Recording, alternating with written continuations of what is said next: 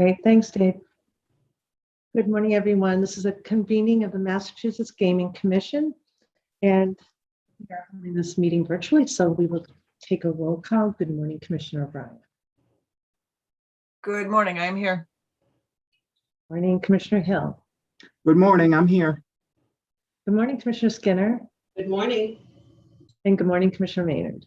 Good morning, I'm here. Excellent. We'll get started. Today is March 9th. We had a very productive meeting yesterday, and part of our work will continue from yesterday to today. It is public meeting number 442 before we get started. Tomorrow is a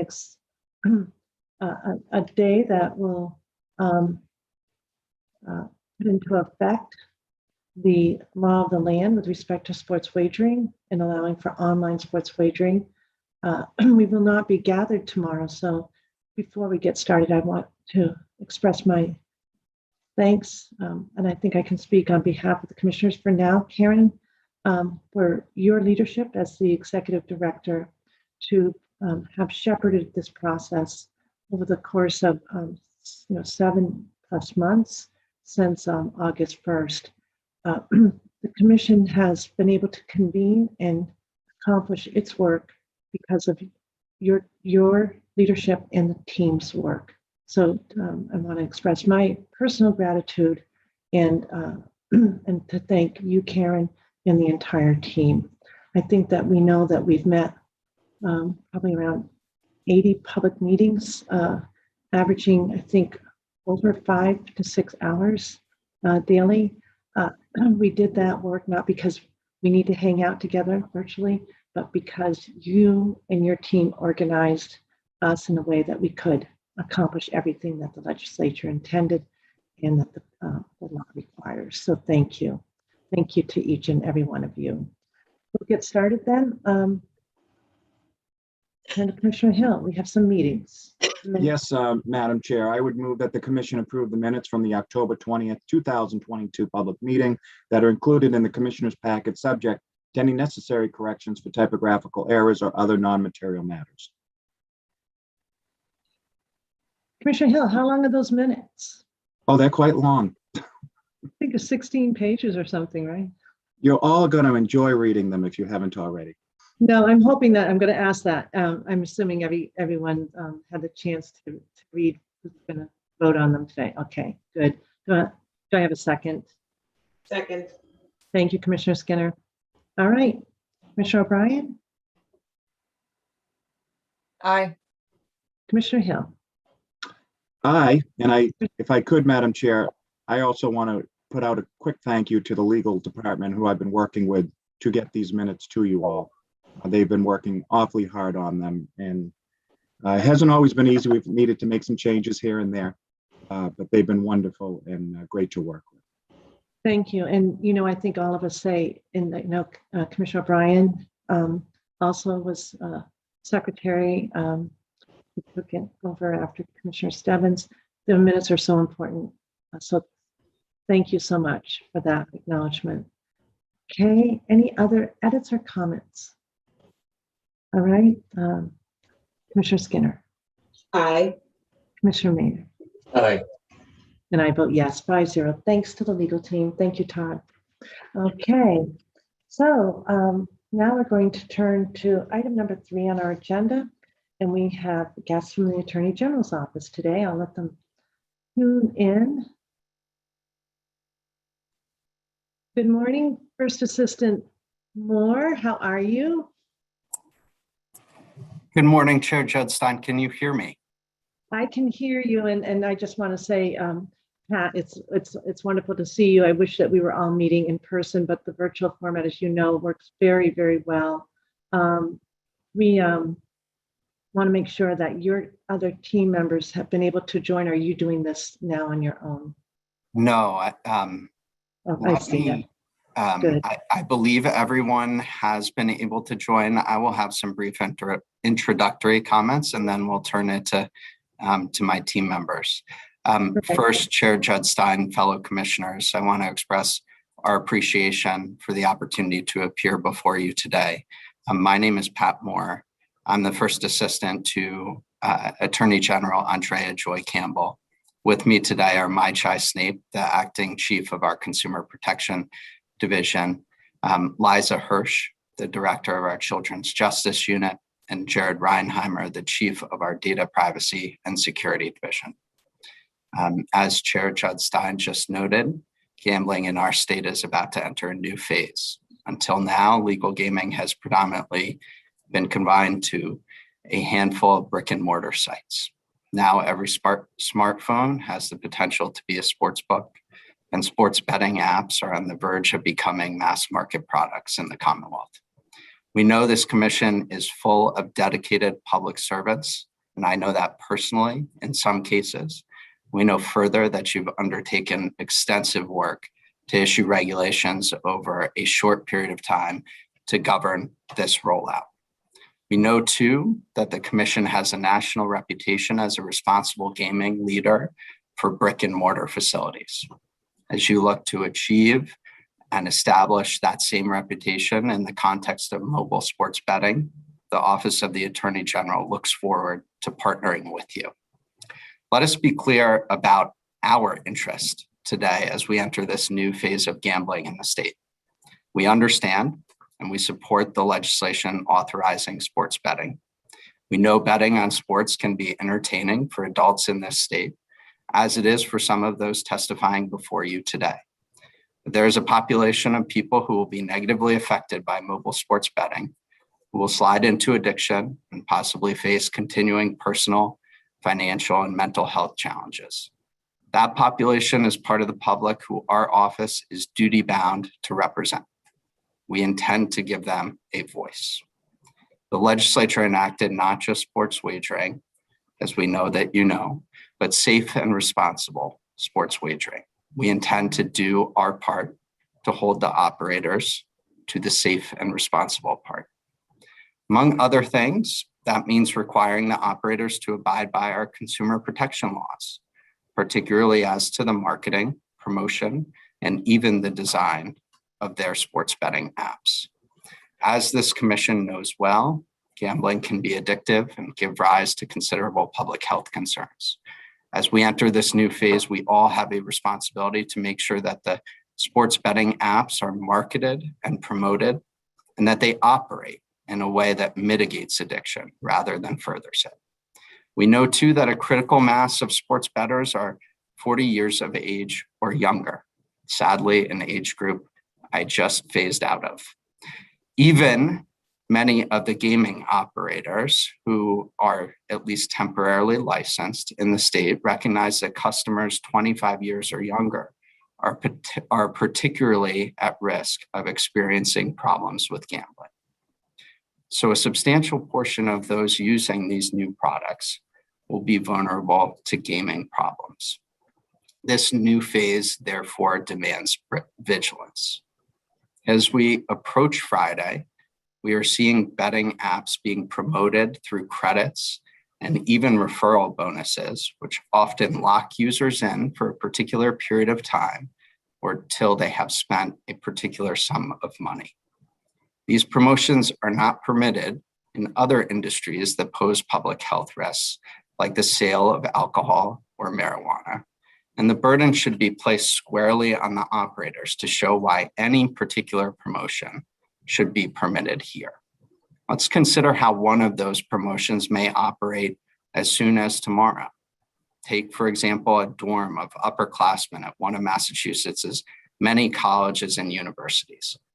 Inundated with advertising, one student realizes a referral bonus is available. Within hours, a dorm full of students have downloaded the apps, one benefiting from referring another. Now the weekend's activity is sports betting, brought to you by referral bonuses, with potentially habitual use thereafter. Is this the safe and responsible gambling that we intend to foster? Take next, a new gambler who lives alone. Bombarded with advertising, they download an app to see what the fuss is about. Then they turn on the game. A broadcast personality associated with their favorite team encourages a series of prop bets. Bet $100 and quintuple your money. In a segment sponsored by a gaming operator. The TV personality has special access to the team, watches them practice, speaks with the players, giving their betting advice the gloss of expertise.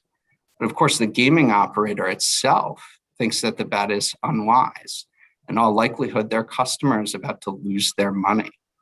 This type of promotion appears to be prohibited under your draft regulations and certainly seems inconsistent with the operator's legal duty to clearly and fairly market their products. Yet it's running on TV now during every single Boston game day. Once customers begin to use these applications, the operators will possess data that is breathtaking in scope. They'll know when and where a customer likes to bet, their customer's favorite sport, their favorite team, their favorite type of wager. The commission must put into place strict regulations to make sure that data cannot be used to target customers with notifications and alerts. Picture a casual gambler who is becoming a more habitual bettor, even as they try to tap the brakes. That customer has placed a bet on each of the last 3 Celtics games, who wants to take the night off. Without oversight, an operator will be able to send a nudging reminder, notifying you that your team is about to take the floor, but you've forgotten to bet. Query whether that conduct is safe or responsible. Query whether targeted digital advertising that nudges a customer back onto an operator's application by leveraging the operator's knowledge of their preferences and habits is safe and responsible.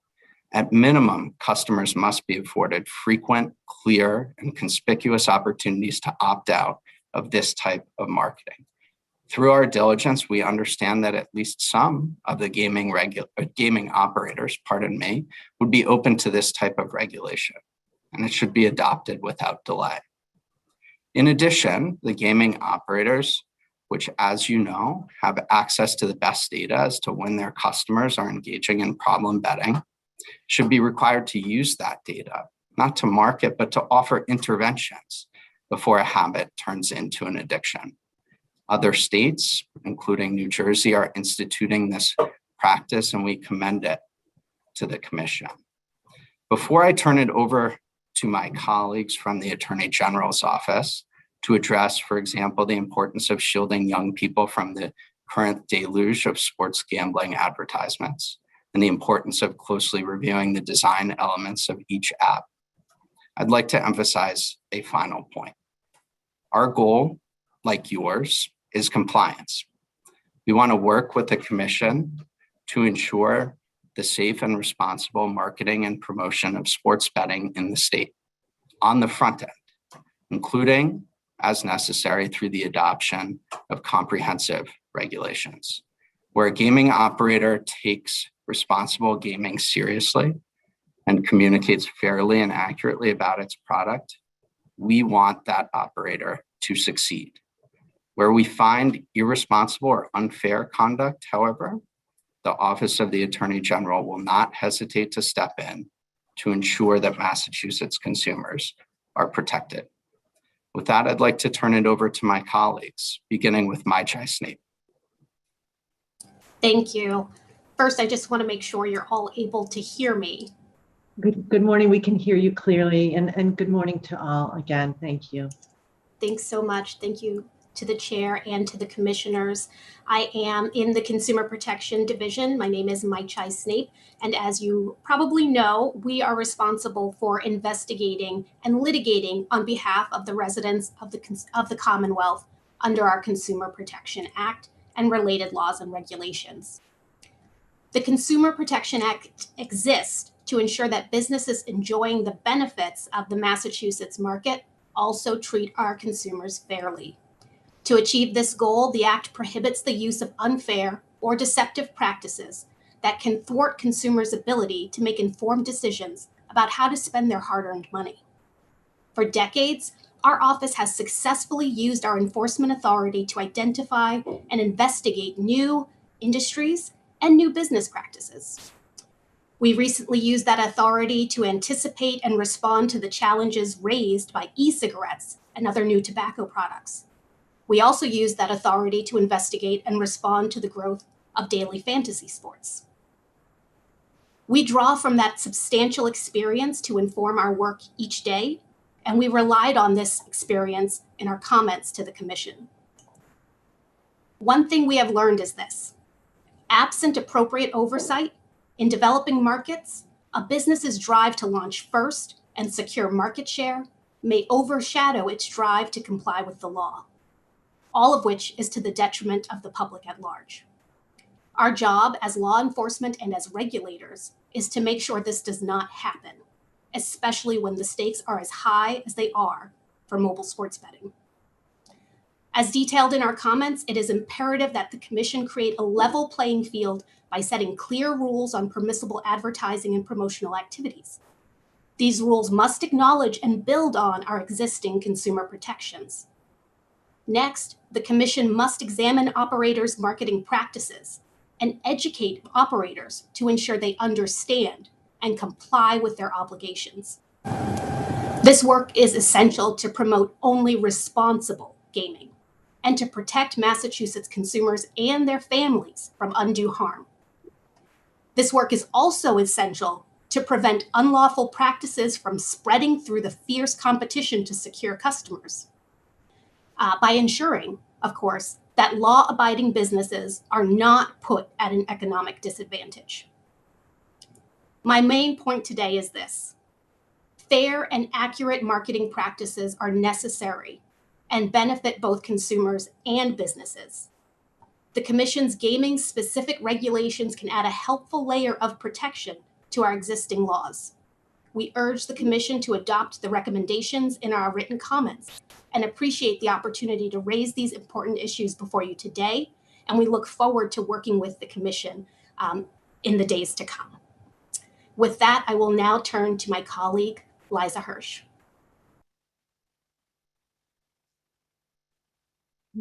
Ms. Hirsch, we can't hear you, so let's see how we can help you.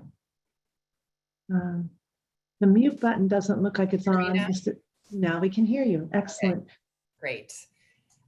Thank you so much, Chair Judge Stein and commissioners, for the opportunity to testify today. My name is Liza Hirsch. I'm the director of the Children's Justice Unit at the AG's office. Our unit is charged with protecting the interests of children and youth in the Commonwealth. As such, my testimony will focus on the potential impact of sports wagering on youth, especially sports betting that can happen anytime from a smartphone. I want to start by emphasizing that we genuinely appreciate the Commission's efforts to protect youth through these regulations. And we think they do not yet go far enough to protect the underage youth, in the mobile context. We know from research that youth are especially vulnerable to gambling and risky behaviors. Adolescent and young brains are still developing, and many of us are aware that the prefrontal cortex, which is responsible for impulse control functions, is the last region of the brain to develop. And the Commission's draft regulations appropriately reflect this known vulnerability by limiting sports betting to adults who are 21 years of age or older. However, we do have two main concerns about the draft regulations as it relates to youth. First, in the online context, as many of us know, age and identity are notoriously difficult to verify. At a brick and mortar location, an individual must appear in person, physically hand over their ID to verify that they're of age, and an underage youth would be physically turned away. In the mobile context, we need this same level of protection, or as close to it as we can get. We know that accurately identifying age in an online setting is much harder and relies upon still emerging technology, and we know how important it is to get it right to protect our young people. Although the draft regulations provide that operators must verify age when they create an account, the regulations don't seem to require, for example, real-time verification each time a user logs in. So this leaves open the possibility that underage users could simply use the account of an older sibling or friend. We urge the Commission to amend the regulations to guard against this, and the regulation should also clearly state the minimum standard for accuracy and reliability of age verification, consistent with the highest level of accuracy in the digital age verification industry. Second, regarding the advertising regulations. In the current regulations as drafted, advertising is prohibited on social media platforms that are used primarily by individuals under 21 years of age. However, we know that large numbers of teenagers use social media platforms, even though those platforms may be primarily used by adults over age 21. So Instagram is one example of this. We firmly believe that more restrictions are needed to ensure operators and their vendors do not advertise to youth on social media platforms. Specifically, many social media platforms and smart TV providers allow those under 21 to be excluded entirely from an advertiser's target audience. So where that exclusion is technologically feasible, it should be mandated. And we've actually heard from responsible operators that they're quite amenable to this change. Other recommendations to achieve our shared goal of shielding young people from the wave of sports gaming advertisements are set forth in our written comments. Our office appreciates the Commission's efforts to protect underage youth from harmful exposure to sports wagering, and we very much look forward to partnering with the Commission to ensure this goal is realized. Thank you very much, and I will turn it over to my colleague, Jared Reinheimer. Can you hear me okay? We can, thank you. Great. Thank you, Chair Judstein and commissioners.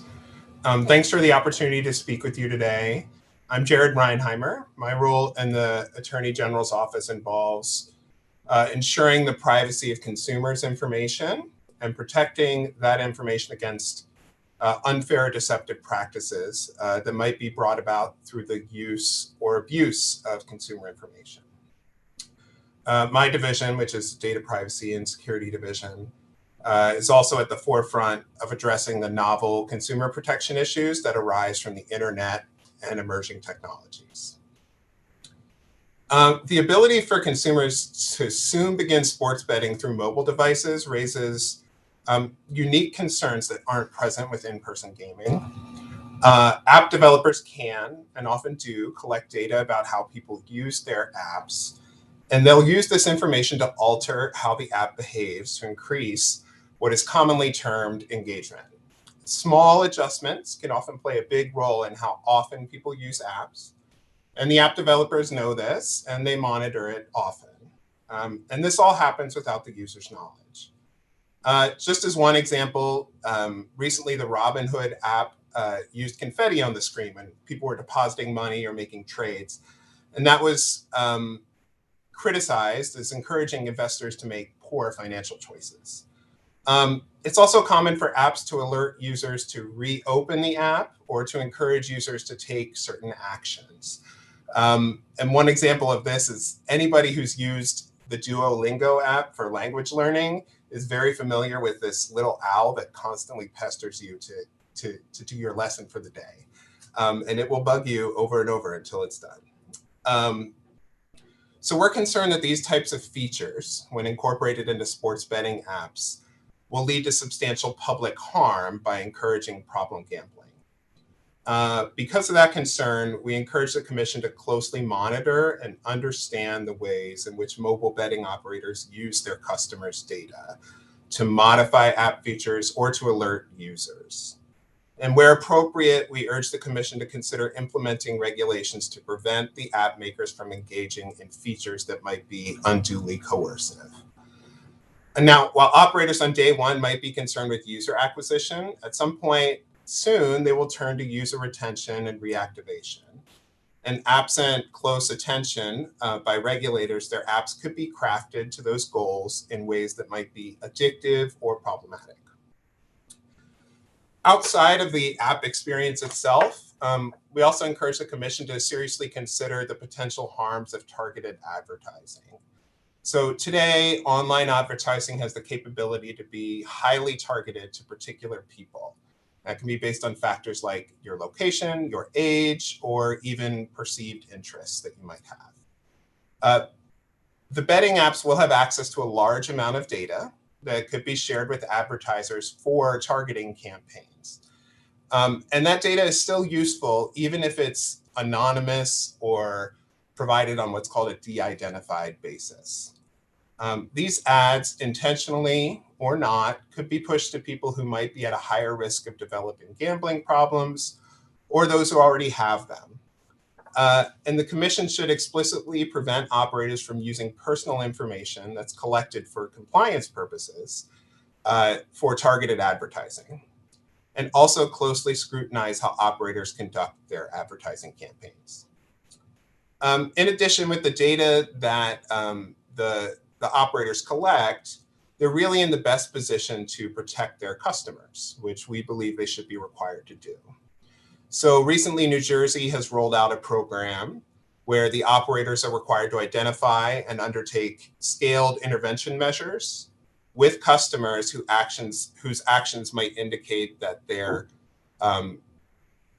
gambling problematically. And operators must intervene with customers based on specific criteria, like the time that they've been gambling, how often they use cool-off periods, and whether the funds that they've put in their account are exhausted often. So we invite the commission to adopt a similar program, as we know it has been considering.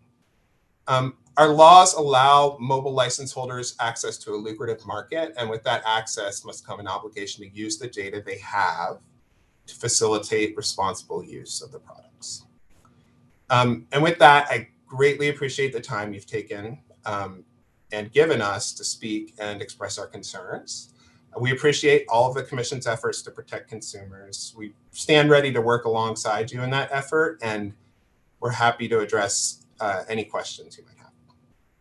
Thank you. First Assistant Moore, does that conclude your formal remarks today? It does. We are more than happy to address the commission's questions, but that concludes our prepared remarks.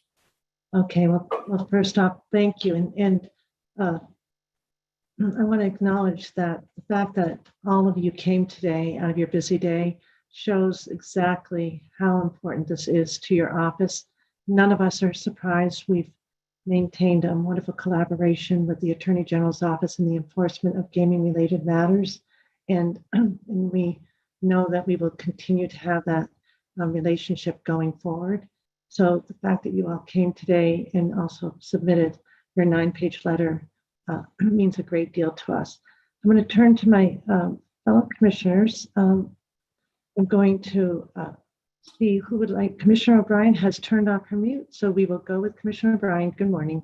Good morning. Thank you. I want to thank everyone from the AG's office. I've had the opportunity lately to have meetings with pretty much everybody who's spoken today and have learned a lot more about what they're doing above and beyond what we historically do with the gaming enforcement unit over at the AG's office.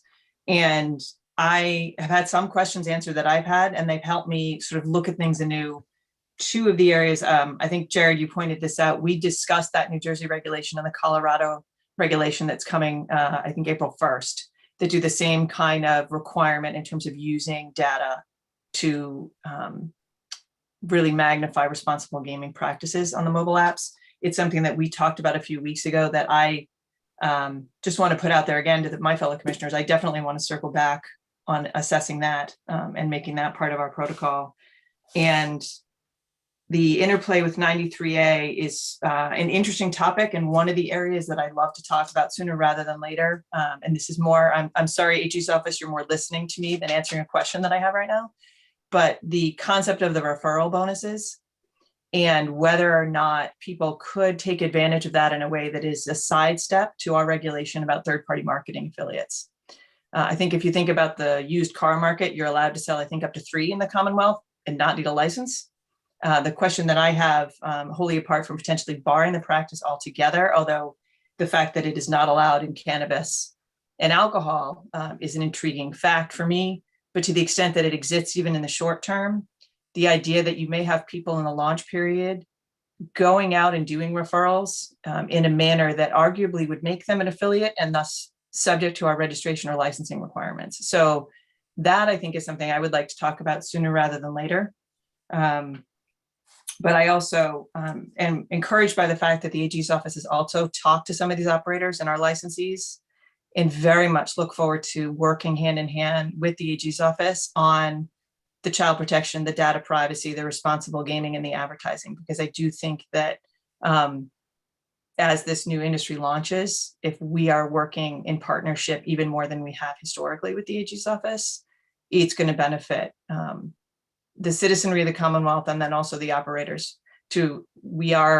Everywhere I go, people talk about the Commonwealth being leading edge in terms of responsible gaming, and we are trying to continue to be there. And I think that this will help us stay at the forefront of making sure this industry minimizes any harm and maximizes the benefit to the Commonwealth. So I thank you for the time you've given me personally and for your comments today. Commissioner Skinner, it looks like you're leading in next. I am, Madam Chair. Thank you. I want to add my thanks to Attorney General Andrea Joy Campbell and to you, First Assistant Moore, for opening up the door for collaboration in this way. I appreciate your presence here, each and every one of your colleagues. And I fully appreciate all of the concerns you've raised in your letter, every single word. Much of which you have acknowledged the commission already has its eye on. I consider your communication very much sort of the playbook for what I would consider phase 2 of our responsible gaming work in the sports wagering realm. Commissioner O'Brien touched on the consumer behavior data that the operators have available. I'd like to see the commission fully explore its options there and whatever opportunities might exist in the way of what New Jersey has put forward to hone our understanding of problem sports wagering behavior. I don't want to speak for Mark, but I think that this is also, that particular issue is also something that he has his eye on regularly as we move forward in these discussions.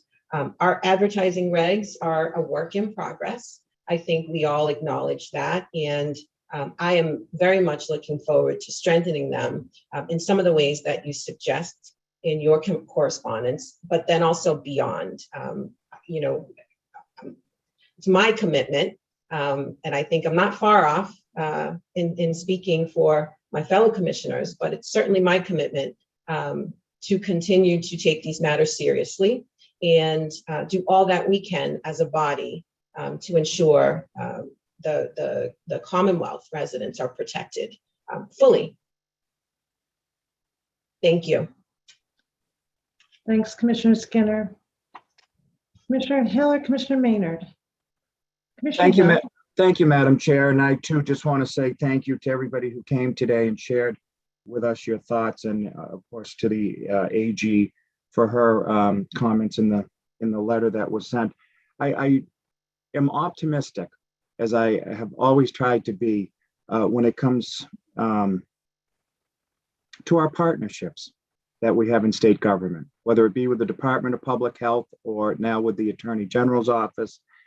I can tell you that this agency always looks forward to the partnerships that we have with our partners in state government. And this isn't going to be the last conversation that we have with the Attorney General's office. And that's something that I'm looking forward to. You've given us a lot of food for thought today.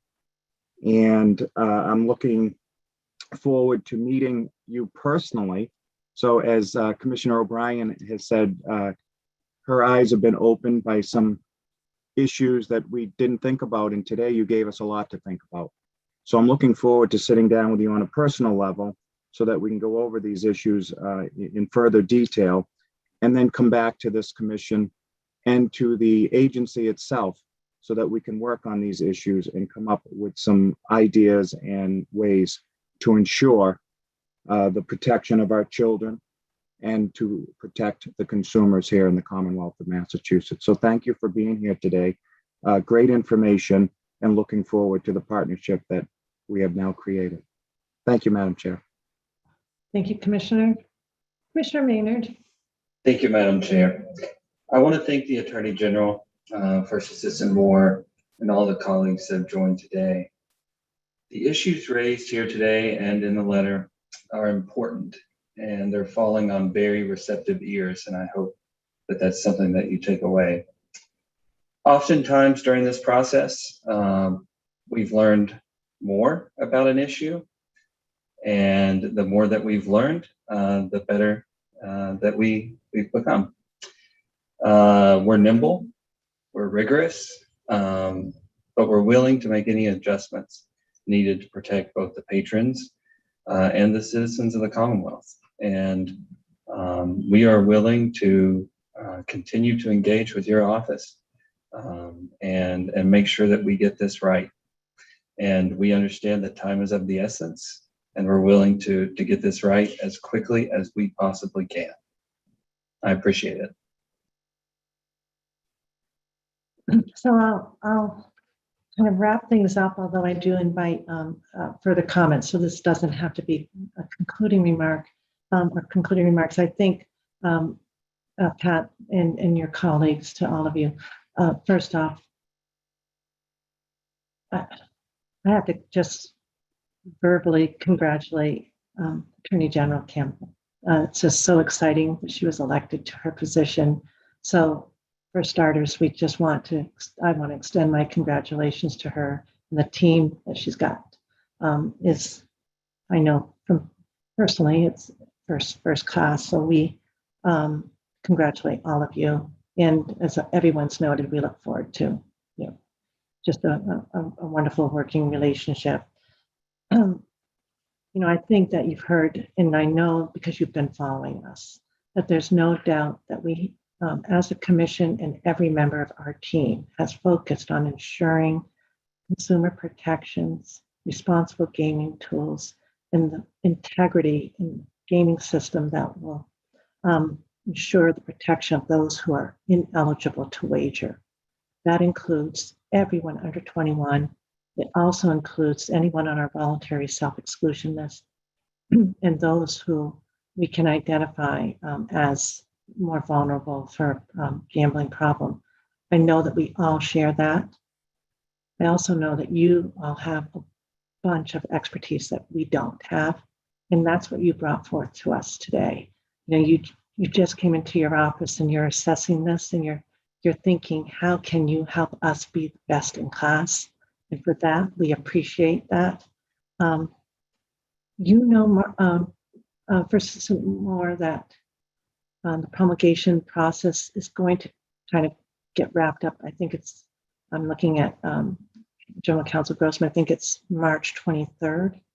I'm hearing each one of you indicate to us there are ways that we can make our regs better. And when we hear that, we are all ears. We, as Commissioner Maynard said, we've pivoted. We are nimble. We have a team of legal advisors who have been able to pivot with us. In fact, today we're pivoting on a reg that we put in place, and we thought about the implications just yesterday. So what I am asking as a favor, because I know how busy you are, to the extent you can give any specific language to us that will help us on strengthening the regs between now and the 23rd, because I think we're hearing you. We're going to all be looking over your written comments. We're going to go back to this tape and we're going to hear you. But I'm afraid that between now and the 23rd, we may not get it right, and we may have missed the mark on something. I don't know if that's doable, Pat, but that would be a real practical request on my end. The one specific issue that's caught my ear is where I'm hearing a mandate that the operators would welcome. When I looked at our regs and thought about our regs since we received the letter, I want to make sure we get that one right on the social media piece. I feel like we're covered, but if you're thinking we've got some deficiencies, I think I can speak for all of us. We want to make sure we cover those. What do you think, Pat? Is that doable if we had some specific language from you? It is, of course. We appreciate the opportunity to be before you today. We wanted to get you our thoughts as soon as possible, given the regulatory process, but we will absolutely welcome the opportunity to share language, and we'll attempt to do that as quickly as we reasonably can, but certainly before the comment period closes. Okay, that will be great, and it'll certainly reduce a bit of my anxiety because, again, we want to get it right. The good news is that we can pivot.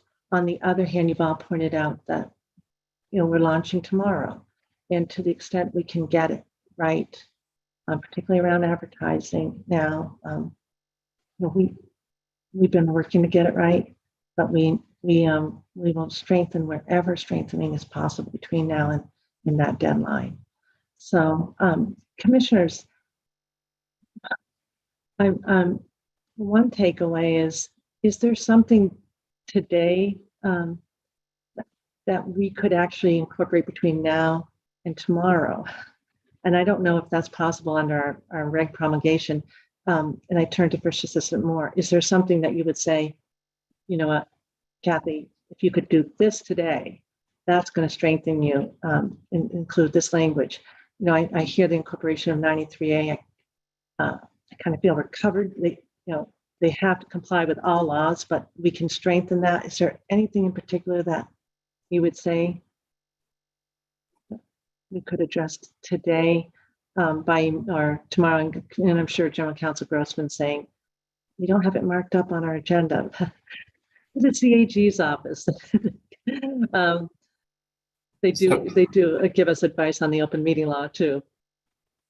So we appreciate that, the chance to comment particularly on the timeline. And of course, we're cognizant of the hard work that you all have done to facilitate the rollout for tomorrow. I think there are two things that are of considerable concern to us now, one of which we think is potentially fixable in the very short term, another of which we implore the Commission to do, understanding as we are ourselves a government agency that resources and ability to do things in the short term are always questions. And so we ask you to do what you can and no more, of course. The first thing is, and Chair Judge Stein, you gave reference to this, there are a number of social media platforms. There are so-called connected TV, like YouTube TV, Hulu, for example, that allow you to exclude audiences under 21. Where that capability exists, the operators should be required to use it. I watch the Celtics every night. I watch with my 10-year-old on connected TV. He's getting the message. Did you say 10-year-old? 10, yes. Sorry. Remarkably. He's getting the message that to enjoy the Celtics game, he's got to bet on it. That's not the message that we should be leaving 10-year-olds in the Commonwealth. The second issue is something that takes resources. And so to the extent feasible in the short term, we would welcome it. To the extent not, we commend it to the Commission in its planning process. There are a number of states that require pre-airing review of advertisements. We don't suggest that. That would be an incredible burden for the Commission. There are very likely constitutional issues, at least depending on how it's structured.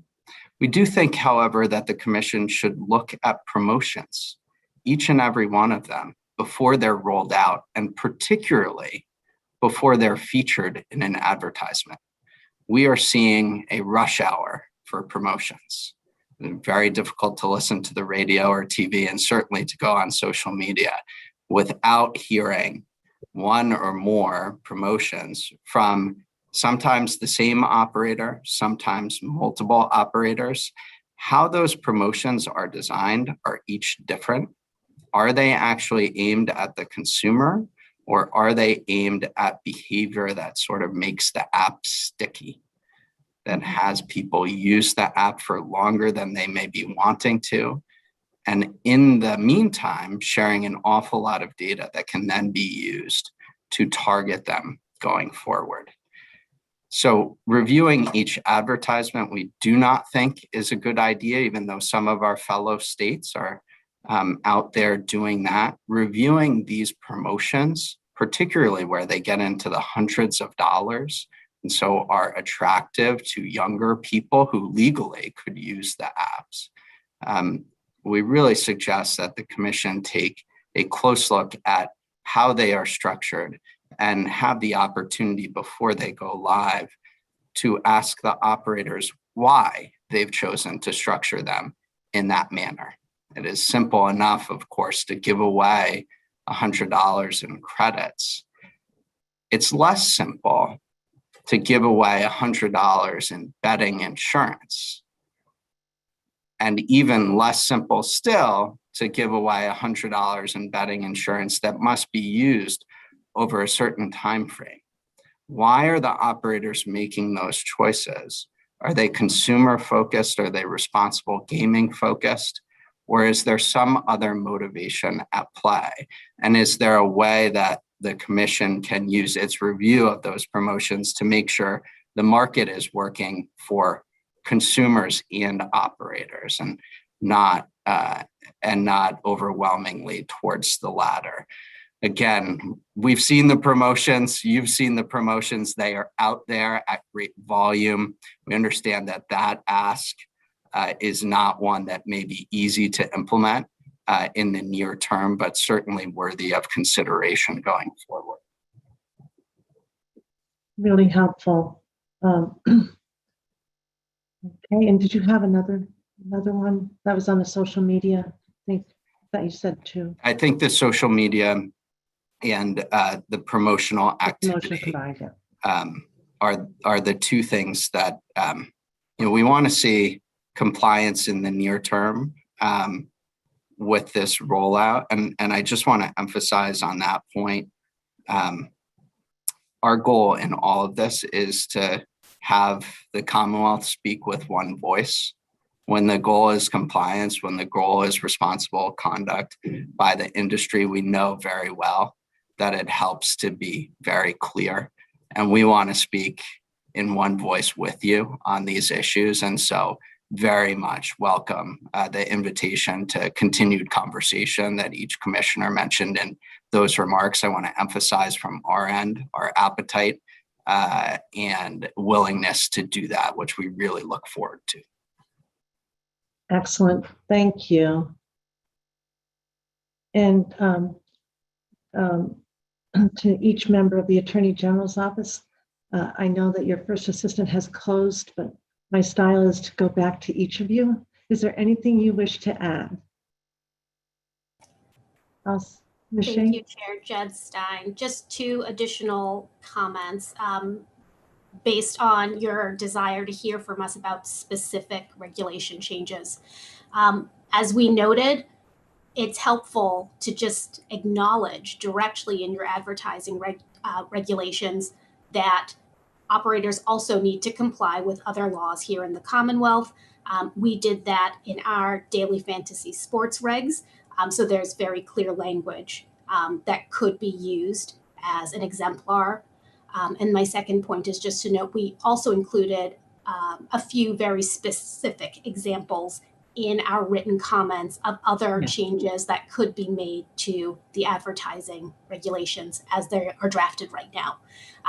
Of course, we welcome the opportunity to share more specific potential edits, and we'll do so hopefully within the timeline for the comment period.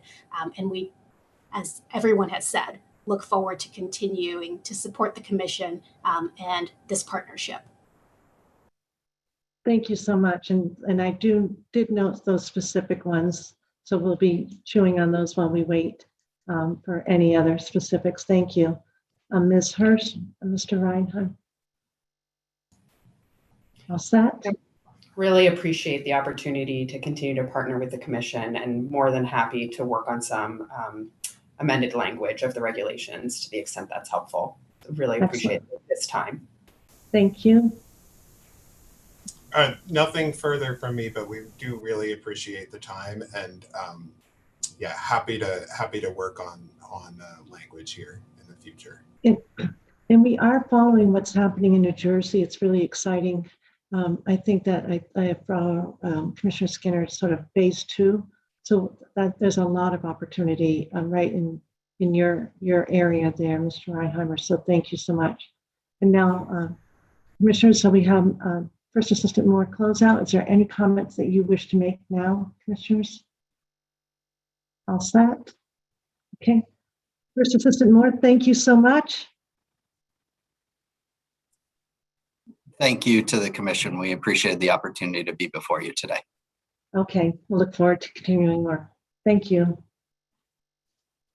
Okay, so now we're going to turn to sports wagering and Bruce Vann, Director of our sports wagering division. But beforehand, I think Executive Director Wells, you're just going to set the stage on a couple of things, please.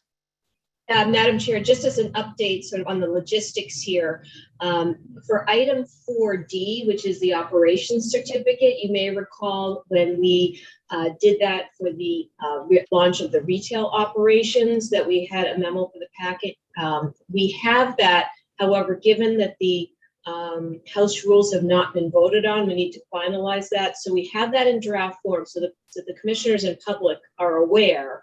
If we could take a break between item 4C and 4D, we'll finalize that memo, and then that would go in the packet. It would be premature to indicate in that memo that these things have been approved prior to the commission actually approving them. So that's why that's not in the packet this morning, and then we will get that up on the website as soon as possible after the commission's vote on the House rules. So I think we're all set. It's been a lot of work. I want to compliment the whole team and the GLI team getting this together for today.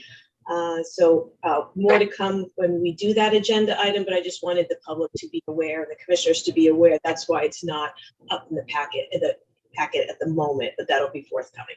Thank you. Any questions for Karen on that?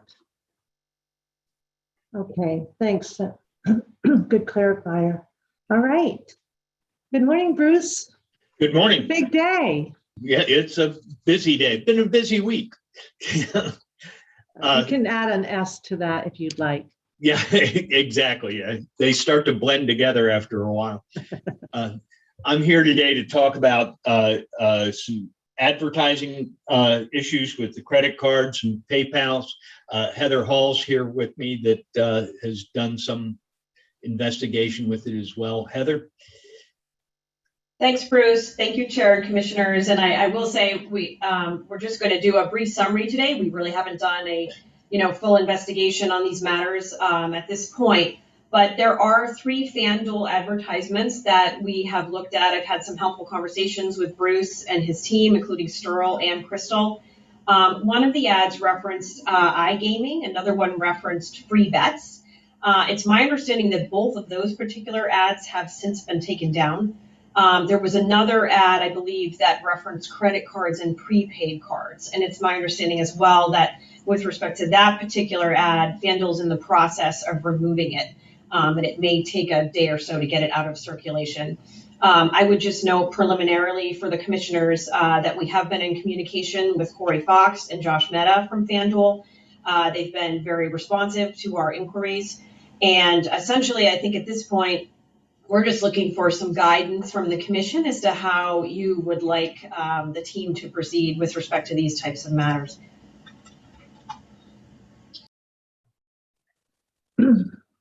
Commissioners, Commissioner O'Brien, Commissioner Skinner. I didn't know who went first.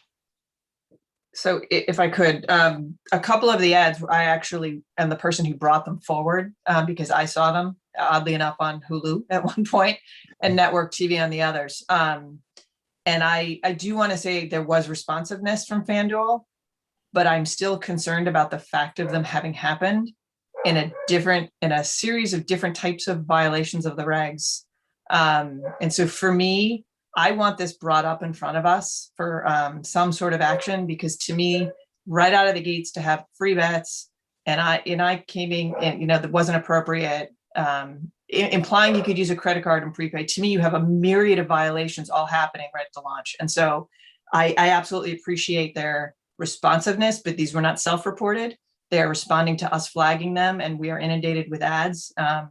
So from my view, I'd like you to look into it further. And I think that we as a commission should assess what we're going to do in response to make sure it's clear, not only FanDuel, but any other operator doesn't have either the types or the number of violations of the regs. Okay.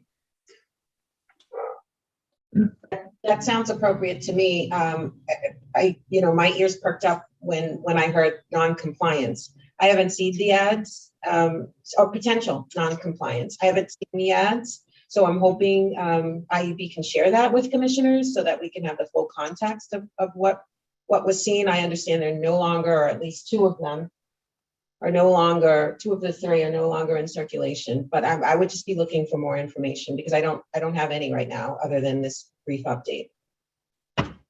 So I do think your correction is important, Commissioner Skinner.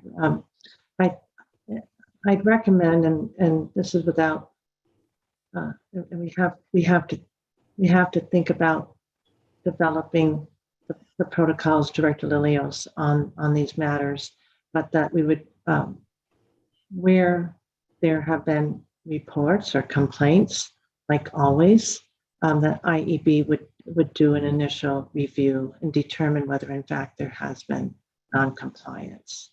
And in the event that there is non-compliance, then I think our regs would trigger. Yeah, I inadvertently, excuse me, Chair, I know I said your corrective language was perfect. No, but what I was going to say is that I incorrectly attributed use of the terminology non-compliance to Commissioner O'Brien. But I think she said a potential violation or a violation of the regs. So that's, I'm just kind of trying to reconcile that and understanding whether or not there was a violation. So in order to do that, I think what I would need is those advertisements. I'd need to see them and really try to understand which regulation it might not have complied. They might not have complied with. So Commissioner Skinner, I'm going to ask, are you asking that you want to see the advertisements yourself to assess whether there's non-compliance, or do you want IEB to do that initial assessment and come back to say whether they view it as non-compliance?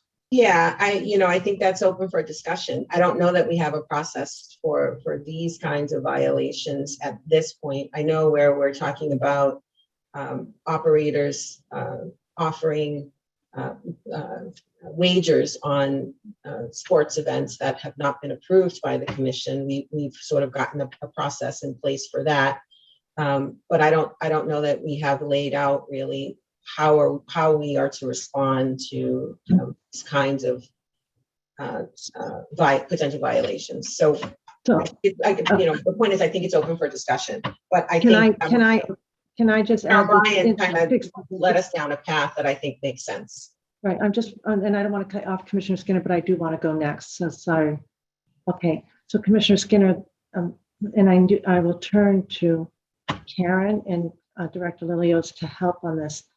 The distinction I see, Commissioner Skinner, with respect to the 4 or the 3, and then we have one that will be reported on in a second, is that they were all self-reported, so that they were acknowledging non-compliance. And so the issue of non-compliance was established by their self-report. So in this case, I don't think we have necessarily a referral from IEB. Well, but there's admitted non-compliance. So maybe Heather can speak more specifically to this, but some of these circumstances are admitted non-compliance. Well, so it's just that I don't think all commissioners are aware of the circumstances. So that's, I don't know how that information. I agree with you, Commissioner Skinner, and that's why we've asked IEB is giving a status report, but it sounds like that they've given all that they can right now. I think Commissioner O'Brien is referencing conversations she's had with IEB. So but the status report from IEB, how can there be a status report if there was no initial reporting of any issue? That's what I'm confused about. I think really we're just notifying the commission that this is, something that we're aware of. On a maybe status report wasn't the best phrase, but we did this with respect to the other matters that have come before the commission in a very brief. If you'll recall, we did that with respect to the other 3 matters that they're further along in a process. This is simply to say we have these matters and we want to hear from the commission about the approach. So, okay, so this is where we're now circular. Commissioner Skinner, I understand why you're confusing. Executive Director Wells, if you could help me out here. I'm asking for, we asked for a status report from IEB. They're indicating that they're not really prepared, but they're asking for more information from us. We can't really give more information because we don't have information from them. So I'm in a spot of no return here. So here's what I recommend. So my understanding of this is that Commissioner O'Brien, at least in the first instance, saw something and reported it to us, which things can come to us in many ways, and this just happened to come from a commissioner. So I know that immediately Director Band reached out to the company and they said, "Oh, we weren't aware of that." I think we also— Well, they were aware of it. They acknowledged non-compliance. Correct. Correct. Well, can I just, let's be clear, Commissioner O'Brien is now referencing, I happen to also have access to an email because she forwarded it to me. It's unfair that the other commissioners are hearing this without knowing, in fact, that that's verifiable. I read that email slightly different, Commissioner O'Brien. I'm not sure if they verified that there was non-compliance or if they verified that the fact that you said is true. And that might be different. So if we're going to speak about a thread of an email that Commissioner O'Brien sent, then we need to speak about it fully. But I don't think we should say right now, unless we hear from someone, that there was an admission of non-compliance. Because non-compliance— I don't know if Bruce is on the call. No, but non-compliance means a violation. And I don't know which, I really don't know what you're talking about, quite frankly, in terms of which item that you brought forward as to what they quote unquote admitted to. So I want to be clear, first off, to IEB, is it right at this time to continue this conversation, or could that hurt your investigation and review? We're not prepared to have further discussion on it at the moment. We learned of it very recently, and I think all the points that commissioners have raised are, valid. So this was simply a brief note that we are aware of these matters and seeking direction as to how the commission wishes to proceed. And I'm not saying Commissioner O'Brien's wrong. I'm just saying I think we have to be careful on making any conclusions without information, Commissioner O'Brien, that the others don't have. So it's hard. So let me say where I'm coming from, which is, and again, the licensee was very responsive, and so I don't want that lost in this conversation. That's right. However, the fact that it happened, that we're now here a week and a half, couple weeks after the fact, and it's just getting to the point now of addressing it. I'm actually more concerned about this than the illegal bets, because the illegal bets are caught, they're stopped, they're refunded, they can be fixed. And so then dealing with the consequences of that failure, the risk to the consumer and the violation of the statute is stopped immediately. And then you can deal with consequences. I do want to have a conversation about how are we going to deal with anything that we view as an advertising violation, because this concept that if it doesn't get picked up or brought into a process, it's going to continue to be, potentially in violation of our regs, put out to the citizens of the Commonwealth. And so I'm wondering how we can fast track things like advertising violations, because they're a little harder to put back in the bottle as opposed to immediately stopping and refunding an illegal bet. Commissioner O'Brien, that's a very good point. I think that's Commissioner Skinner's initial observation. Like, what's our process? I'm turning to Caitlin. She's come in. Caitlin, can you give some insight as to the regulation in terms of how, obviously, when there is an advertisement that is problematic, we want to be able to address it quickly. Our fellow regulators across the country are doing that. That's why we actually have our discipline reg the way it is, so that we can be nimble and make a decision fast. Yes, Chair. I mostly came in to listen, but what I was thinking is this is something that we had discussed briefly at the meeting at which we talked about the different paths the commission can choose to take with potential non-compliance issues. And there are different paths, but it might also be helpful for the commission to have an internal policy for how these different types of issues are dealt with. And, now you're identifying the difference between, an illegal bet that was allowed and an advertising, and how there might be different paths for them. So this might be a good time for legal and IEB and the commissioners to start thinking about an internal policy for how we deal with these particular issues. I'll turn it Director Lilios. Thanks, Chair. Thank you, Caitlin.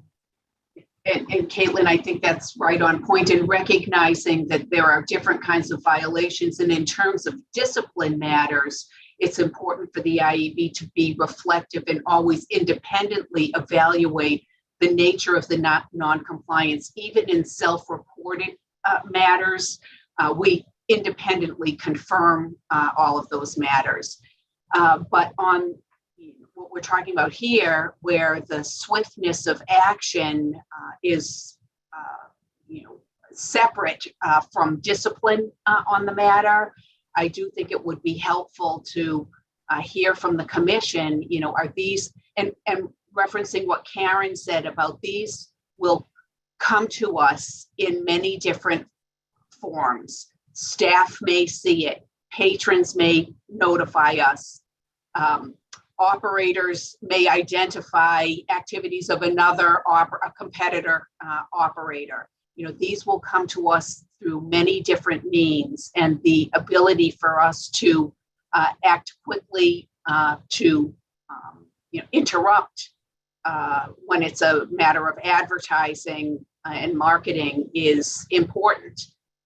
So, we're prepared to do what it takes to step in, and perhaps like a quick notification to the operator of the complaint, and quickly reviewing. But the discipline and the more thoughtful analysis of exactly what happened for discipline reasons, needs to be separated from that quick action. And how does this work with Bruce's team? Well, yeah, Bruce's team is at the forefront of this, and we've been, developing a protocol with him. It's not a fine-tuned protocol at this point. Commissioners, what would you like to see here? Right now, there's still a matter pending that Commissioner O'Brien, and the reason why I struggled with and was careful to intervene, because there were a number of issues that Commissioner O'Brien led with, and then some responses from the operator that I think that's part of IEB's review right now. So, and how they're assessing. But there were a few things, not just one thing. Mm-hmm. Right. So one of the questions, and it's not, I don't think there's necessarily anyone on this call who can answer it, but one of the things that would inform how I want us to go forward is how quickly various types of mediums can be pulled. So if an ad that comes in that on its face shouldn't be here, or the operator themselves admits was erroneously put forward in the Commonwealth, I am curious how quickly it can be pulled down, because that's one of the corrective actions I'd like to see. So if it's, it can be pulled down, and I'm sure the answer is going to be different depending on the medium.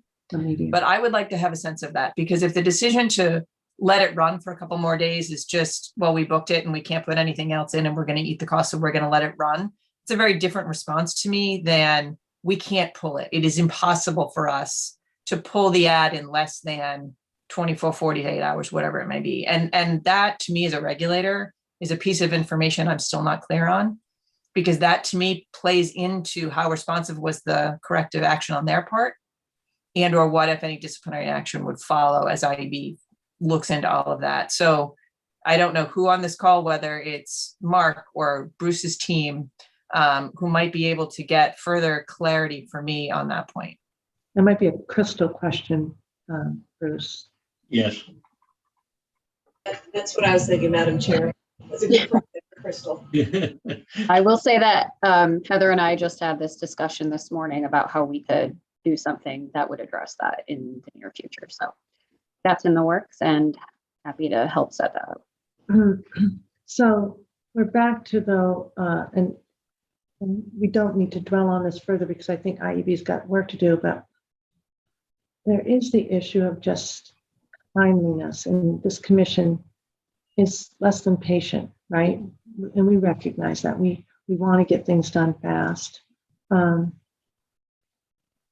So Director Lilios, I think that's probably, at least, I don't want to speak for Commissioner Hill, Commissioner Maynard, Commissioner Skinner, but I think I'm aligned with Commissioner O'Brien that there are certain issues that if they aren't addressed almost immediately, we're allowing damage to continue. I'm not sure in this case. Because I don't know the facts. So it's apart from the issue in 4A.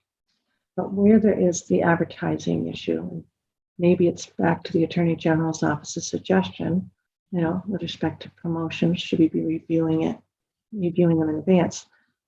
My message to the operators is, if you're putting something up that's going to take days to come down, and it's wrong, we're going to take into consideration the fact that you put something up that you knew you couldn't take down for days.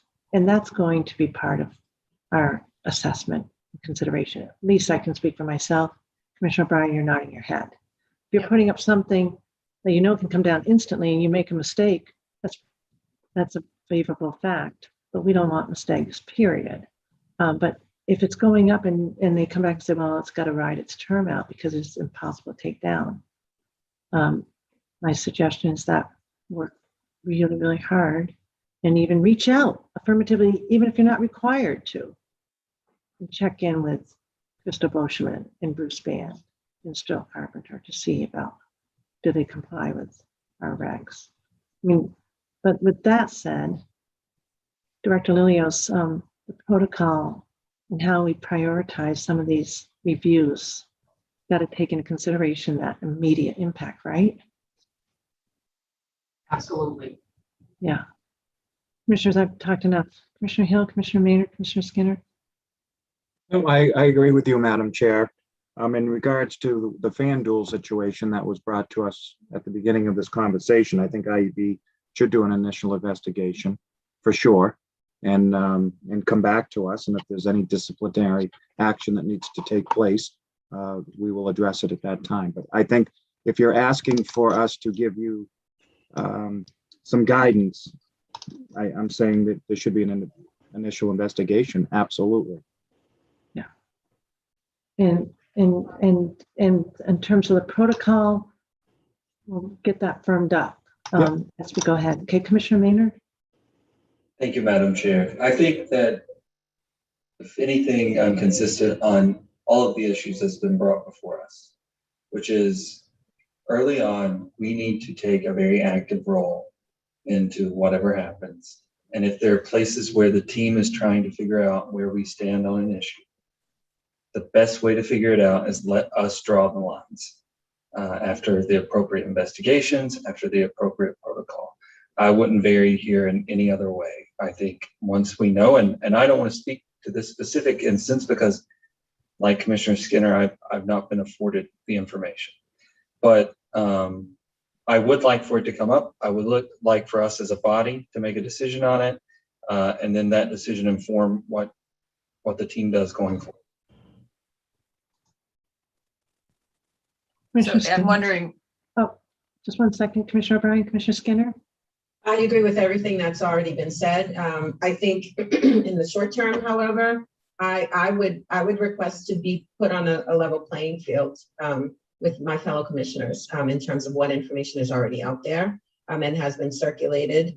The other thing I need to say is that, it pertains to FanDuel, since, that is sort of the subject, that's the operator who we're discussing in terms of the potential violation. I would just like to give credit where credit is due. I saw an ad yesterday from FanDuel, and it, yes, it was a sports wagering ad, but the focus of this particular ad that I saw, and I saw many from several different operators, but the focus of this particular ad was around wager limits and those account restrictions. And I thought that was very, very notable. It was the only one, not saying that it's the only one out there, but it's the only one that I saw. I didn't analyze the ad in its entirety, but that is something that stood out to me in terms of, here's how you can protect yourself while you're wagering. Here's how you can wager responsibly. So I just wanted to make mention of that, with the understanding that there's still work to do across the board, with all of our operators. So that's what I have to add to this conversation. In addition, just reiterating that I agree with my fellow commissioners and everything that they've said. Thank you. And just for clarification, Commissioner O'Brien properly forwarded it to me as part of a request for a matter to go on the agenda, but I didn't quite get it right in framing it out. So working with Executive Director Wells on the status report, it was an attempt to get it right, but that's why she properly forwarded it to me. That's why I can't tell you anything notable, because I purposely didn't study the facts. So that circles back to what I was going to add to this, which is at this posture, I almost think the same way we have a placeholder for regs, minutes, whatever, I would like a placeholder on the public meetings for advertising any potential violations, because I feel like the ability for Bruce's team in particular to maybe alert us to things that are going on. And to be blunt, I'm thinking of something in particular that's live right now that I just happen to know because of how it came in, went to that team. And the timeliness is an issue on that. And so if there's a way to mark up in compliance with open meeting law so that this can be briefed to all the commissioners so they know what's in the pipeline potentially, because we may want to expedite certain ones over others, and trying to figure out a way to do that, could also be individual notifications by Bruce's team at this point, but that I don't want to add extra administrative work to a team that's already incredibly taxed. So Commissioner O'Brien, I appreciate that recommendation. If you would allow, I'd like to have the team assess that, particularly IEB and Director Wells, to make sure that there's not some unforeseen consequences with that recommendation if it involves reviews and non-compliance issues. I hear you, and I'd like to see, before we agree to put that on for the next agenda, just an ongoing reporting, to have the team chew on that a little bit. What does that work for you? There is one item in particular, Madam Chair, that I would want on for a timeliness reason, and I'll let Bruce's team, maybe when we have the next agenda setting, I think we have a next week. But I am anxious to discuss that one because of a timeliness issue.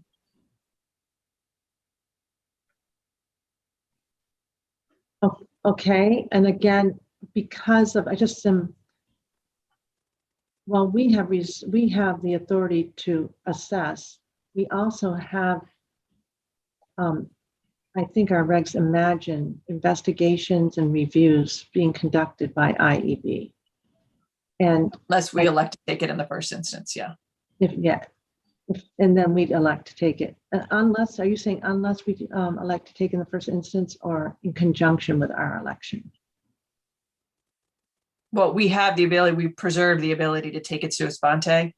Right, oh yes. Yeah. So you're saying— And I guess I envision that happening more frequently, to Jordan's point, as we go through, because we're going to need to act quicker and probably more involved than we'll be in the long term.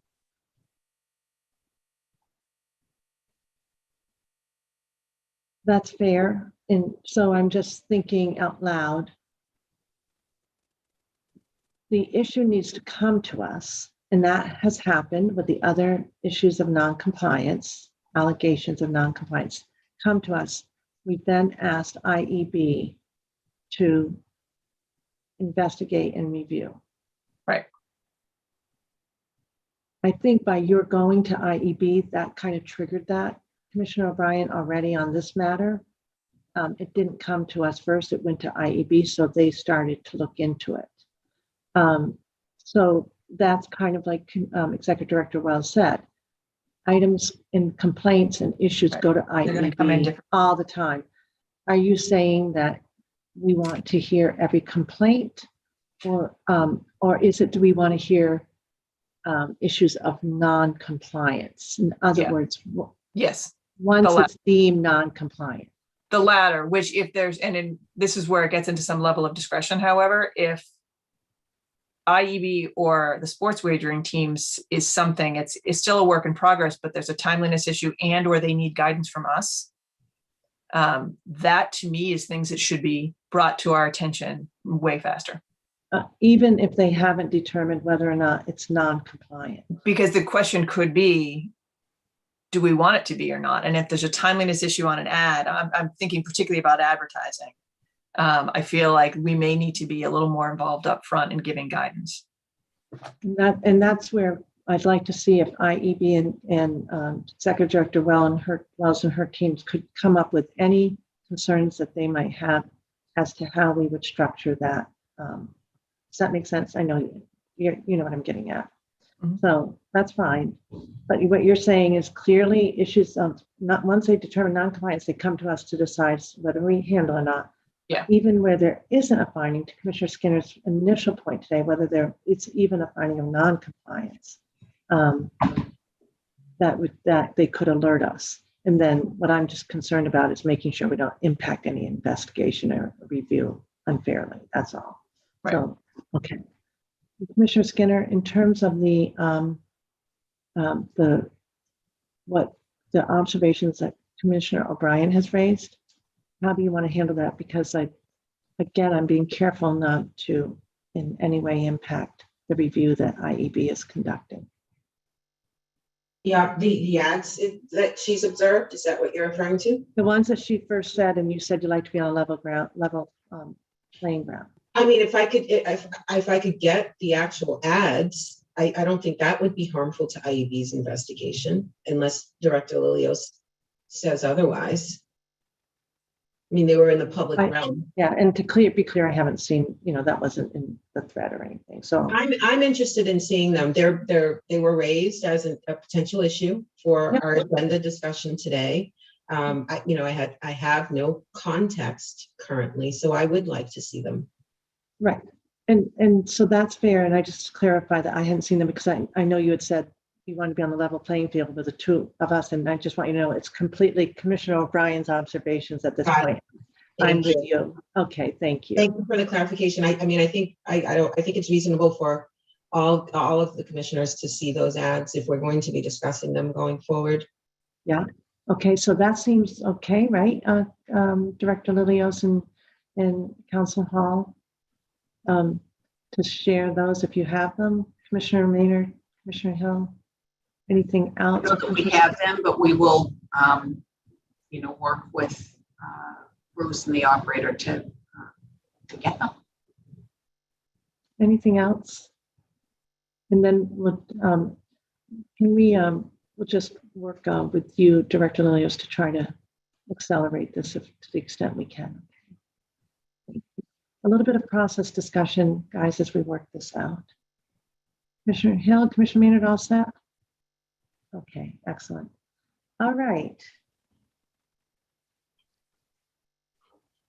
Now we'll turn to item B. And Bruce, we've got General Counsel Grossman on this one, right?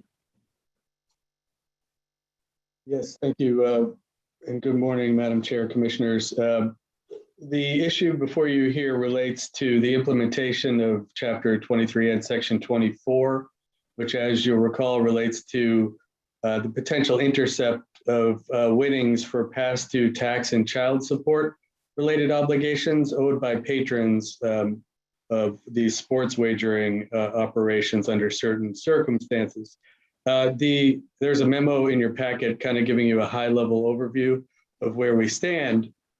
But just by way of background and supplementation, the Commission's staff has worked very closely over the past couple of weeks with the team from the Department of Revenue, as well as all of the Category 3 licensees, to coordinate the implementation of this provision of the law.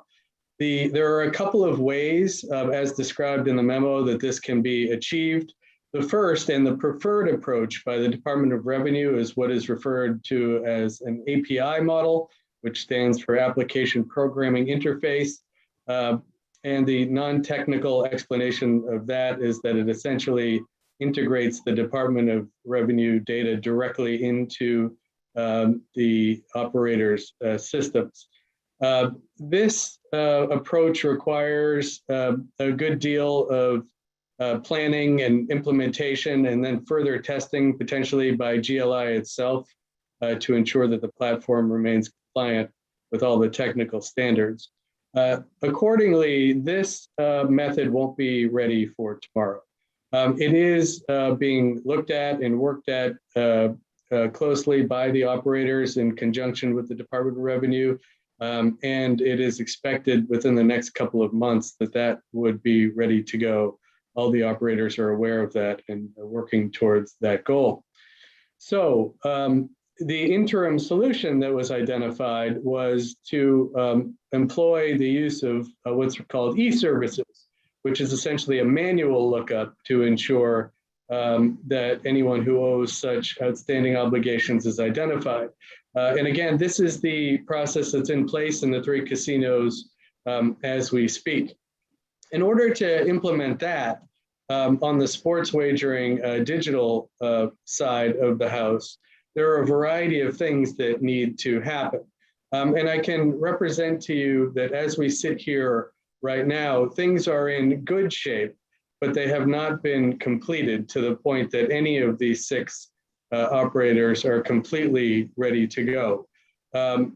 In order to get this all stood up, each of the operators would be required to execute an MOU with the Department of Revenue and the Commission, just identifying all of the expectations, the roles, and the functionality of the system. That also requires that a variety of information be provided to the Department of Revenue, including information about the individuals on the operator side who would be implementing and running the checks, as those folks are required to go through background checks performed by the Department of Revenue.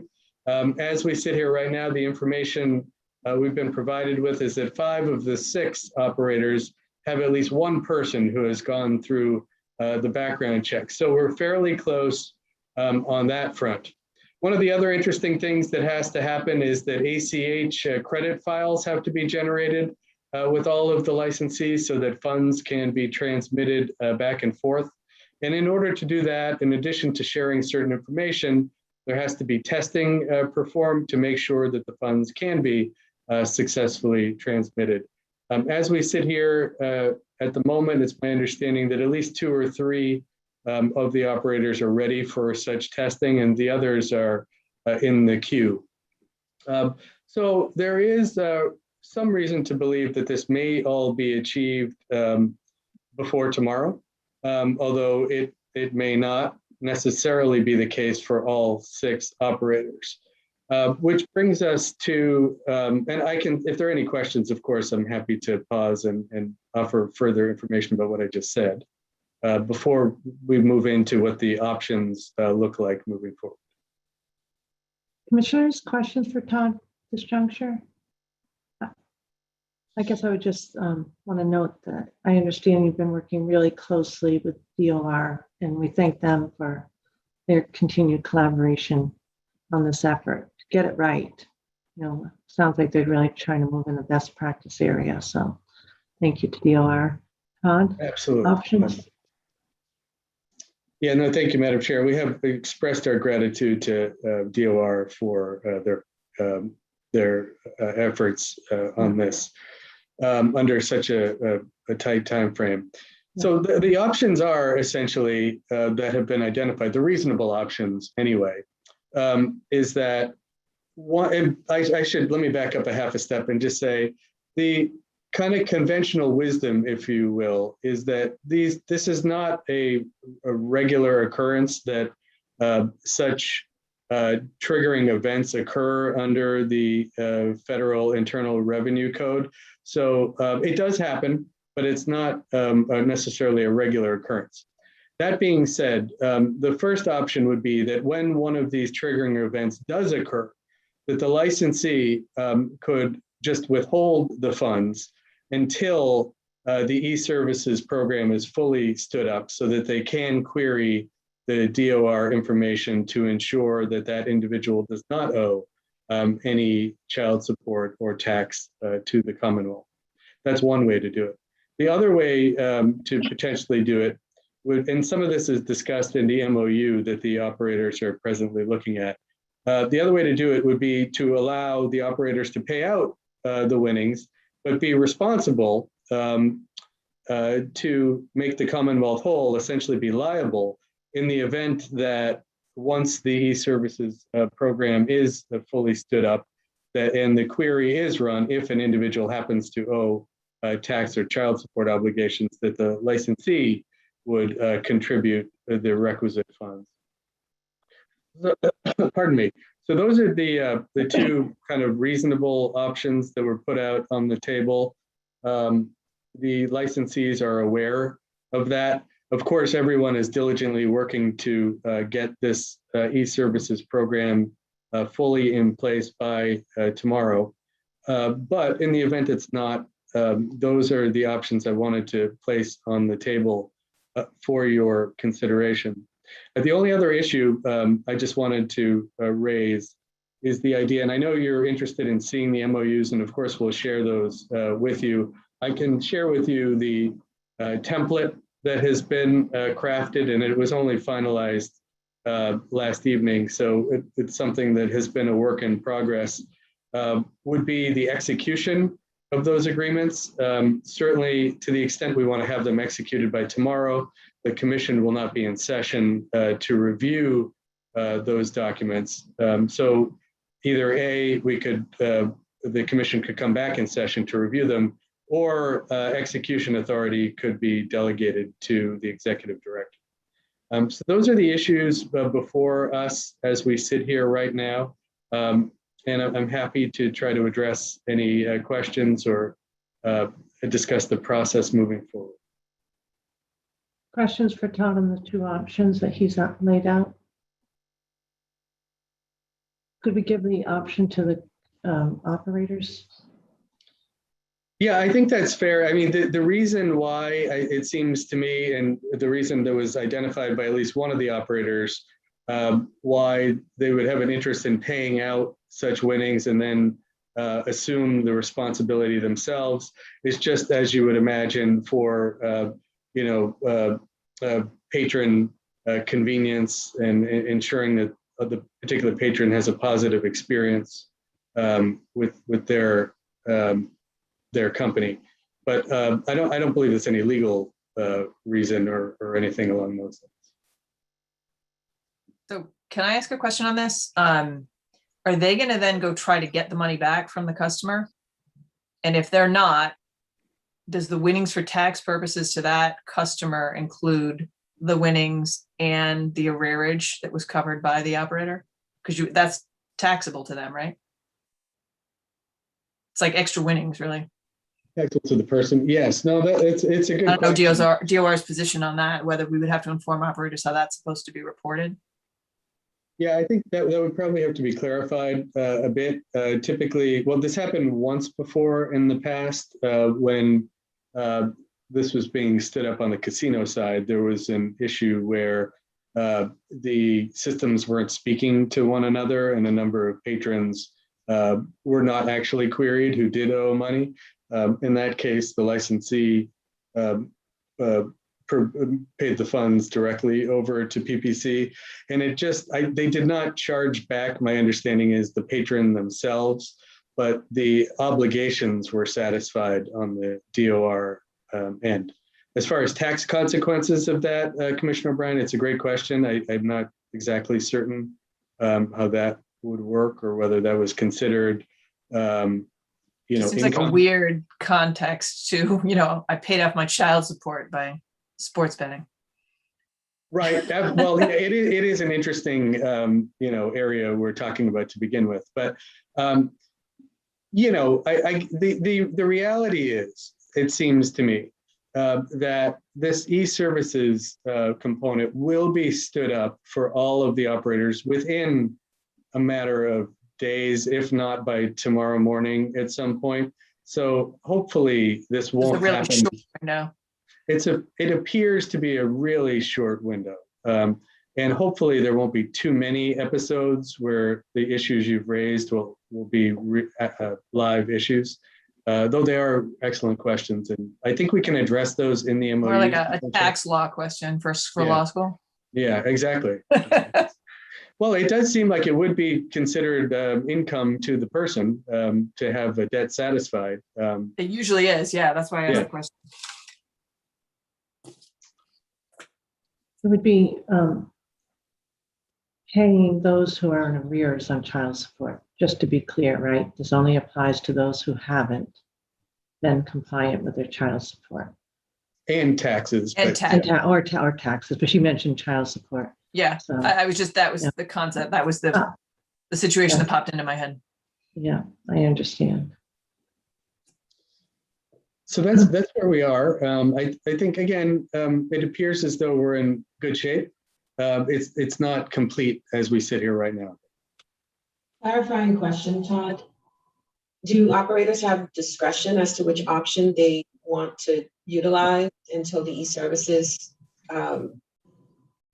process is up and running?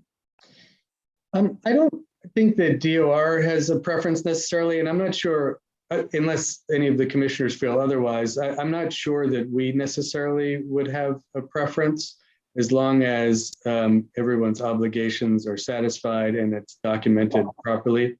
So the answer to your question would be, unless the commission directs otherwise, yes, I think they would have an option as to which approach they take. Okay. And just voicing my own opinion, I don't have a preference as to which option the operator takes, as long as they are doing what they're supposed to be doing in accordance with the law. Okay. Well, maybe I'm misunderstanding something. Ultimately, they will be having to do with the DOR preference, or are you saying no, not just necessarily? Yes. So, okay. And so that's just Commissioner Skinner. So you're just saying. I was asking about the process, which option, the temporary process. Oh, I asked the same question. Okay. DOR yes. e-services is up and running. Yeah. So within 2 days or so, let's say, and that's hopefully the outer edge of the timing, everyone will be connected to e-services and be able to run the queries very shortly, possibly by tomorrow. Within a couple of months, and I don't have the date right in front of me, but the date is identified in the MOU. I think it's sometime in September. It will be expected that all of the operators have the API model implemented, so that is the course that's used. And everyone seems to be agreeable to that. And again, that implementation process is underway actively. Okay, so I'll go back to what I think maybe I asked the same question as Commissioner Skinner, so I just wanted to clarify that. You presented two options, but there's really, we could impose one of those, one or two, or we could just allow the operators to make their own decision. So that's a third option for us, right? Yes, I think that's right. And there are other options that, out there. You're not necessarily stuck with those two. They're not great options, though. One would be that you don't allow anyone to commence operations until this is done. That didn't seem like a good approach, but okay, it is. So that's option 4. All right. One would be that this was raised and not looked upon favorably by many, that you just don't allow the operators to accept any wagers that might trigger something like this. That would be difficult to navigate and to oversee. So there are other options out there. But the two I mentioned, or the three, if you want to add the flexible one, are, I think, the most realistic and logical. Okay, going to call the question. Commissioner Maynard, what are you thinking? I think that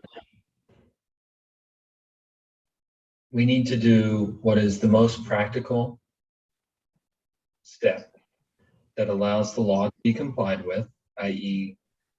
that we are 100% for capturing tax cheats and those that don't pay their child support.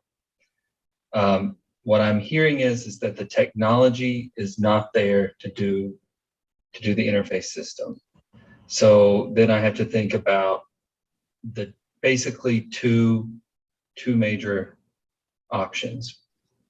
I think as long as someone's going through and checking these as they're being triggered, that's the most important thing to me. And I think I heard Commissioner Skinner say something very, very similar, that of those two options. I heard what Commissioner O'Brien said. I'm with her on it. If the operator is paying someone's tax liability or child support, that probably does trigger some sort of taxable event. I'm interested to see how that goes, but I mean, the easiest way to do this is just to make sure that this is taken care of before the wager's paid. Honestly, to me, that's the easiest option here.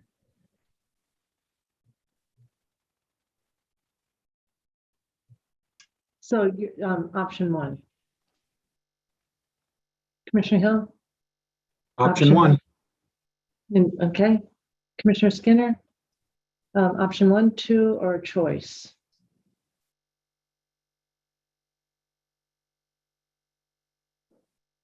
So let me make sure I understand the options again. I'm sorry.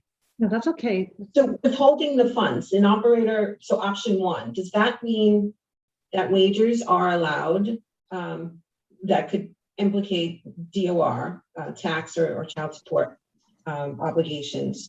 And the withholding of funds, that sort of, I guess, it penalizes potentially a patron who does not owe tax or child support to. So what is withholding of funds? Can someone just explain that? Yeah, So I see our CFAO has his hand up and he's nodding his head rigorously. So we're going to let Derek speak.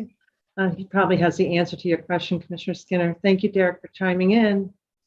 Thank you. And I'm not putting a position forward either way. I just want people to understand what a decision may make. If you choose option 1, you have to assume that a small percentage of the population is delinquent on taxes or child support.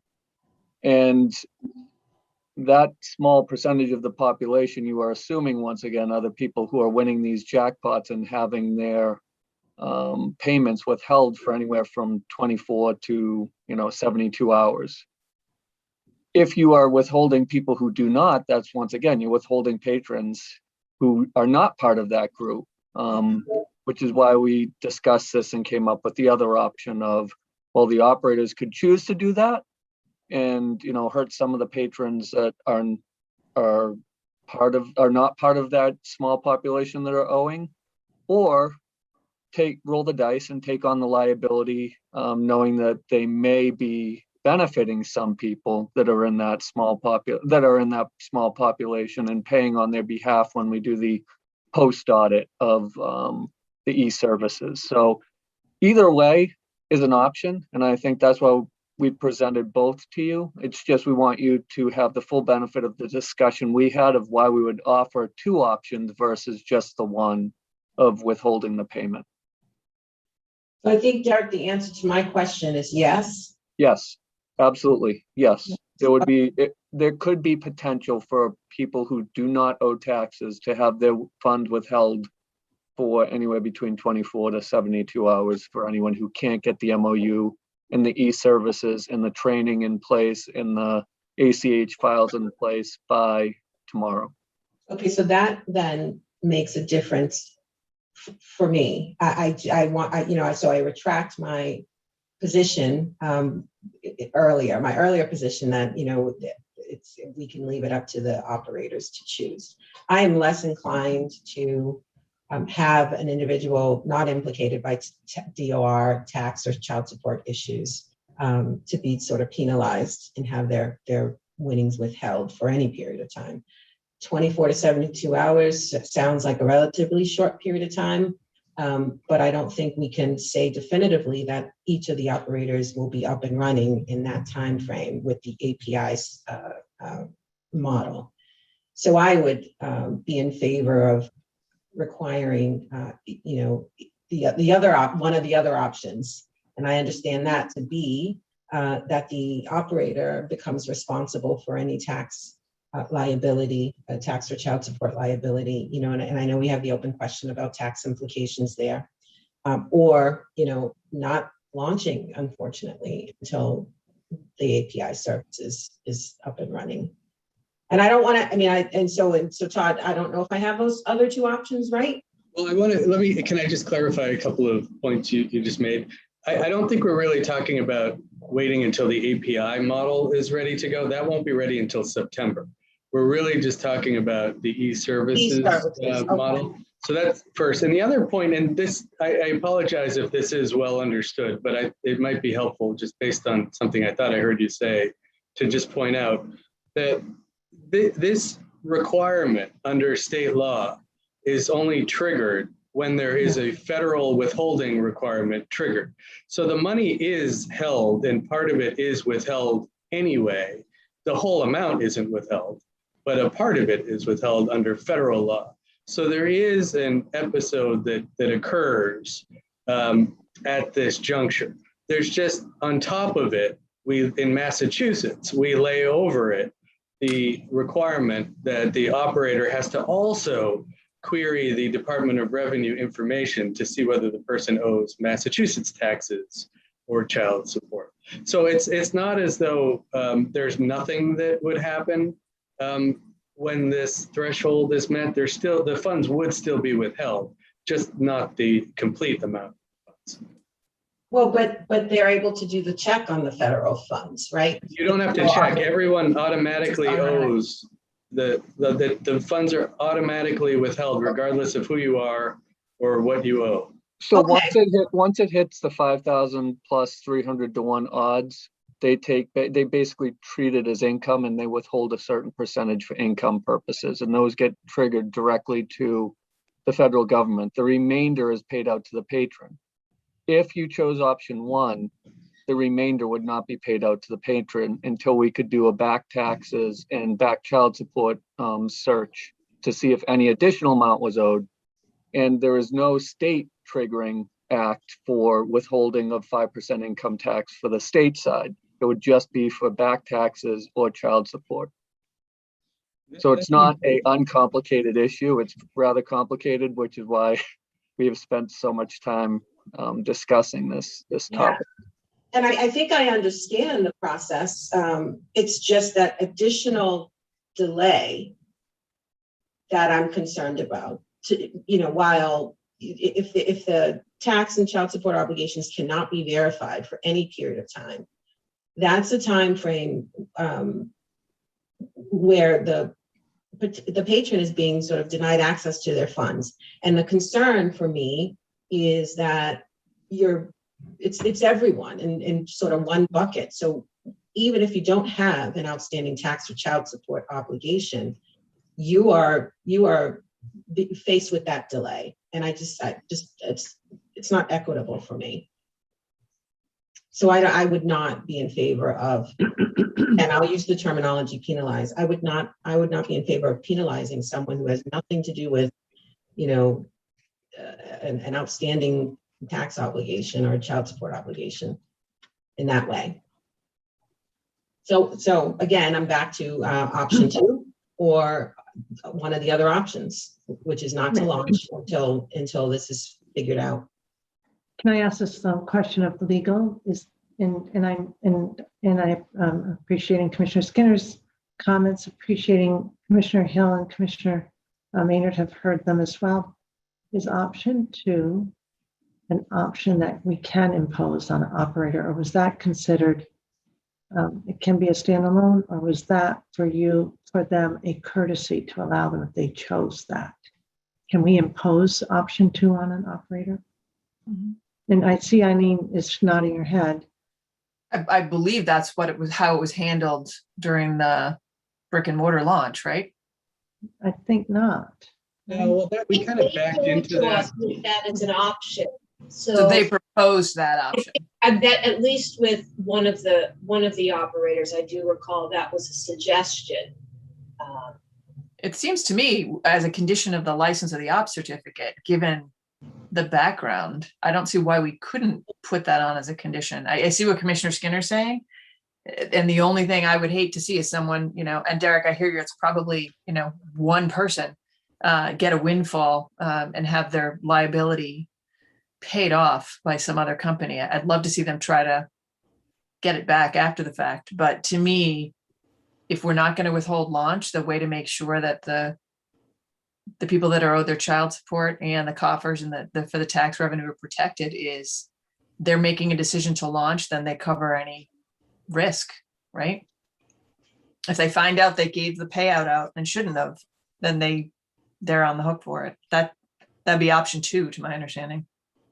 Yeah, that's option 2. But I'm kind of hearing that option 1 is not really palatable for folks. No, that was kind of we've had 2 commissioners indicate option 1 was palatable. for some Commissioner folks. Skinner has spoken third.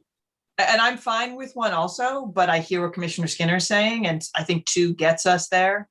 If the operator's taking additional risk for being able to pay their money out to their patrons sooner. I don't know what their preference even is, but I'm fine with option 1 as well.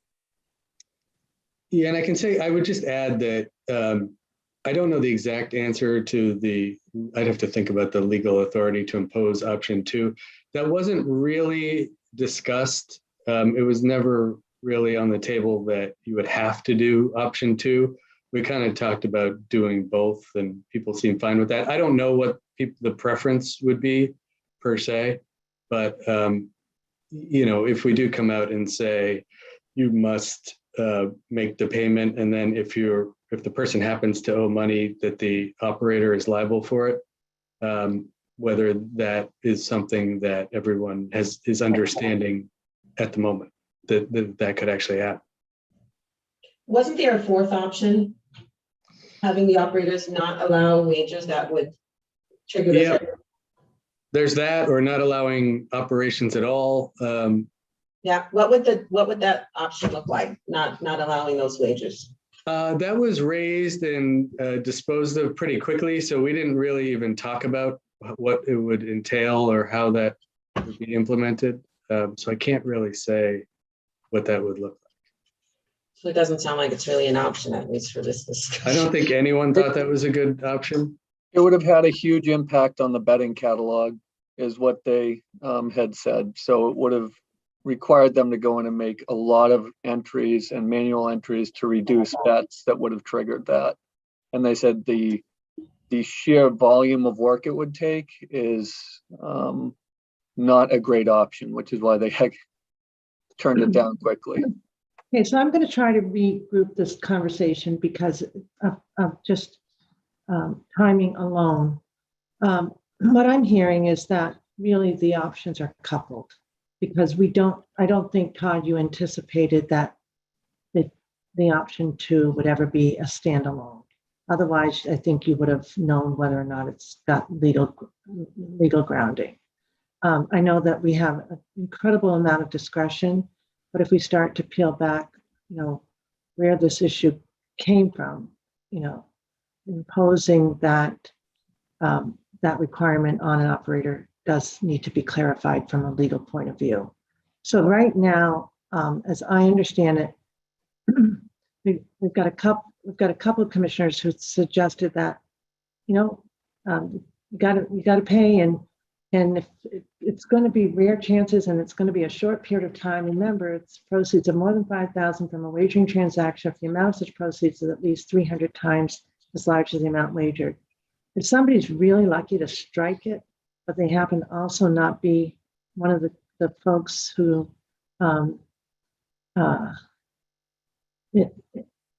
triggers the child support or taxable event. Commissioner Skinner's quite right. There's some inequity. But they'll still have been a winner, which is better than not allowing them to bet at all and closing down the event. I'm just going to say it that way. I know I heard Commissioner Skinner, or let's not let them go forward. I would argue, if you're that winning person and they had a really good day on something that was meant to be pure entertainment and fun, then maybe waiting a little bit won't create undue harm. Because it sounds as though without further investigation, option 2 is probably not vetted right now. And that's because it was an option that they presented, that they would take on the loss as opposed to us imposing it. So I think I'm going to see where we stand. I'm welcoming a motion at this point to move this forward, because how many hours are we talking about? 72 hours at most? And what assurance, where does that come from? What assurance do we have that it's 72 hours maximum? Yeah, no, I don't want to leave you with the impression that there is absolutely an outer limit. I was just kind of giving you a sense as to where we stand. It is possible that an operator could come back and say, I don't like this MOU, I want to negotiate every term, and we won't be able to do it in the next 24 hours, in which case it could take way longer. You could come back to us with that. Yeah, absolutely. See how that goes over. Absolutely. Yeah. So, I'm just saying, if things go as they seem to be going, it looks like it can be done fairly shortly. But I can't sit here and tell you it's only 72 hours at the outer end. There's no way to know that. Does somebody have a sense of the timing? You've had many meetings. The outside timeline. Yeah, the outside timeline we had heard, and I wasn't on the call yesterday, but the day before was, it could take another week to complete all the MOUs and get the e-services and everything up to date. But as Todd and Karen have reported, there was a lot of activity to get this up and running because of the real desire to comply with the law and not push back a start date. So that's where the latest update of the 72 hours is coming from. But, training and background checks and everything else could take longer. Director Wells, and then I'll turn to Commissioner O'Brien.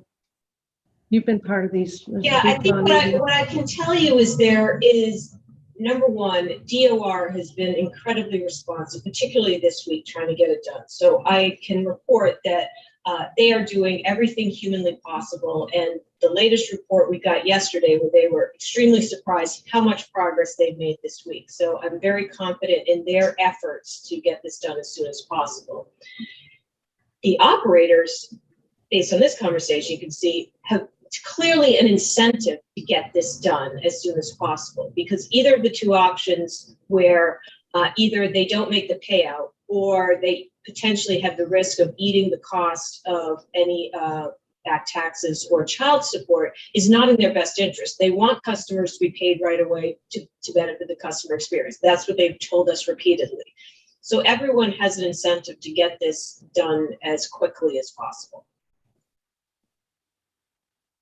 So then option 2, I'm sorry, Madam Chair, may I? Yes, I don't know. Commissioner O'Brien, do you yield to Commissioner Skinner? Is that okay? Yep. Thank you. Fine. So option 2 doesn't sound like it's an issue for operators. It just, Madam, well, I mean, the chair said that there was that option 2 wasn't fully vetted, and I don't quite understand that. I think that what they're saying is mandating it as opposed to choosing it. We may want to wasn't fully vetted. Okay, got it. Do a deep dive, but the option of saying to the operators, look, you have to comply with the law. The law says the Commonwealth, they have to take these back taxes and child support. So the combination option was designed to say, look, you have to do it. You could not launch. I mean, they could voluntarily not launch. They could not take the bets. They don't need the commission to do that. But paring it down, the only two options left are you either don't pay it out and you wait to do it, or you own it. If in that small percentage you there's a miss and you pay it out and you can't collect the money. So, having those two options and letting the operator select it, does seem reasonable. But either of the two options in their individual capacity works as well. The priority is compliance with the law. So there is a way to comply with the law even if these are not done yet.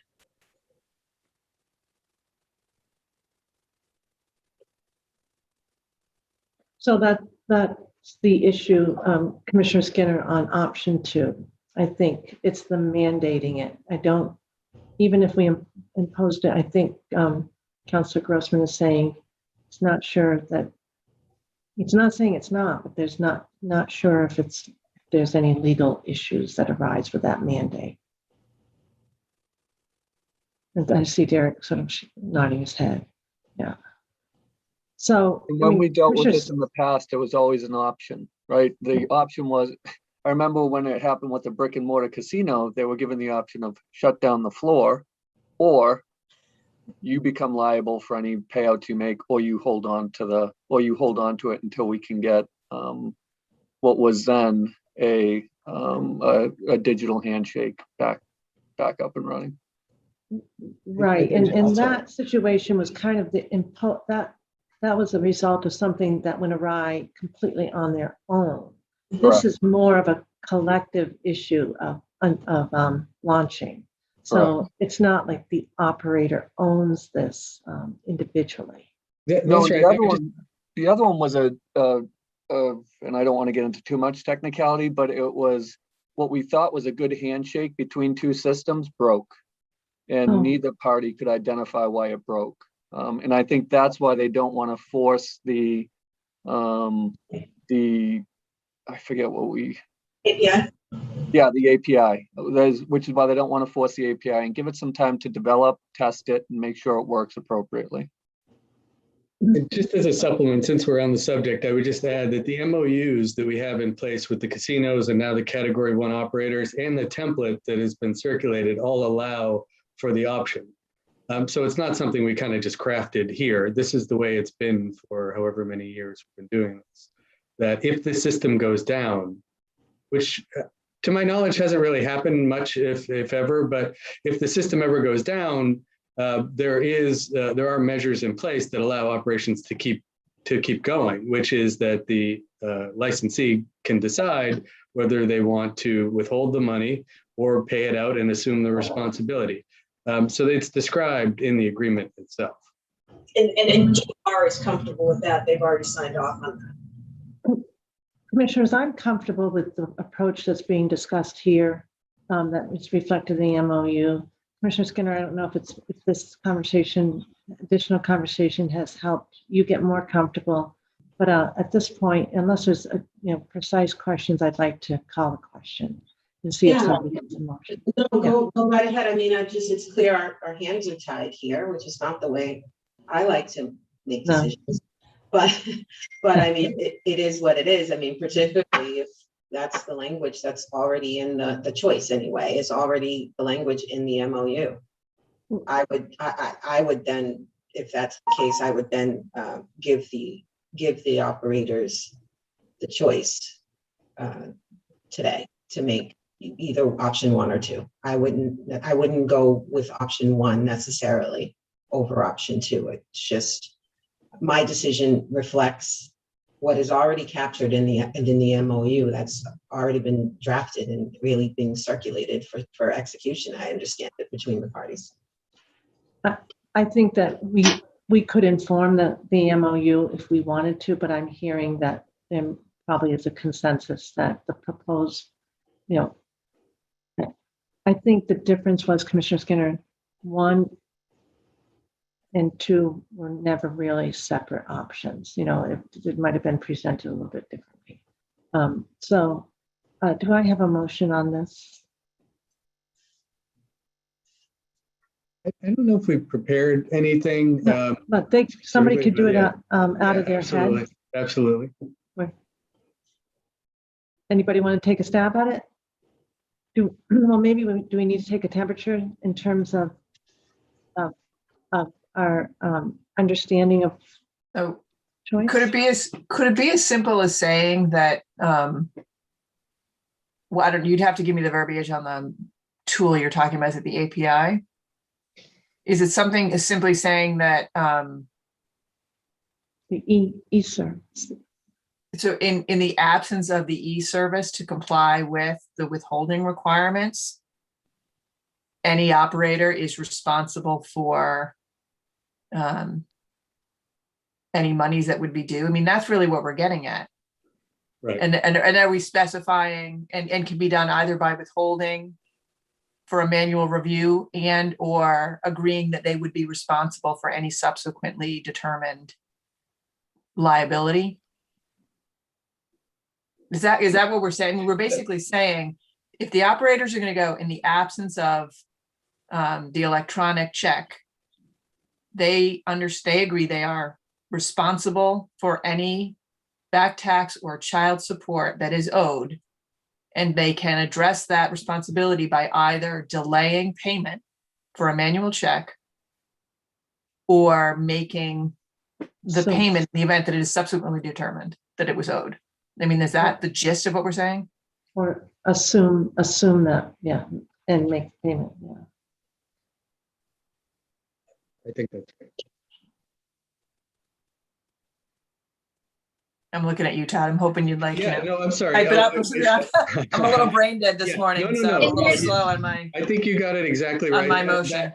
That's exactly it. You know, if we want to commemorate it in a motion, that would be. Should I say so moved, essentially? I think that would work. I think we certainly will capture that in the MOU and ensure that directive is implemented. I think it's clear what the direction is, assuming this motion is successful. Todd, they need to vote on whether they're delegating it or allowing the executive director to sign it, or whether they want to see. We can do that in a second one. Okay. Right. Okay, so we've got the substance. Very good reminder, Karen. Thank you so much. So she just made it into a motion. I think we've got it characterized. I think we've heard it. Everybody, do I have a second? Second. Thank you. Are there any clarifications you wish to add to Commissioner O'Brien's motion? Commissioner Skinner or Commissioner Maynard? All set? All set. Okay. All set, commissioners? All right, then Commissioner O'Brien. Aye. Commissioner Hill. Aye. Commissioner Skinner. Aye. Commissioner Maynard. Aye. And I vote yes, so 5-0. Now let's go to the execution of the MOU, because we've just given direction as to this part. There are going to be other elements of the MOU. Before we authorize Executive Director Wells to sign off, Commissioner Skinner, would you like to hear from General Counsel Grossman the highlights of the MOU? Or what would you like? I think that would be helpful. I don't know if Council Grossman is prepared to do that today. He did mention that there's a template available, so maybe you could circulate that instead. I understand that the MOU won't be ready to execute for at least 72 hours, right? Hopefully they'll be executed today is what we'd like to do, unless they're told to stand down. I can pull it up here so we can talk about it. I can represent to you that it's essentially the same as the MOUs that are in place, not only with the casinos for the gaming intercepts under Chapter 23K, but also for those in place for the Category 1. So you'll recall we amended the casino MOUs to incorporate sports wagering for the 3 operators there. The Category 3 ones were pared down quite a bit. and I'm not really prepared to talk about the differences between those, but just by way of highlights, and I don't have it right in front of me here, and I can pull it up if that would be helpful, but essentially it identifies what the intercept threshold is. So what the triggering event is that requires the check in the first place, and it's tied to section 3402 of the Internal Revenue Code. That's paragraph Q that sets out the limit that Derek just mentioned, the $5,000 proceeds reflective of value of essentially 300 to 1 of the wager. It then talks about the three parties. So it would be the Gaming Commission, the Department of Revenue, and the particular licensee. It goes into the actual process for querying e-services and how that works. Essentially, it talks about the fact that the employees who do the queries have to go through background checks. It talks about some of the information security requirements that are placed upon the licensee.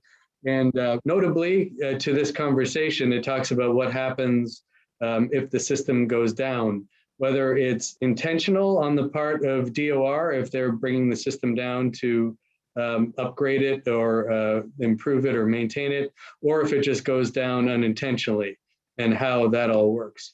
It includes some attachments, including the background check form that have to be filed and things along those lines.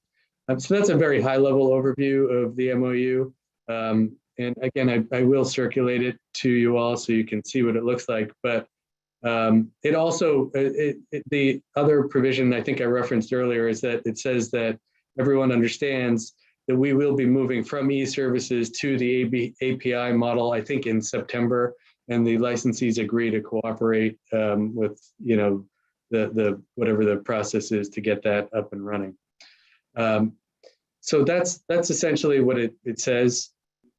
And it will just make sure, I mean, to your vote just now to ensure that it incorporates both options if in fact e-service is not up and running by tomorrow morning.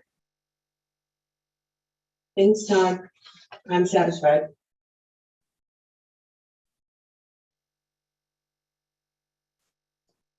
Any other questions on the MOU? So in order to be timely, you know, we could, of course, convene a meeting tomorrow in the event that this MOU comes together. There's a question as to whether we will authorize the executive director. I also know that the executive director knows that she has any concerns about the MOU, but we can convene next week early and she could hold on her decisions. In other words, if there were some real change in negotiations that weren't expected. I think as long as the phrase, as long as there's no material change in the current draft and it's consistent with our conversation today. Other than that, the delegation to have her execute it makes sense. Agreed, Madam Chair. Thank you. Do we have a motion? It would come out of our heads. Authorize. Madam Chair, I move that the commission authorize Executive Director Karen Wells to sign and execute the memorandums of understanding that are currently being finalized between the Department of Revenue and the various licensees, absent any material change in the current drafts or anything that is inconsistent with today's conversation amongst the commissioners. Second. Thank you, Commissioner Skinner. Okay, any discussion? Thank you for this, everyone. Commissioner O'Brien. Aye. Commissioner Hill. Aye. Commissioner Skinner. Aye. Commissioner Maynard. Aye. And I vote yes, 5-0. There we go. Maybe time for a break, maybe? Well, let me just look at the next item. Yeah, we're going to need a break before we return to that, and then we're going to have a break in between 4C and 4D. I think if we could have our lunch break between C and D, that would be great. How about a quick break now? Commissioners, does that sound good? Okay, so it's 12:16. Why don't we return at 12:30? Does that make sense? And then we'll hear from Sterl and team, and then we'll have that break that Karen explained is necessary procedurally. Thanks, everyone. Thanks for the screen saving, Dave.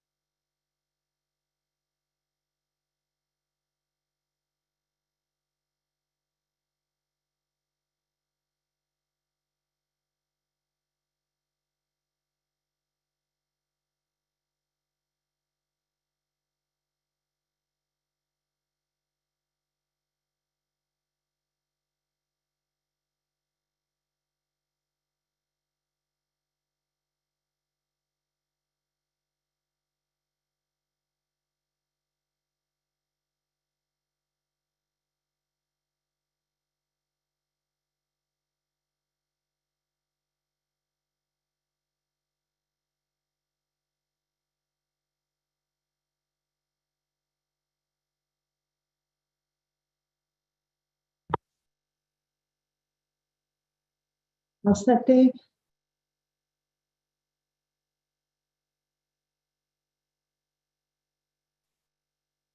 All set. Excellent, thank you. So we are streaming. Dave, all set. Then we'll do a roll call. It's the convening of the Massachusetts Gaming Commission. We're holding the meeting virtually. Thanks for everyone's patience as we took a quick break. Commissioner O'Brien. I am here. Commissioner Hill. I'm here. Commissioner Skinner. I'm here. Commissioner Maynard. I'm here. Okay, excellent. Now we are turning to item 4C. We're back to house rules and we're back to Stroll Carpenter. Thank you so much for yesterday. Excellent session, but we had some outstanding work, and I know we've got legal helping us. We've got Bruce. So who do I turn to first? Sterl? Yes, thank you, Madam Chair and Commissioners. Good afternoon. Good afternoon. So the licensees were asked to make several changes to their house rules, or I should say a certain change, and a couple of them had a couple. And as of this time, all our licensees except for Encore Boston Harbor Retail have submitted the changes requested by the Commission from yesterday's meeting. I provided a summary of changes to the Commission. If you would like, I can go through all the details, but in short, BetMGM made the corrected change for the obvious errors in placing the language presented to them from legal department. Caesars has made the change to their change, in which they will always round up and pay either to 5 cents or 10 cents. And also made the obvious error pricing change. The DraftKings placed the language on not voiding until Commission approval in their house rules.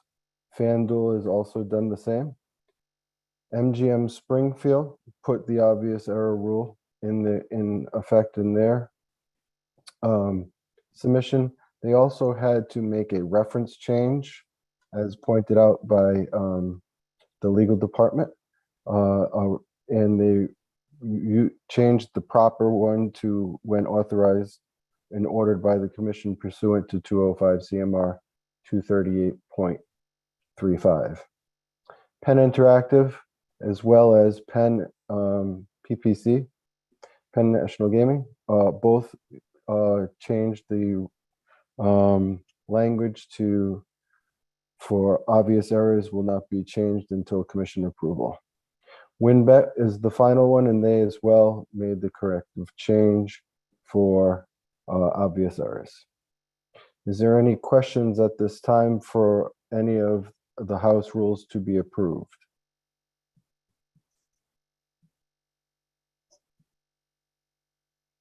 In terms of Great work process, oh, I'm sorry. go right ahead, Commissioner Hill. I will never get in the way of a good compliment.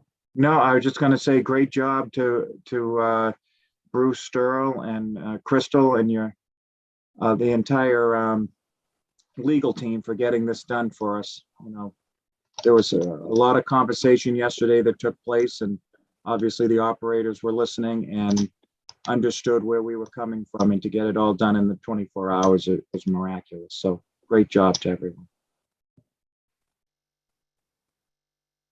Thank you, Commissioner.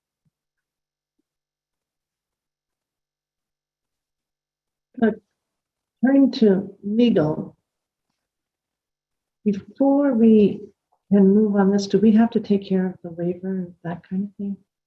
I think it would be helpful to take care of the waiver first before you vote on the house rules. That said, I don't think it's completely required because they have now amended their house rules to recognize that before certain types of wagers can be canceled, they need to receive prior approval of the Commission. So happy to do it in whatever order you think makes sense. Girl. Just one quick, when the commission approves the House rules, can, just for legal, just a little help from legal is, can we approve the changes for Encore Boston Harbor with the one caveat that they haven't made the change to the voiding of wagers? If I may, Chair, I would say that my suggestion would be that the House rules could be approved with a condition related to that provision. Thank you.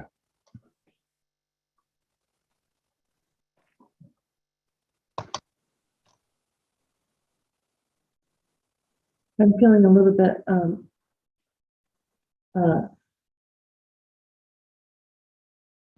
little bit discombobulated in terms of the packet in front of me. I have one that was supposed to be House rules, but for some reason I'm only seeing that MGM, and it's probably because I have to open up each one separately. So if you could I just wanted to see what WinBet.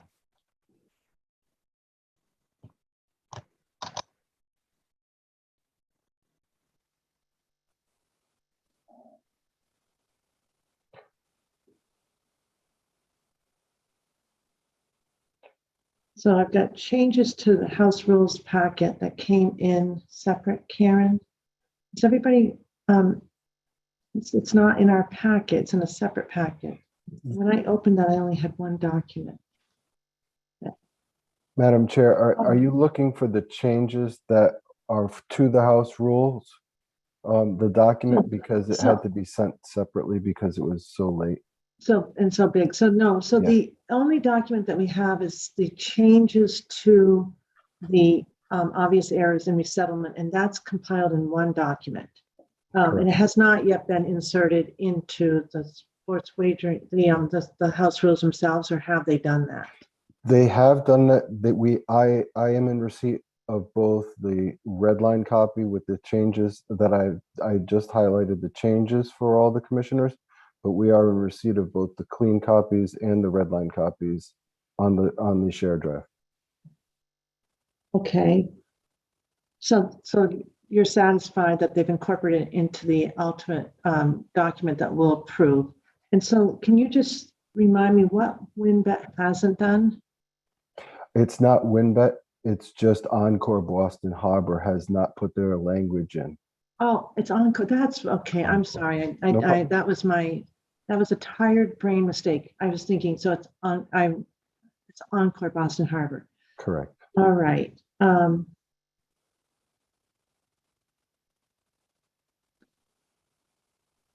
So it'd be a condition to their House rules or their license, Caitlin? I believe it would be, excuse me, I'm sorry, a condition to their House rules.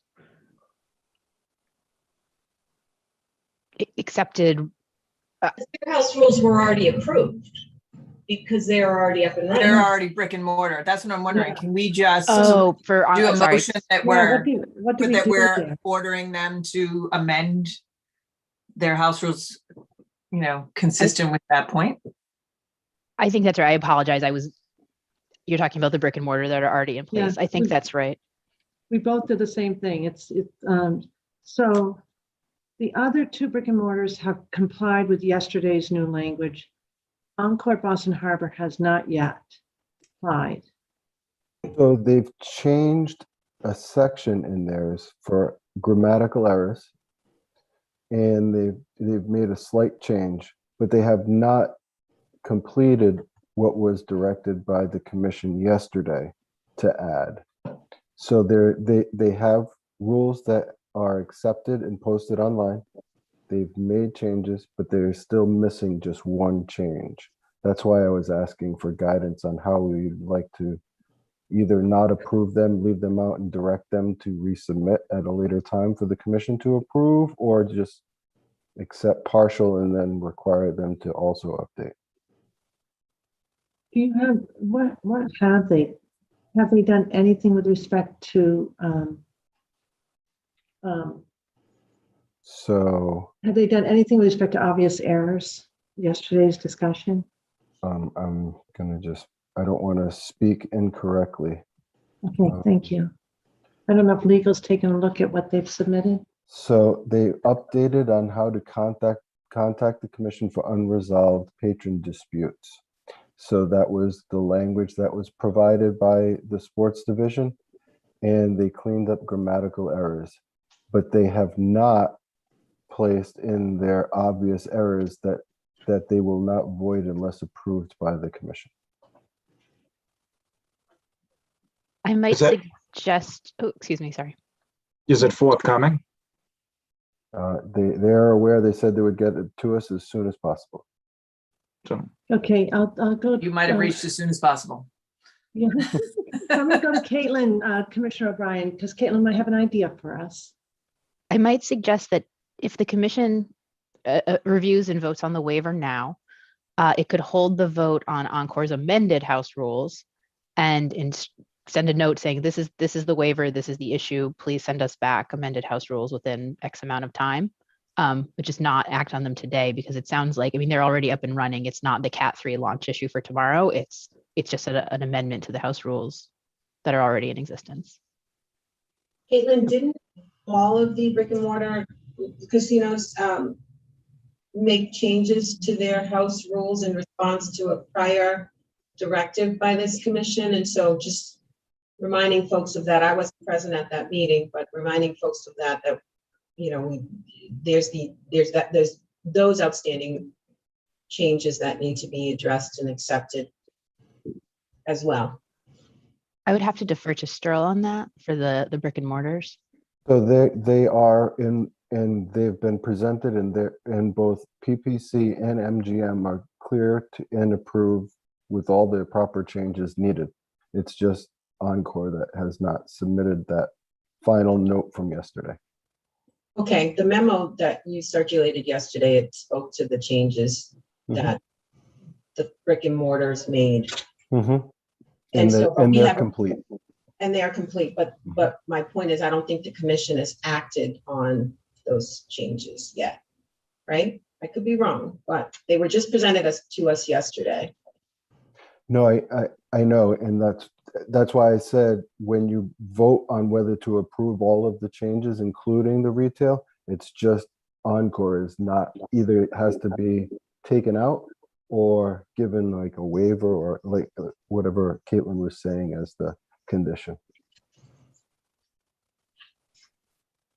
This seems like a really quick fix. I guess I'm a little flummoxed that EBH can't just, by the time we come back from lunch, have that taken care of.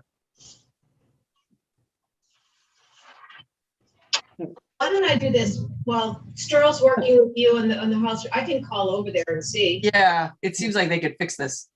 Yeah, I think we can get that fixed pretty quickly. Yeah. Right.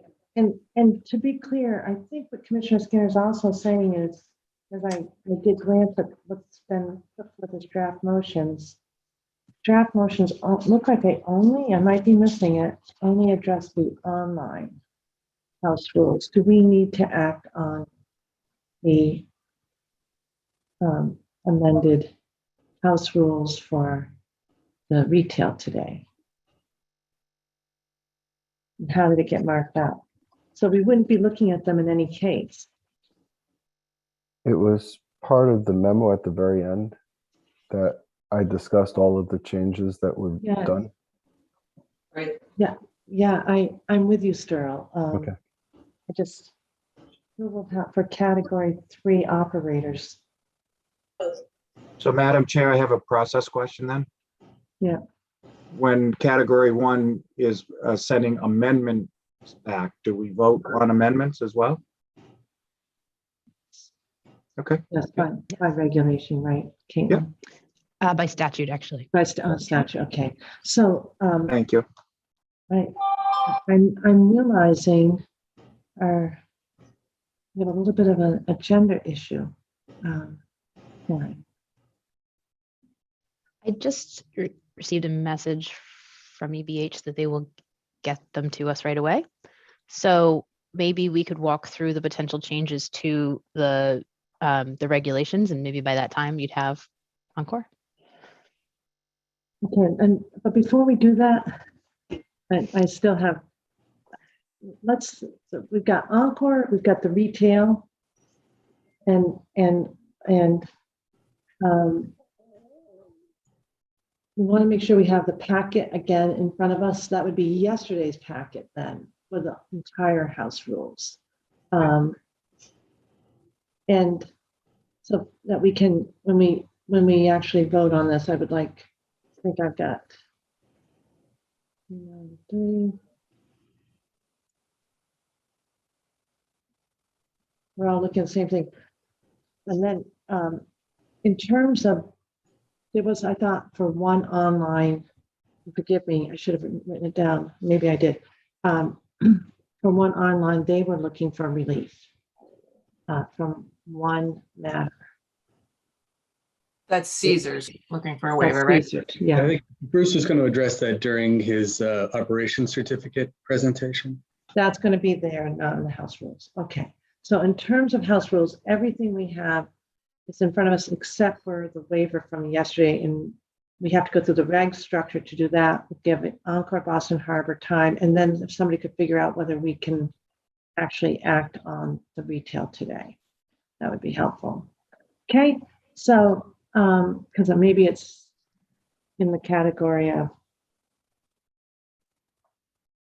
didn't anticipate or something. Okay. Let's go to the reg then, and I'm looking at. I've got 2 packets going, so maybe you can direct us to the right packet. Sure. And I will give a little bit. I'll be brief, but I'll give a little bit of an intro as to where we stand from yesterday. I'm looking at page 32 of 57 of the packet that's online. Okay.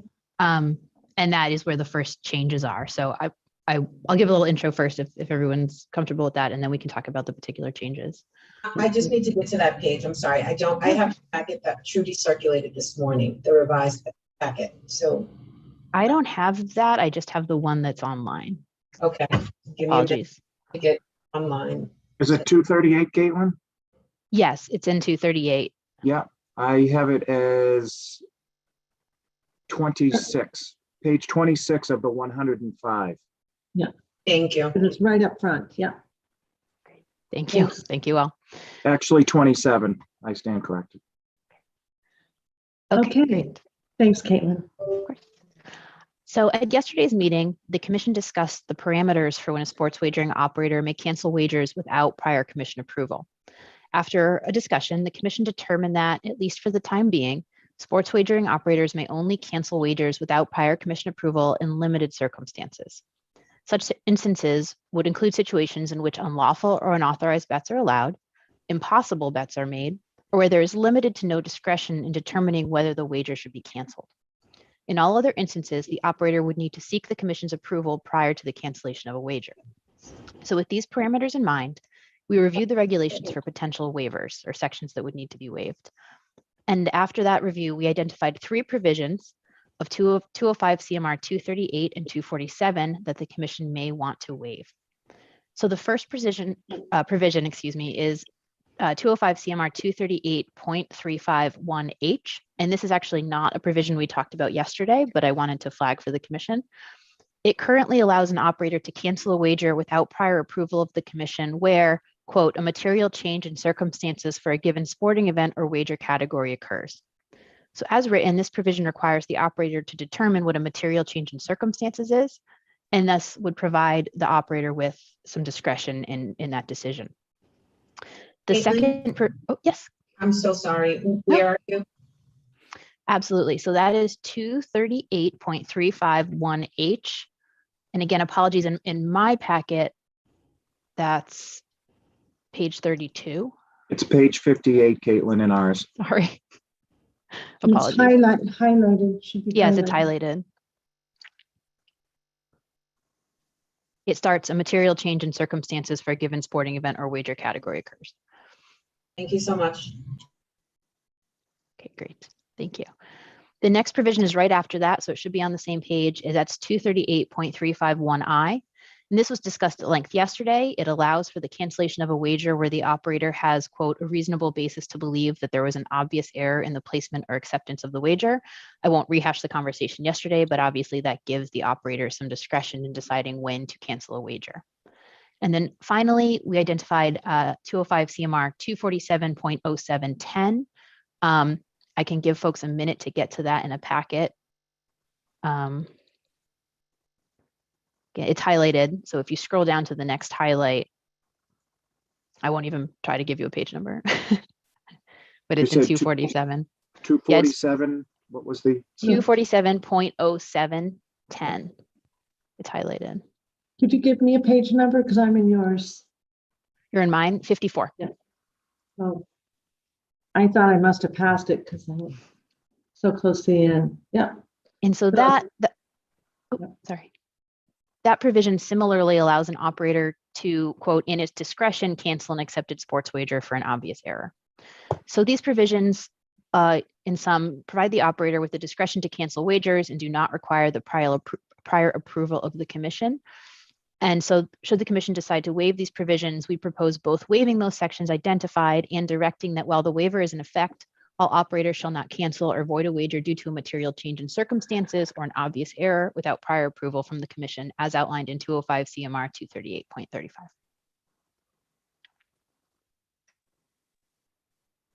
Happy to answer any questions. Page 80, if anybody needed to know the page. Thank you. So what has to happen? So I would suggest that you would move in accordance with 205 CMR 202.023 to issue a waiver to all licensed sports wagering operators for those three provisions I identified until such time as the waiver is lifted by the commission or the regulations are amended. And then you would further move that while the waiver is in effect, all licensed sports wagering operators shall not cancel or void a wager due to a material change in circumstances or an obvious error without prior approval from the commission.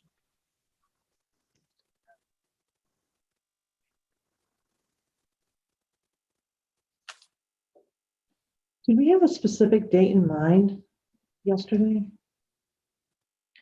So I think it was only connected to, sorry, Kelly, I cut you off. I think it was connected to the cycling of the regs, but we had a discussion whether we wanted to do it until we changed course actively or whether we wanted to link it to the cycling of the regs. I think we were linking it to the cycling of the reg. I always worry about having something temporary because then you have to remember.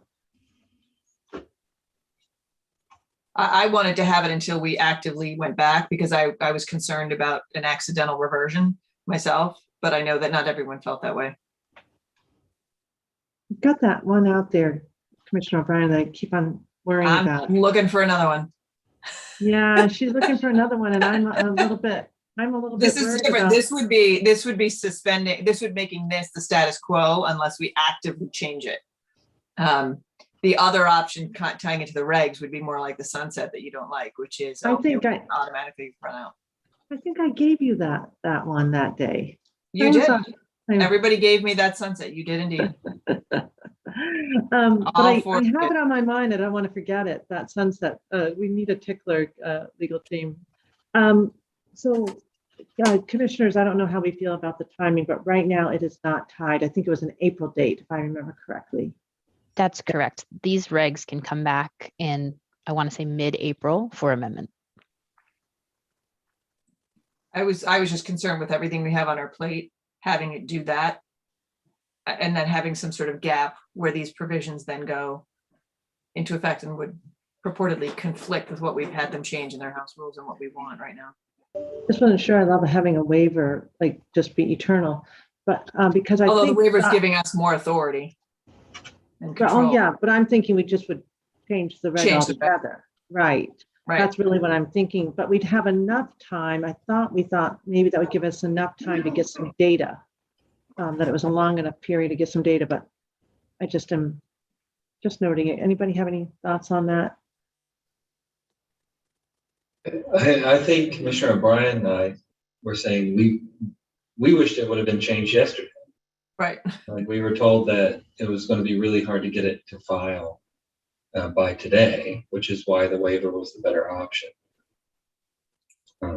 I share your concern, Madam Chair, but yeah, the perfect thing would have been to change it, but save for perfect, we're going to have to figure out when this closes down. So it's not going to close down. My point is, don't we want to, if we want this reg to be corrected, I mean, I think we're We'd have to all correct it. aligned to do it by that end of April. Otherwise, the waiver lifts, gets us to, I don't know. You could leave the language like this just because date certain are difficult if something happened to the date or you needed an extra date to consider, but you could order us or direct us to come back to you mid to late April with amendments. We'd be happy to do that and put it on our chart. I'm happy to ask you to do that. Thanks. That's good. I'm fine with that. I just don't want to lose track of a waiver out there. Okay, excellent. All right. So any further questions for Caitlin? She walked us through the language once again, and there were, a couple of other provisions. So excellent work, Caitlin. Anything else? Okay, I'll take a motion. This is on the waiver, correct? Yep. Yeah. Yeah. Yep. Madam Chair, I would move that in accordance with 205 CMR 202.023, the commission issue a waiver to all licensed sports wagering operators from the provisions of 205 CMR 247.0710 and 205 CMR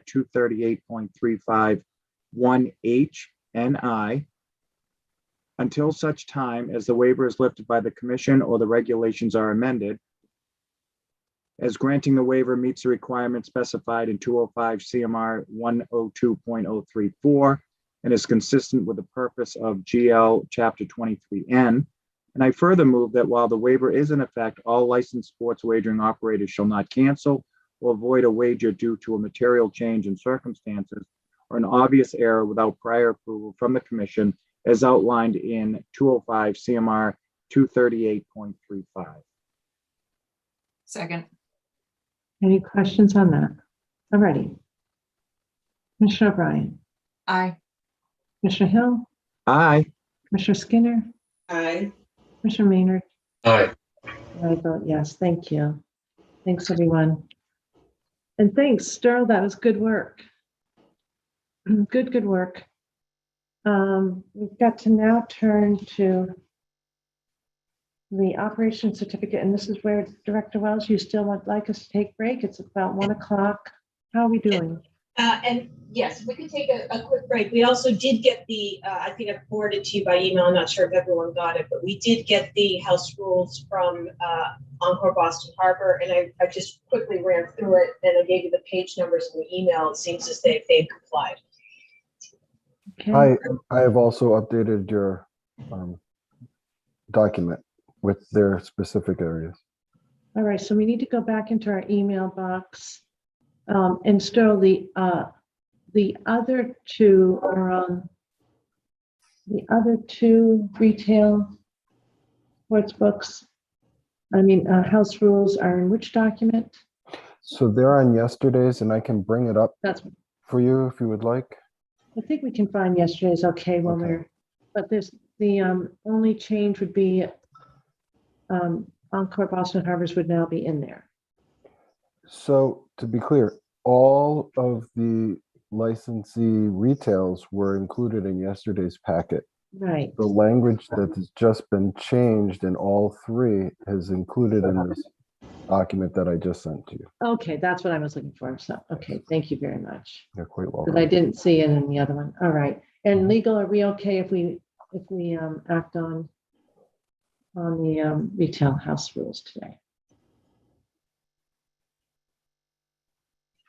Todd, why don't you go? I saw you taking a breath. I think, Madam Chair, you've identified the issue squarely, which is that it's not on the agenda for review, but this does seem to me to be something that was not anticipated by the chair, given the way this emerged. So if the commissioners are comfortable and you, Madam Chair, are comfortable, this feels like something you could address under that provision. Your last phrase was music to my ears. I'm comfortable then. How about commissioners will proceed on that? I think, well, that way we can make sure everyone's operating under the same conditions. Okay, excellent. Commissioner Skinner, did you want to add? Yeah, it's just a request so that we are all clear and that the record is clear. Could we have a brief summary of the changes that the retail operators made to their house rules in response to the commission's request from prior meeting? We didn't do that yesterday. I don't know if that was intended, but and I don't know if this further complicates the issue of the agenda, but. Could I ask one favor, Commissioner Skinner? Sure. I know this is a little bit out of, but we have to take a break anyway, I think, for E. Could we all take a look at what's in our email boxes and then have him do that summary so we could I'd like to take a look at the submissions of the three, because he just said that they're just sent them to us. So I wonder during our lunch break if we could look at it and then have him do what you just asked. Yes, so right. So just to be clear, I understand that all three of the category 1 operators made the change in response to yesterday's discussion on obvious errors. But in addition to that, I understand that there were other amendments made in response to the last meeting on house rules where category 1, the category 1 house rules was discussed. So I wasn't present for that meeting, and because we didn't address those specific changes in yesterday's meeting, I'm just hoping to get it clear for the record exactly what it is we're going to be voting on today relative to the category 1 house rules. All the changes. The changes from what we adopted when you weren't here. Yes, yeah. All the changes. Does that work for you, Sterl? If we take a look, we're going to see the red line from before and yesterday's, correct? So in yesterday's packet, the red lines are in all of the retails from the changes. If I'm hearing Commissioner Skinner correctly, it's just the changes that were from the approved ones that are online to here currently, correct? Yeah, that was the document yesterday at the very end of the meeting, right? Okay. Those were all the changes that were made by the licensees. Each one had a little bit different things to do. Okay, so we look at yesterday's packet for the earlier changes. We're not going to see those reflected in what you just sent out. What you're going to see is just the obvious errors. The one I just sent out will be just the obvious. So we got to look at two sets of documents, it looks like. I can send both of them if it will be easy for everyone in one email to everyone, if you would like. I understand where to look for the documents. I'm just asking that there be a public statement or summary of the amendments that were made, just because they're amendments. I think we're going to do that. If you don't mind, if we could just put it in our heads and review them, and then he'll come and summarize right at the top of our meeting after lunch. That makes sense. And Sterl, I hope it's okay for you to, if you're not prepared to do that, that's fine. But I'm hoping you are. No, I am. I can do it now or after lunch. It doesn't matter. I think lunch will help us, Sterl, if you don't mind. Okay. Yeah, no, not at all. A half an hour, and then will that help you, Karen? If we just use this time to take a look at that, how are we doing on item D? Up, you're mute. You're on mute, Karen. I'm sorry. I was just speaking with Director Band, doing a final review. The document is ready to go, so we'll add that to the packet, send the final version to the commissioners, and we'll be ready to go when you are. So for the category 3 house rules, we're dealing with that after lunch, right? We're voting on them after lunch, as well as the operation certificate. Oh, I'm sorry. Category 3. Okay, time out. I may have misunderstood. The memo is ready to go with the assumption that the commissioners approve the house rules. Okay, Okay. That's where we are. Yes. So that's right. So my mistake, Karen. And you need that for just the online. Just the, exactly. So we can come back and do the retail after lunch, but we do need to move on the online now. Correct. That was my understanding of the plan. Okay. And it's best if we take them one house rules at a time, correct? Legal? Let's do it. Do I have any motions with respect to a motion with respect to the house rules for the online sports wagering, category 3? Madam Chair, I move that the commission approve the house rules submitted by the category 3 sports wagering operator, Penn Sports Interactive, as included in the commissioner's packet and discussed here today. Second. Any discussion? Commissioner O'Brien. Aye. Commissioner Hill. Aye. Commissioner Skinner. Aye. Commissioner Maynard. Aye. And I vote yes, 5-0. Another commissioner? Or Commissioner Skinner, either one.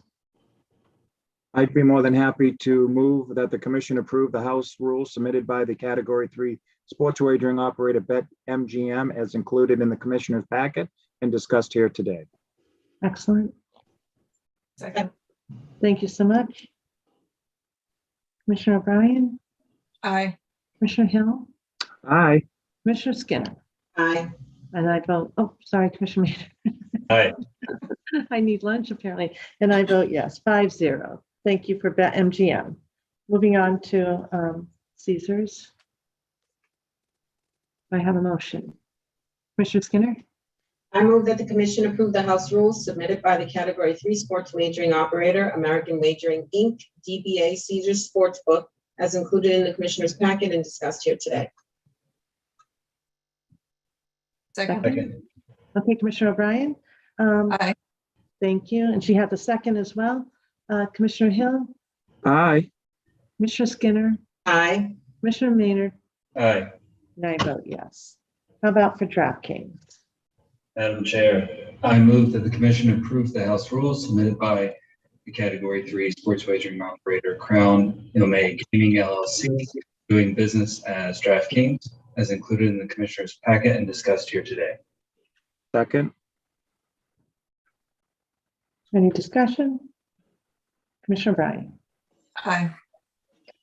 Commissioner Hill. Aye. Commissioner Skinner. Aye. Commissioner Maynard. Aye. And I vote yes, 5-0. All right, now Betfair. FanDuel.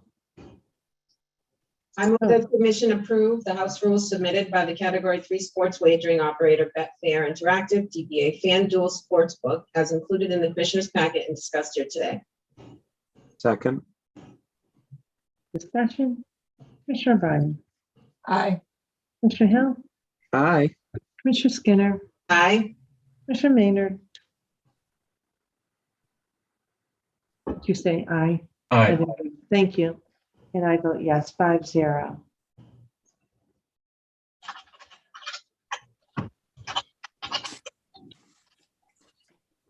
Madam Chair, I move that the commission approve the house rules submitted by the category 3 sports wagering operator WinBet as included in the commissioner's packet and discussed here today.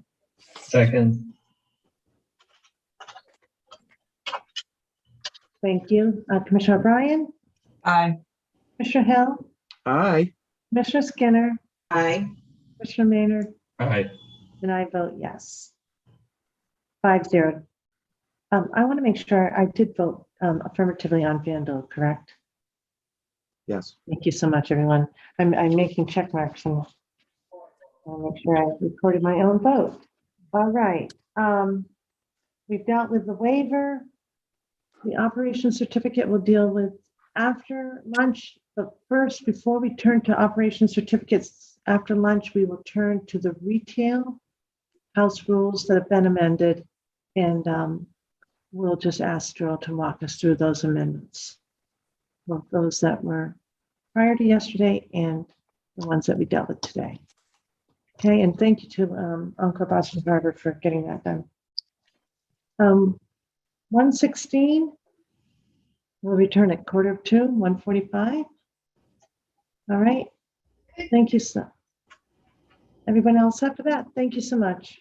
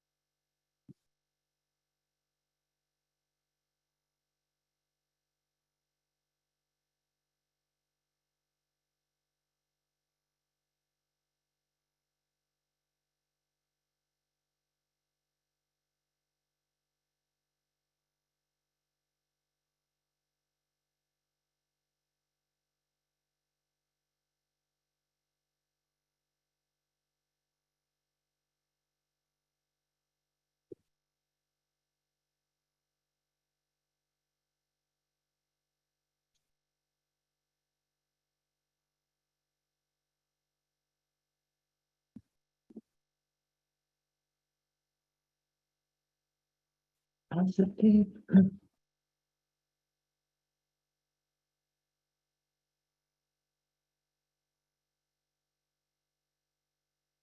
All good to go. Thank you.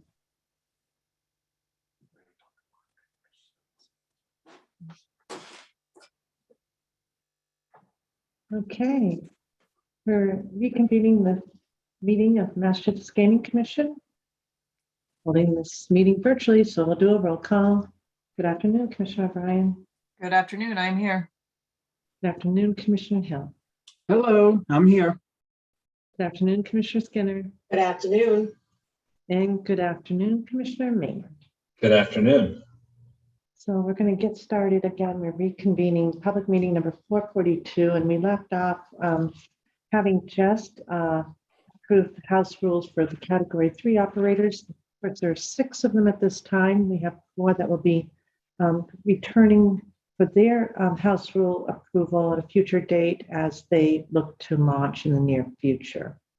But we did need to return before we go to item 4D on the agenda. We want to turn to the Category 1 House rules and their request for amendments, as well as their response to our decision yesterday with respect to obvious, which we decided are not necessarily so obvious errors. So I think we're going to have Sterl go through. And Sterl, if you want to remind us of the fact, I think they're alphabetical order. Am I wrong? But there's so many pages. If people want to turn to it, you could start with the number page. I don't know if you have that. It's the 1089 page document from yesterday. A small document, yes. It's a small document, but I love saying that we have a 1089 page document in front of us. So, Sterl, we'll turn to you for the 3 retails. And today we appreciate the fact that Encore Boston Harbor got back to us on yesterday's issue. So we should be all set now. Correct. So I have 2 options for the commission. I can either go through my document that just lists out all of the changes from them, or I can go and direct you to each page in each of the operators house rules in the packet. Which would you prefer? So, Madam Chair, so I asked for the summary. I don't need you to go through each of the pages. I'm just really looking for, kind of quick and dirty summary.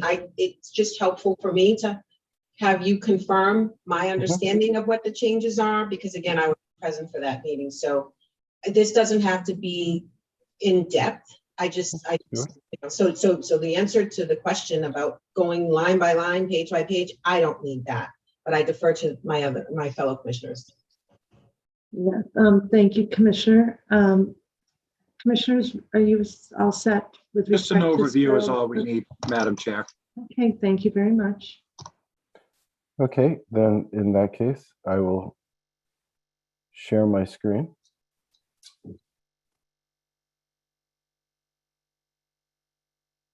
And I will increase the font size when I get it to it.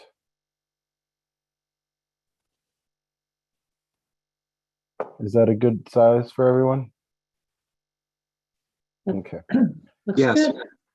So Encore Boston Harbor updated how they contact the commissioner for unresolved patron complaints. And we provided all of our licensees with this language, and Encore has updated it to state exactly what we wanted to. As you can see, the change, we weren't being contacted directly by this the division. There's the exact email, mail, and phone number options are now straightforward to the consumer. They cleaned all their grammatical errors. They're very like commas. It's very minor on there. And then, of course, from today's or from yesterday's meeting, they have addressed their obvious errors section. MGMS, MGM Springfield, they added specific maximum and minimum wagers that are to be accepted. They now list that it is from 50 cents to $10 million. They deleted a line about payout ratio limits. And they deleted any reference towards penalties. So listed here, they had one in their football section, and then they had yellow cards in their soccer. PPC, they added specific minimum and maximum wages that were to be accepted. They list out that it is 10 million as well, and $5 as a minimum. They cleaned their grammatical errors. There were small references in their prohibited players from inserting it from the Penn Interactive. They changed parlay language in section 5. Just to be a little clear, the bet is made as part of a parlay shall remain valid notwithstanding a match or an event which is part of the parlay bet being made void. Of course, again, we have specific voids, but we also have voids in which are by regulation that would fall under the parlay. And then they removed penalty language in event areas. So there was one here in their bet types referring to it with the first card. They had one referring to it it's just in head-to-head as team will receive a yellow card, and then settlement of penalty offers will be based on the penalties being accepted. They removed that section in 14. And those were just the changes that they had to their regulations from the one that was on our website. Of course, they all have now addressed the obvious errors in the document sent today. Is there any other further questions? Questions, commissioners? All set. So we are looking to approve those amendments today as well. I have a motion. I'd be more than happy to make the first motion, Madam Chair. Thank you. I move that the commission approve the amended House rules submitted by the Category 1 sports wagering operator, Penn National, doing business as Plain Ridge Park Casino, as included in the commissioner's packet and discussed here today. Second. Any edits, questions? Commissioner O'Brien? Aye. Commissioner Hill? Aye. Commissioner Skinner? Aye. Commissioner Maynard? Aye. I vote yes, 5-0. Thank you. Madam Chair, I move that the commission approve the amended House rules submitted by the Category 1 sports wagering operator, Encore Boston Harbor, as included in the commissioner's packet and discussed here today. Second. Thank you. Any questions or edits? Commissioner O'Brien? Aye. Commissioner Hill? Aye. Commissioner Skinner? Aye. Commissioner Maynard? Aye. And I vote yes, 5-0. All right. Next. Commissioner Hill. Madam Chair, I move that the commission approve the amended House rules submitted by the Category 1 sports wagering operator, MGM Springfield, as included in the commissioner's packet and discussed here today. Second. Thank you. Any questions or edits? Okay. Commissioner O'Brien? Aye. Commissioner Hill? Aye. Commissioner Skinner? Aye. Commissioner Maynard? Aye. And I vote yes, 5-0. All right. Well done, Sterl. Thank you so much. Thank you all. That was a very big project and an important piece of work as we move on to 4D. So thank you. I'm going to turn to Karen and Bruce. Thank you. Morning, Madam Chair, Commissioners. We're moving on to the sports wagering operations certificate for the mobile operators. The sports wagering operations certificate falls under 205, 251. And today before you, we have a request from American Wagering, which is also known as Caesar Sportsbook, BetMGM, Crown MA Gaming, also known as DraftKings, Betfair Interactive, better known as FanDuel, Penn Sports Interactive, and WinBet. In accordance with 251, Class Category 3 operator certificate shall not issue unless sports wagering operator is demonstrated to the commission that is complied with all the requirements of 23N 205 CMR and the applicable laws. Such compliance includes, but it's not limited to, approval of the system of internal controls, including implementation of approved policies and procedures required, provision of the current list of sports wagering employees, sports wagering vendors, and non-sports wagering vendors, compliance with all any other conditions imposed by the commission to secure objectives of 23N and 205. There are a number of other requirements in this section that only apply to category 1 and 2 operators. Note of internal control process includes approval of the house rules and responsible gaming plan, including voluntary self-exclusion protocols in 205, 233.066. Prior to the issuance of the operations certificates, a sports wagering operator shall successfully complete an evaluation of the test period in accordance with such terms and conditions as are reasonably calculated by the commission to allow the commission to assess whether the licensee is in compliance with 23N 205 CMR 251, 205 CMR 251.02. This process will be conducted by GLI and include a review of the geofencing capabilities. Upon successful completion of the test period in accordance with 205 251.02, the commission shall establish the effective date of operations certificate and the scope of the sports wagering operator's authority to conduct sports wagering. 205 CMR 251.03.1, each certificate once issued shall remain in effect throughout the term of the sports wagering operator's license under such terms and conditions as the commission may impose, but may be revoked, suspended, limited, or otherwise altered by the commission.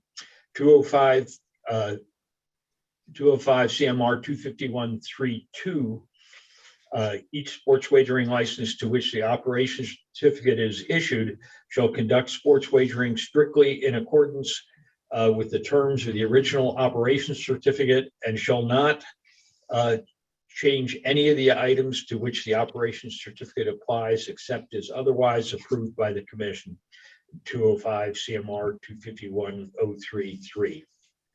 Listed below are the results of each applicant. American Wagering, Caesar Sportsbook. I might add, this is the only one that is requesting a waiver in their application. The wager was attached in it. As far as the internal controls go, that passed through GLI with no major findings in their submission. Staffing and vendors and non-sports wagering vendors, there's no issues to report. Compliance with any other conditions imposed by the commission to secure their conditional upon Caesar Sportsbook completing operational audits of the wagering procedures and practices and technical security controls as required by the commission, the standards governing sports wagering within 90 days of commencement as the sports wagering. Geofencing capabilities passed. Player management. And this is where the requested wager comes up. This they did not pass when it came to the requirement of 205, 248, 16 when you put a limit on, and they could change the requested limit, but they couldn't change it again in a second dairy thing. They have this change request in with GLI right now. GLI had asked that there's another change to it, and they're hoping by the end of the day, I believe tomorrow or today, that they will have this out of the lab again. So this would be the waiver that they're requesting right now, that they be allowed to proceed with this in effect. So Bruce, is that they've done the fix, but they're waiting for GLI to confirm? They're waiting for the approval on the fix through GLI, yes. Okay. Director Ben, if I can provide an Oh, update. Joe. Good afternoon, Joe. Thank you. I'll let Floyd introduce himself and speak to the commission here. I couldn't tell who was speaking. My apologies. That's okay. Yeah. Fair. Go ahead, Floyd. You might want to introduce yourself. Go ahead. Yep. Thank you, Joe. This is Floyd Baroga, Vice President of Product Compliance for Caesars. So to add, as far as what Director Van mentioned, Caesars has finalized the update for GLI, and this morning they've confirmed the closure of that issue.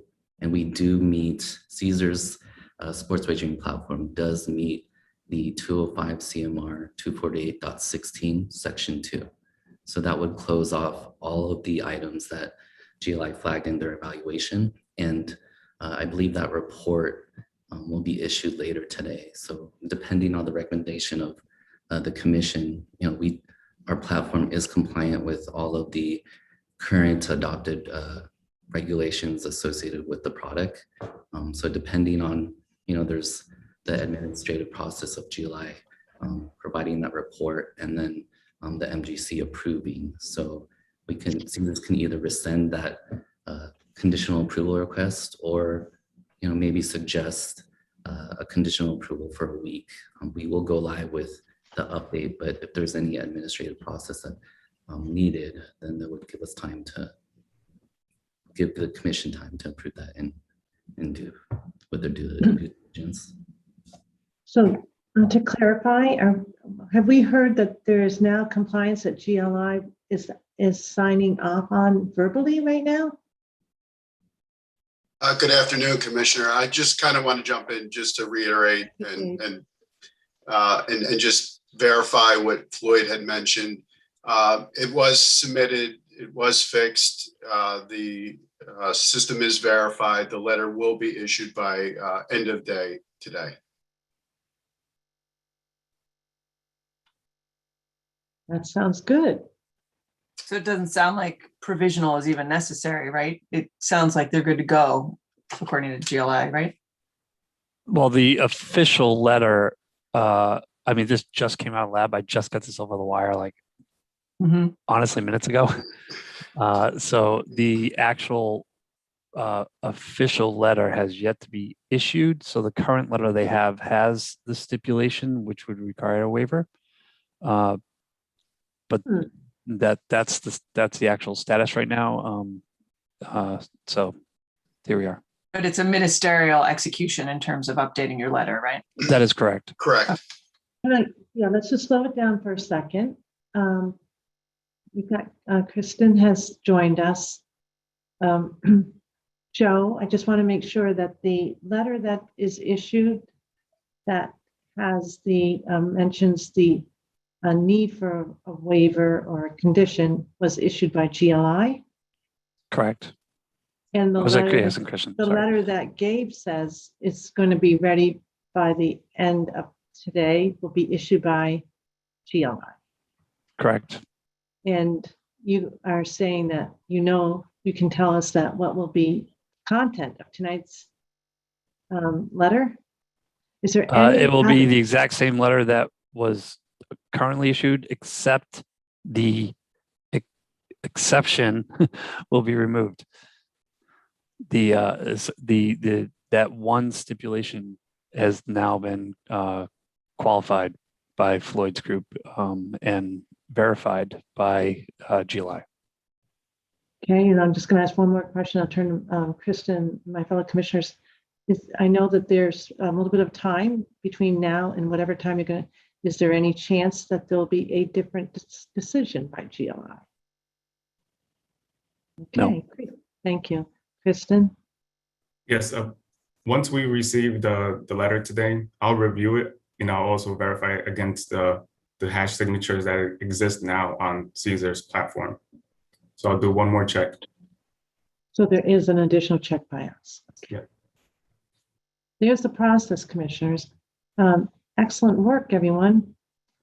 Bruce, really nice, nicely done. All right. I'm trying to think if we can, you're going to continue, right, Bruce? Madam Chair, just one clarification for Christian. The signatures as far as what GLI will be issuing will be the same. So that validation that the lab has conducted will still be valid. We configured the environment so that GLI can verify that we're compliant with the regulation that was requested. Kristen? Understood. I agree. Okay, great. Bruce? Yeah, I kind of agree with what they're saying with this.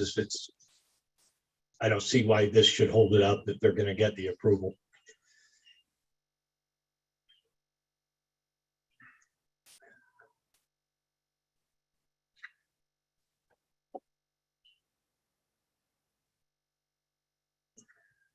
Madam Chair, I have a follow-up for Christian. Please. Yes, thank you. I'm just looking to see what's in our packet. And we have Caesars, DraftKings, FanDuel, and Barstool. Yes. Thank you. Go ahead, Commissioner Skinner. Christian, I don't mean to put you on the spot, but do you have any reason to believe that your internal check of the letter issued by GLI will not meet the requirements? No. Okay, thank you. Thank you.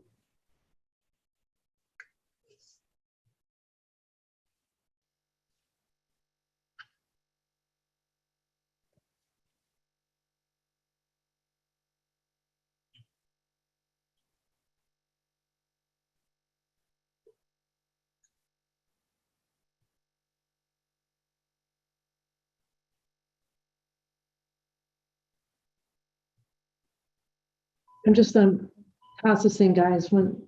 I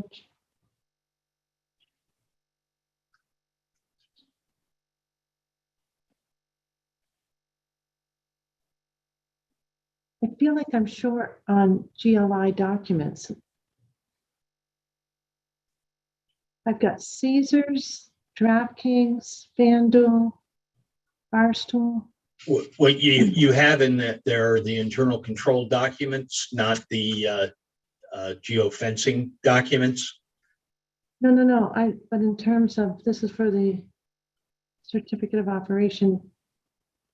Draft 4 out of the 6 with pending items. Am I looking at the wrong document? The other thing you have in there is the waiver request from Caesars. Yeah, I have that. What about BetMGM? BetMGM should be in there. Are you looking at the packet or the email? This is the timing I have is. There's an email from 1:26 this afternoon. Yeah, that's what I need. Let me just see. Okay, I'm going to put that to the front of your mailbox, Madam Chair. Yep, thank you. I'm working hard on documentation, guys, so thank you.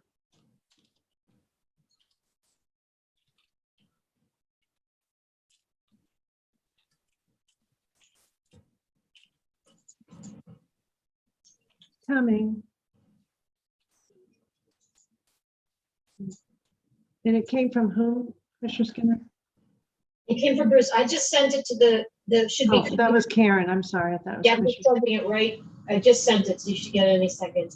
And there are all 6 PDFs for each of the. Yeah. Thank you. And the conditional request and the memo. Yeah, I've read the memo but I only had 4 and it didn't make sense with the memo. So thank you very much. Okay. That's going to be much more helpful to me.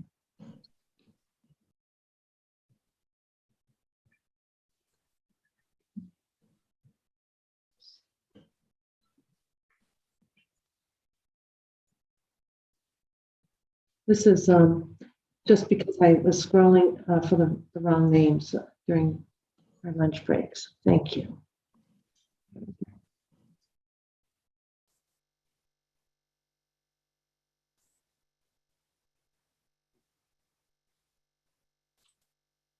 All right. So questions for Bruce on the process of just determining that the certificates can issue. And Director Wells, please chime in. And whoever else should be chiming in. Anything that you want to add, Karen? No, I actually would like to, Gabe and Joe have been tremendous. They've been with us every step of the way on this process. They've put in a tremendous amount of work along with their team. The fact that they got all these done by this date is incredible. So thank you to them on the testing process and all that. Very grateful. Yeah. So in terms of walking through, any desire, commissioners, in terms of needing to go through one of these to just to become acquainted with a certificate, or are you comfortable having gone through? It was all real time today. I know we're pressed for time, but is there a way to just go through really quickly, high view, for the record? One of them. I feel like we should probably do that because we did just get them and we're acquainting ourselves. Yeah. I had the others. I don't know what, in terms of being pressed for time, do we have a hard stop today? I know that we have excused Mark from the item. So I think this is our key decision today. So I want to make sure this will allow online sports wagering to occur tomorrow. So I do want everyone to be very comfortable. This is the process that had to occur kind of with this kind of timing. So Bruce, does that make sense? And with Joe's help and Gabe's help to just go through this process a little bit more? Yes. Thank you. I appreciate it. Which one do you want to start go through? We'll just use one and then who are you pulling up? So where do you want to go to next? Which one do you want to start with? Barstool? Just use that one as the first alphabetical order. Sure. With Barstools, you mean as far as looking at their attachment? Yeah, looking at the certificate, the GLI. You could just walk through that. Maybe it's with Joe and Gabe, but it's the report on the assessment. You want me to share my screen? I see Commissioner Hill saying yes. Okay. Let's see. And I will make it bigger. Everybody see that? Looks good. Everybody see that okay? You want it bigger? A little bigger? Yeah, Commissioner Skinner, I can see her leaning in. Yeah. For the future, anytime you want to put a font of 150, feel free. I know.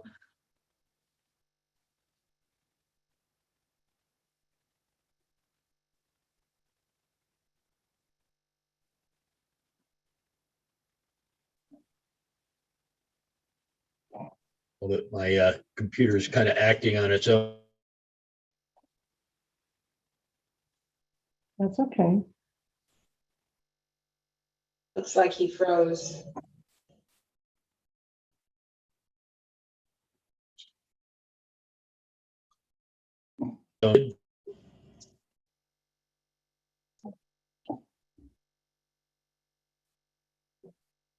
Bruce is frozen on my screen. I don't know if Yeah, he looks it on mine too. I may stop sharing his screen and it may jolt him back real quick. I'll see if that helps. Jolt him quick. Looks good though. There Nobody has any questions with. Bruce, you did freeze. You looked really nice when you froze, but you did freeze for a bit. So we'll have to start at the beginning again. I don't know if there's any way to just have the document, but we do see a little bit of the, it's okay. Yeah. That's fine. Okay. Can you see the executive summary? The rest is really who did the evaluation. Yep.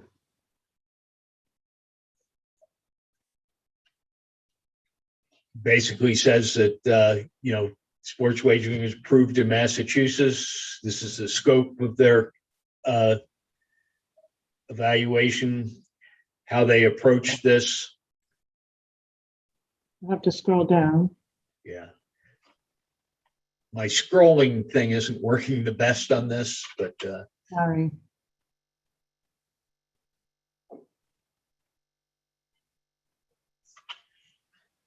Confidential on the top. Is there any issue with putting this up? I don't think there's that much in it. Okay. That is. And then Kathy's looking, the GLI certificates, are they in the packet or do we not give those? I put them in the packet. I think it's fine too.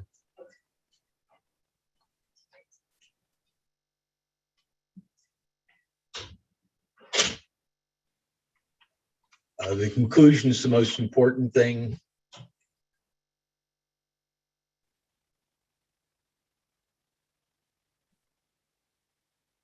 So they identified none altogether, even the Yeah. logos. Okay. Can I ask the question, commissioners chime in too? If we were to look at all six, is the conclusion the same? Yeah. All no, no, no? Pretty much so, yes. Well, we can take a look at that. All right. I say this is, I think, out of the report, the most important thing that you guys would be interested in.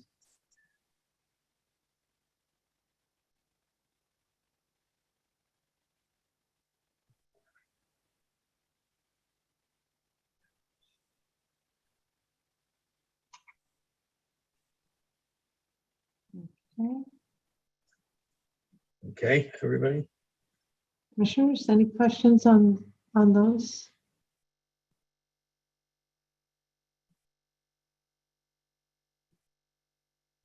Okay. Bruce, when you said pretty much, can I just ask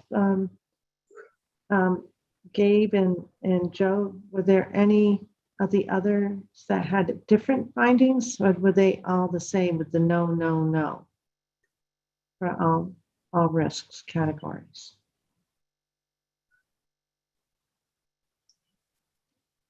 I'm not entirely sure of the question. I mean, I could say this. It's pretty massive audit that we went through and process here. I believe there's almost 1,200 line items on the template. And there was multiple teams assigned to the different operators. So that I to answer that question with full confidence would take me some time. Well, I guess as Chair, but yeah, go ahead, Gabe. Yeah, I was going to say, Chair, if you want to go to on the document page to 124. There we go. If you could go, there is a summary, I think. Yeah, go ahead, Gabe. I was going to say, if you go to 124, that's another, I know you wanted other examples from the other licensees. If you go to 124 in your document page, it's going to be Caesars. Of Caesars?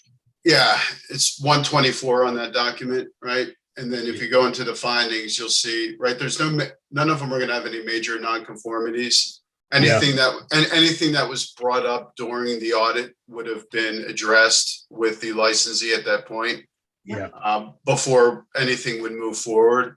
And if you keep scrolling, it should be page 124 on the revised packet. Okay, this only goes up page 16. Yeah. It's a commission packet, Bruce. So if you look at page 124, if you pull that down, Bruce, I can bring it up. Okay. Thanks, Derek. Or I could share, yeah. And I didn't mean to disrupt, but I think probably commissioners, you knew where I was going. We saw that finding, and I just wondered if across the board it was similar, but No, again, during it, if there was any kind of issue, they would have been addressed with the licensee. But okay, for example, if you see down here, there's some points of emphasis and observation would have been made, which are considered low risk. Yeah. You see for this. And if you look at a standard audit, you would have actual non-compliance, non-conformance, and then you would have these observations of something that would go in a management letter, which is basically saying you're compliant, but we think you can do better. And this is what these areas of observations would be that GLI has worked with the licensees on. So these two areas, the major nonconformities and minor nonconformities, would be places that you're not compliant with the internal controls and the regulations that we've put forward. And these observations are things that you would say, hey, you're there, but we think you can get better based on your peers in the industry. And if you scroll down just a little more, you can actually see the, okay, yeah, stop right there. You can see it in the actual environment itself. And then Reg number. it's Yeah. I see so your finding right there. So Yeah. that's really helpful. I would refrain from using finding. I would say observation. Observation. Yeah, in the audit world, it's two different. I know what it means. I understand. Yeah. I don't want them to. So if you could just scroll back up to the summary, because I think that's for us the highest level. We saw for who was our first? It was Barstool, right? There were no observations noted. They were just in no major and no minor nonconformities. So you come to Caesars. Commissioners, I'm curious to know if there's any other of the 6 today for observations. And then I'm also curious to know about these observations, but this is just me. If we want to go through without disruption, I apologize because I know I said let's go through the document and now I'm disrupting it. Do you want to do a comparison across the board on this subsection 4? Or do you want to? Do you want me to go back up to Barstool so you can see, then go to BetMGM and then go? Well, that's what I'm wondering. I don't want to disrupt completely, but it does show. I see now the comparison. So maybe we should go back up to Barstools and commissioners.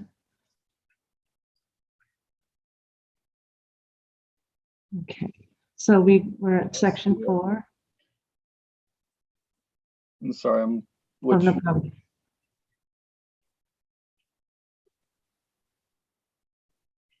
Whoever's sharing, if you could just call out the page numbers as we go through, that would be helpful.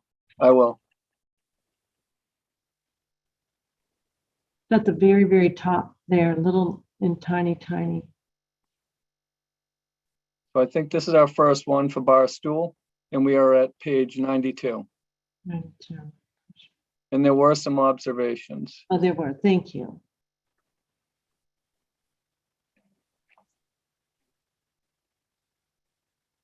Oh, yeah, the temporary prohibition. So commissioners, do you want to go through this, these summary of findings with more carefully with Bruce and Gabe and Joe? I need a little bit of input from you.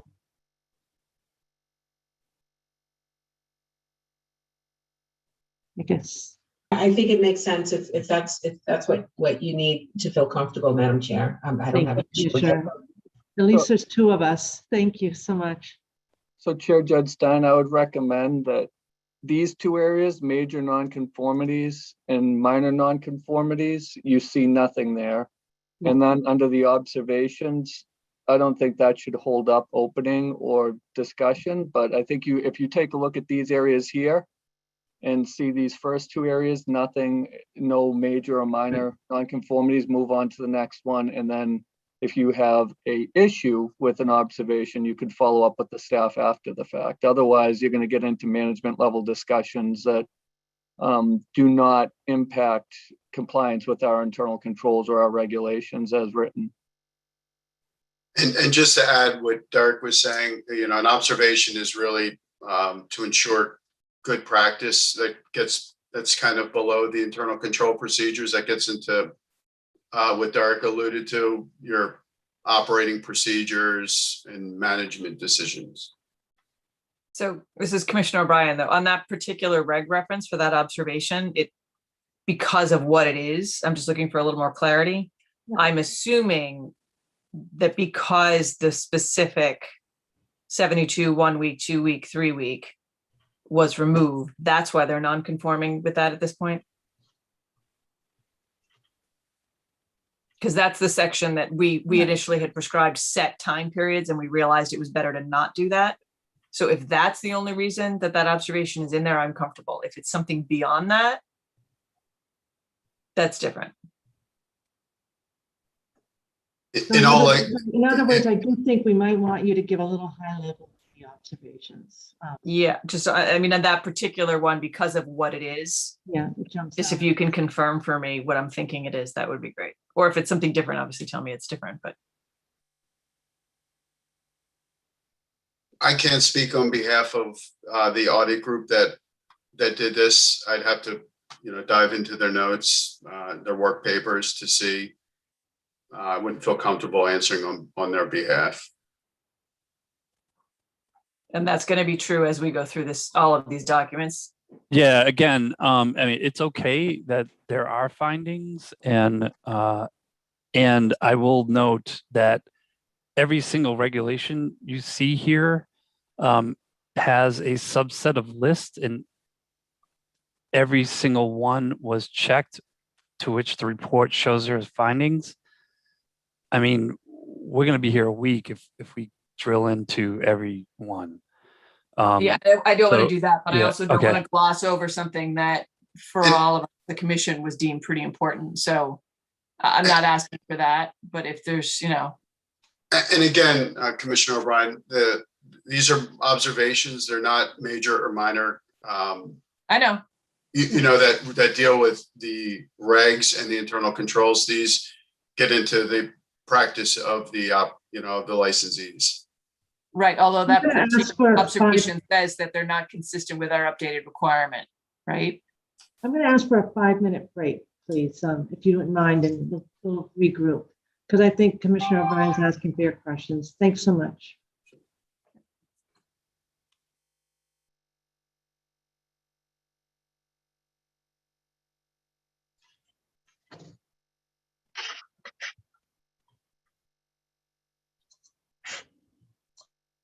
Someone is unmuted.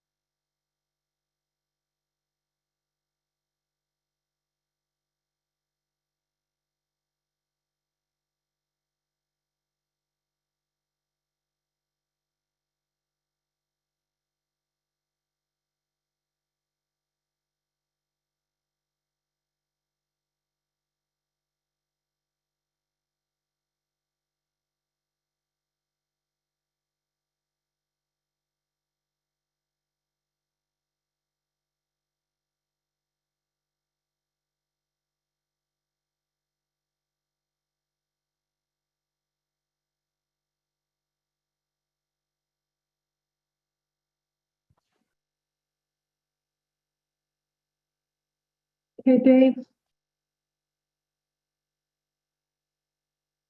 Oh, good. Sorry, a little bit longer than 5 minutes, but some good assessment and planning. Remember, you have to reconvene. So we're holding this virtually. I'll do a roll call. Commissioner O'Brien, I am here. Commissioner Hill, I'm here. Commissioner Skinner, I'm here. Commissioner Maynard. I'm here. Great, and I thank everyone for being patient. Remember, these documents did have to come to us kind of at the last minute, and were really issued pursuant to our last vote. So we knew that there would be a little bit of a collision. So we just talked a little bit about process, and I think Karen will be coming on. I do believe that perhaps it was a little bit of a miscommunication, and I want to clarify that. I want to thank Gabe and Joe from GLI for being on board. We've got Bruce back, and then Derek also weighed in. I'm going to turn to Karen where we left it. Karen, if you could, I see Joe's got his hand up, but I'm going to start with the executive director, if you wouldn't mind, Joe. Thank you. Yes, thank you, Madam Chair. Yes, just to clarify to me, I think we just need to get all on the same page here. Is that my understanding? The commission is not looking to go through every single thing that the GLI team tested. They're just looking for some high level. And it spoke again with GLI regarding what is a major nonconformity, what is a minor nonconformity, and what is an observation. And that the major and minor nonconformities were things there may be a violation in the reg. However, the observations are more at that high level look, that there didn't seem to be any kind of violation or no reason to not launch the operators going forward. But as we go forward in the process, there may be something we want to look at going forward and work with them. They're not, the way that the GLI team went through all these, they'd have to pull work papers, and on the observations, they did look up the answer to the question that Commissioner O'Brien asked. So they may not be able to do that for all of these. We could certainly come back for another commission meeting to go through observations if we wanted any specific question answered, but we may not be able to answer the observations today. But from what they're indicating to me, that should not impact the launch, but they would do their best to get the information to the commission because they're entitled to any information that they want. It just may take a little bit of time. Does that make sense? So my recommendation would be this, and thank you, Karen, that does make sense. There is in each GLI report a section 4 with the findings, and there's a notation about major nonconformities and minor nonconformities. Commissioners, we have our decision making is this: we have to decide whether or not we can authorize the issuance of the certificate of operations. Those findings are going to be telling for us. We are going to rely on the expertise of GLI and the testing and the sports wagering division and IEB. The observations are noted. The GLI won't have necessarily answers for all of them. But what I would think we could ask of GLI, any observation, something that we have to consider as a risk high enough to consider for operations. My thinking, Karen, given your assessment, is that the observations, if they were impactful, they would have moved up on a non-compliant. That is 100% correct. Okay. So, but I think when we're looking at the observations, what you're saying is, if it's something of note, we could take it up later, or GLI and Bruce's team will be taking it up later. Correct. So I had, when we first got these, I thought it might be helpful to look at section 4 across the board, because for all 6 of them, because it would indicate to us, do we have any concerns? I do think there's also the exercise of going through the document, just what the document is as a high level, not going through each element at all, but just going through a high level of what the document is, and then maybe returning to section 4. Do we have any issues? Now I'll turn to Joe. Do you have another recommendation, or am I clearer? I Joe? do. I just wanted to note that I have brought on Torsten Toms, who works directly at GLI, who you have met on previous calls and maybe at GLI University events. He has extensive experience as a regulator, and he was part of the audit team. Again, like I said, there was close to 17, we'll call it 20 individual people who worked as teams to get these audit reports completed. So it was a monstrous task, and Torsten was part of one of those teams and worked on one of these reports. So if there's very specific questions to the process or the verbiage on the report, Torsten is I brought him on so you can answer those questions. Okay. Thank you so much, and thank you, Torsten, and good to see you again. So, commissioners, do we want to go through the one of the documents for format, high level, to understand the process? And then how do we feel about just going across the board with section 4? I started to look at them, but I didn't know if everybody else had the chance to do that exercise. Commissioners, I'm all ears if you have ideas for process. That makes sense to me, Madam Chair, to do the walkthrough on 1 and then across the board on 4. And we'll turn to your specific question in a second when we get to that one. Okay, and other input, Commissioner Hill, how are you feeling about that approach? This is what the majority of the board would like to do, then I will move forward with it. I was able to go through during the break and look at section 4 in all the applications, and I'm fine with moving forward after looking at that and from hearing from GLI that there doesn't seem to be any major issues that we should be concerned of. However, if there are other members of the commission who want to go through the exercise that you have outlined, I'm okay with that. Okay, Commissioner Skinner? So I have an understanding of the difference between a finding and an observation, and I absolutely agree that there are items that are more urgent for the commission's attention, and it's my understanding that we don't have any of those urgent items today. There's no reason to call into question GLI's judgment there. I was comfortable moving forward with that representation and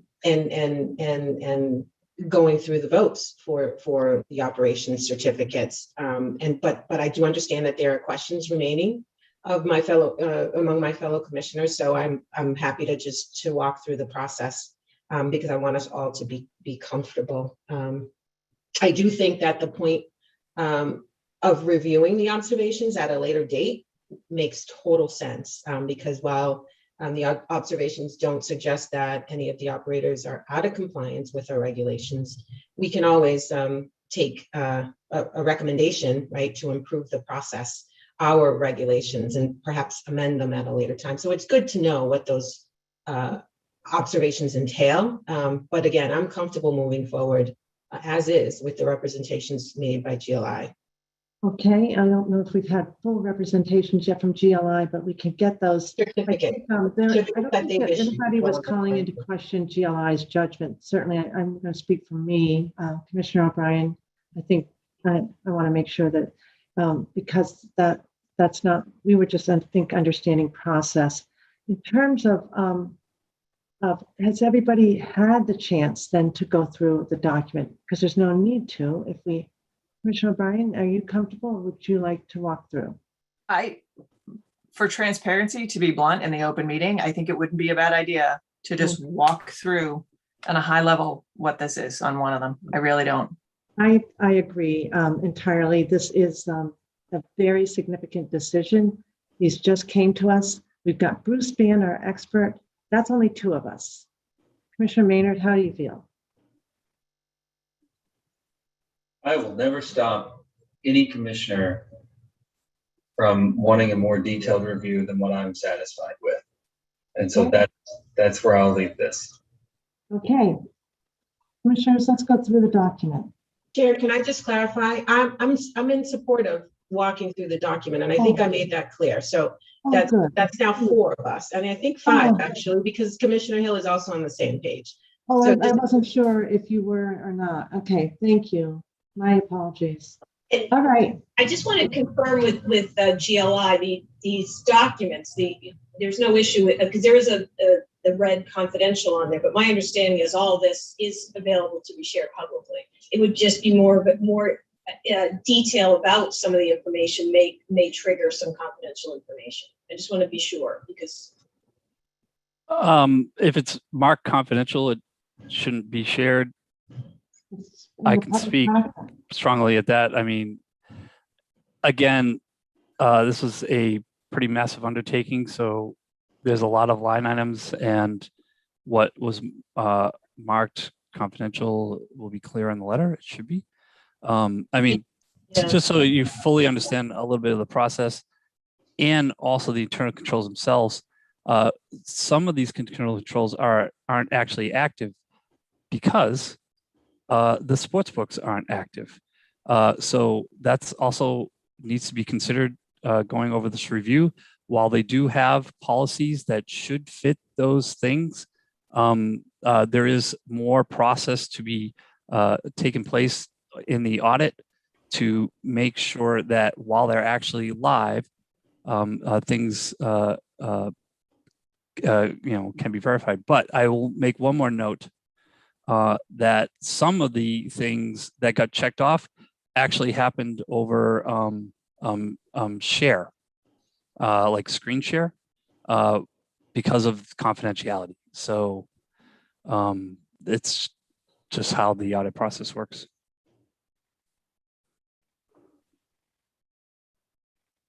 okay. So, Derek, did you have a thought on that? Yeah, so I have a question for you, Joe, on that matter. So these are the summary reports. We don't have the work papers behind it. Are the summary reports public documents, or are they, because every page is marked confidential in your summary report? And also, I'm not a lawyer and really can't speak. Yeah, that's not a question. Can we have Todd weigh in, please? Yeah. Thank you. We have these have already been put in the public domain. I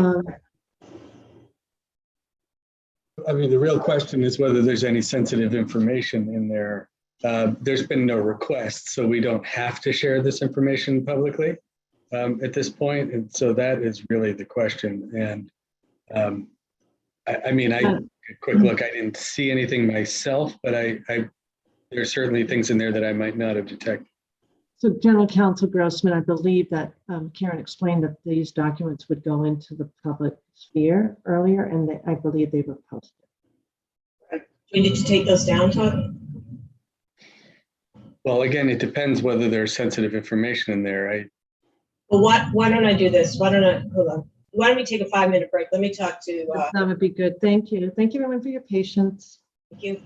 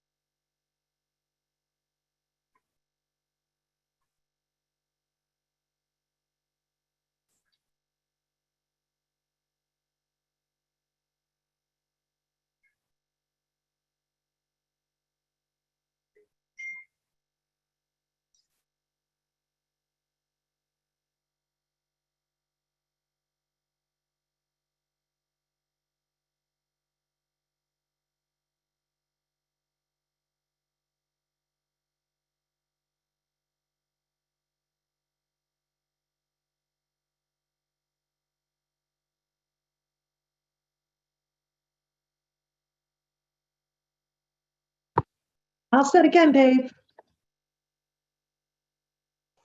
Gotcha. Yeah, great. Thanks, Dave. All right, commissioners. Commissioner O'Brien.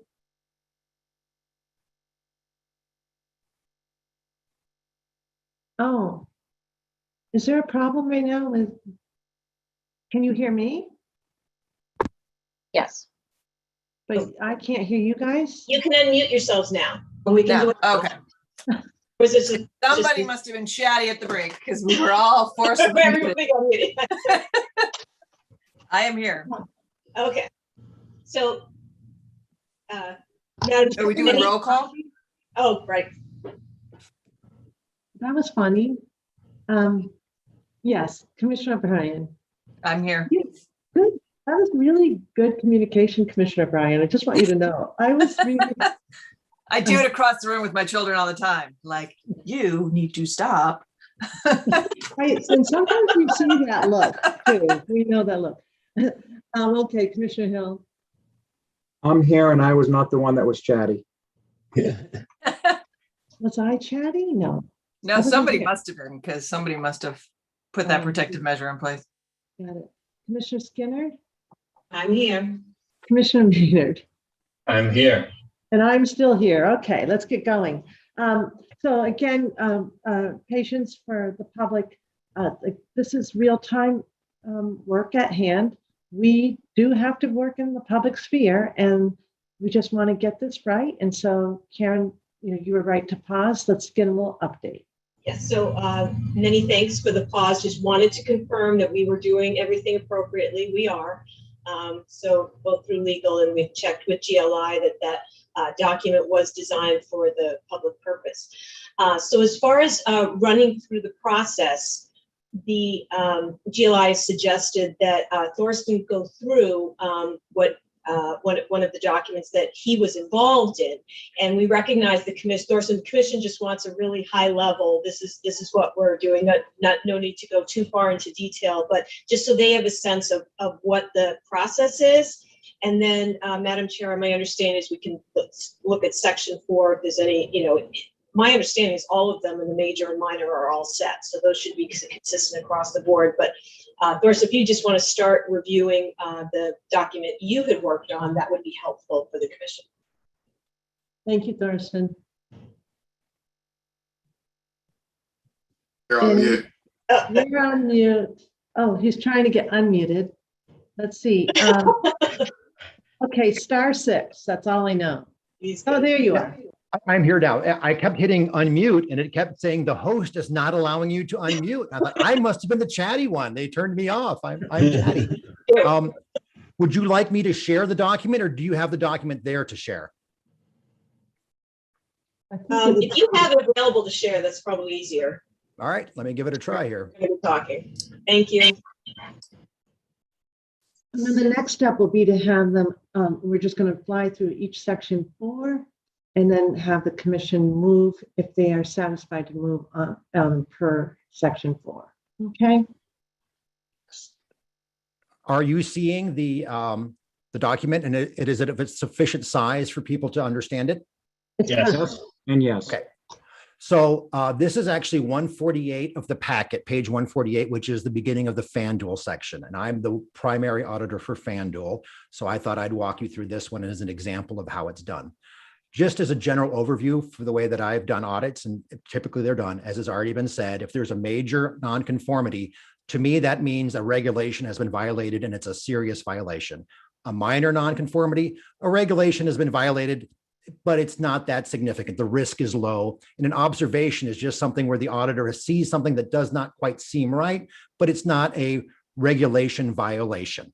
So with that in mind, let me just scroll through here. This first part, as you can see, is for FanDuel, for mobile. We have some reference information and they're all going to be the same. So the beginning of all these reports is going to have this information. As you can see, I am the report author of this. The quality was assured by another person on our team. And the confidential classification is it's confidential for us at GLI. And if we send it to you and you decided to make it confidential, then you could, of course, keep it confidential. We're not going to share it with anybody but you, our customer. And then we have the table of contents. Again, the table of contents is going to be identical for all of these. So this is kind of boilerplate. You'll see that for all of them. Of course, you are our customer. And the purpose of this is to go through and look at the internal controls and make sure that as far as we can tell before go live, because remember, we're doing all this before a bet has been placed, are these internal controls provided to you and then on to GLI sufficient to meet the regulations?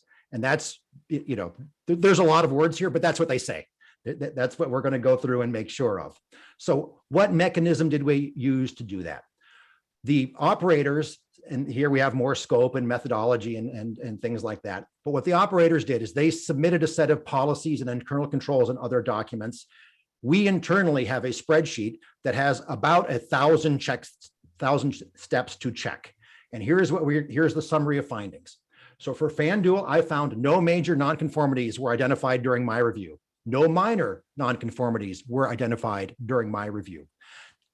At the end of the process, when I first went through them, I did find things, and I reached out to FanDuel and they addressed those and sent updated internal controls, updated policies, updated terms and conditions until, in my opinion, they met the requirements of the regulations pre-launch. So it's not like we had a perfect set of internal controls, policies, and documentation up front. It took a couple of back and forths to get that to the point where I was willing to sign off on it, till I was willing to put my name on this and say that they were good. Now let's get to the observation. In their documents submitted for review, they said that they were not a class 1 or class 2 licensee. Therefore, some of the things on the checklist did not apply. I took them at their word. So if they said that did not apply, I would look at that. No, yep, this is definitely class 1 specific. This is definitely class 2 specific. They're not doing that, so I'm not even going to check it. And in my document review, that would be does not apply. DNA, I would put on that one. As we mentioned in the conclusion section above, this is all being done before anyone goes live. There are certain things we can't check yet, right? I mean, there's requirements in the regulations that you're going to be doing this thing, and I don't know that they're going to be doing this thing until they're up and running and live. So baked into this process is the requirement that within, I believe it's 90 days of go live, there's going to be a verification process to make sure all the things that they said they are going to do are being done, especially when it comes to the technical standards. So remember that before any of this has happened, the hardware and software identified as gaming has already been certified by the test lab, has been verified by the test lab. So we've said, yep, this piece of software that they're using is capable of doing this thing. So for example, in Massachusetts, there's a requirement that you cannot place a bet on collegiate sports for teams in the state unless they're as part of a tournament. So the test lab verifies that the functionality to do that exists. In the document review, we verified that they say the right words, that they are going to stop those things that aren't allowed in Massachusetts. But we can't test that they actually are stopping those things until they're actually up and running live. So that would be an example of some things here in this number 2, with the inclusion sections above, that we're not going to be able to verify that until we can go in and check after they've gone live. The last observation I made is some of the items I can't test now because they don't have a history of doing this. So if the requirement is something along the lines that a patron who has wants to rescind a bet or something like that has a method for redress if they want to do that, I really can't check that now. Sure, they can have something that says they're going to do it, but until we have a history of these things happening, it can't be done. And those are things that I marked as auditable. In other words, this is something that should be checked at an annual audit by someone, whether that's your investigative department, your audit department, but someone in the future should look at these specific regulations as part of a regular audit, which I'm guessing you're doing annually and doing a follow-up. That's where you would check those things. Are there any questions about this? And then I'll get into the details of what I found. Okay, so then this next section is really, really boring, because what I did is, here is the regulation, and one of 3 things happened. They either passed, it did not apply, or it's something that needs to be checked in a follow-up audit. These codes here, remember I mentioned a spreadsheet that had 1,100 rows in it? So in that spreadsheet, 205 CMR 243, questions in rows 5 and 6 referred to that regulation. And I found that they were in compliance. In other words, they passed. Those rows 7, 14, 17, and 531, they don't apply right now. They didn't apply. Could be header, could be something like that. And rows 544 through 552 need to be checked in an audit. And this document here, I just go through everything that was checked. And as you can see, there's no failures. Everything either passed, does not apply, requires verification. So here's one that needs to be verified within 90 days or should be checked at an audit in the future. And I'm sorry, Mr. Yep. Thorson, this is Commissioner O'Brien. Yes. How do we know the difference between what needs to be verified in 90 days and what it can be audited over the course of a recurring audit cycle? So, Is it? So Go within ahead. this document, the difference is the word verify and the word audit. Okay, because you said either needs to, just now when you did verify, Yeah, you sorry. said either verified or audited. Sorry. I was unclear in my language, but I am clear in this document that audit Okay. means at some point in the future and verify And means verify within is 90 within days. 90 days. Yeah. Perfect. Thank you. And so as you can see, we went through, I went through all of these things and did that. Now you'll notice that a lot of these things are verified. Well, remember, this is GLI 33 appendices. We knew all along that those appendices were going to have to be checked post-launch, which is what this says. And then I went into great detail on all those things. And then if you look here, these are all the documents. So this is what FanDuel submitted and what I used to check their internal controls. And I give a brief description of what it is and the actual file name. You'll notice there's some repeats in here. That's because they would submit something, we would have communications, they'd submit something updated that addressed any issues. So that's why you might see the same. For example, I think they have 2 job compendiums. So I found that they did not properly meet some of the regulation requirements talking about who is responsible for things. A good example is there's a requirement that the chief financial officer certify that the internal controls meet the requirements. They didn't have that. I requested it, they provided it. So this is a list of everything that they sent that I used to make this determination. And then this is more boilerplate, just talks about all the rules and regulations that are there.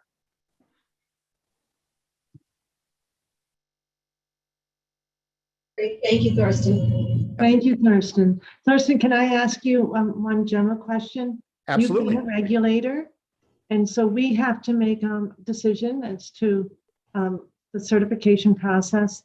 We've now been walked through just to understand the process and appreciate that.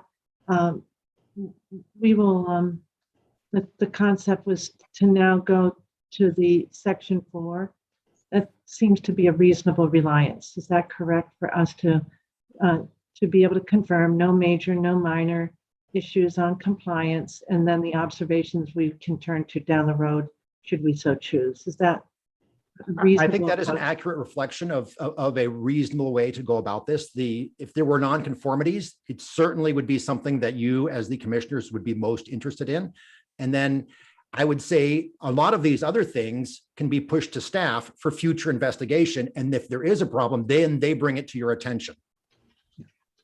Excellent. That's really good marching orders for the future too. Okay. So can we scroll up to, this is FanDuel. We'll start with FanDuel. Commissioners, let me pause. Are there questions for Thorsten? Mr. Combs. That's a good sign. All right. So I'm going to suggest here that Thorsten not be the one driving. Okay.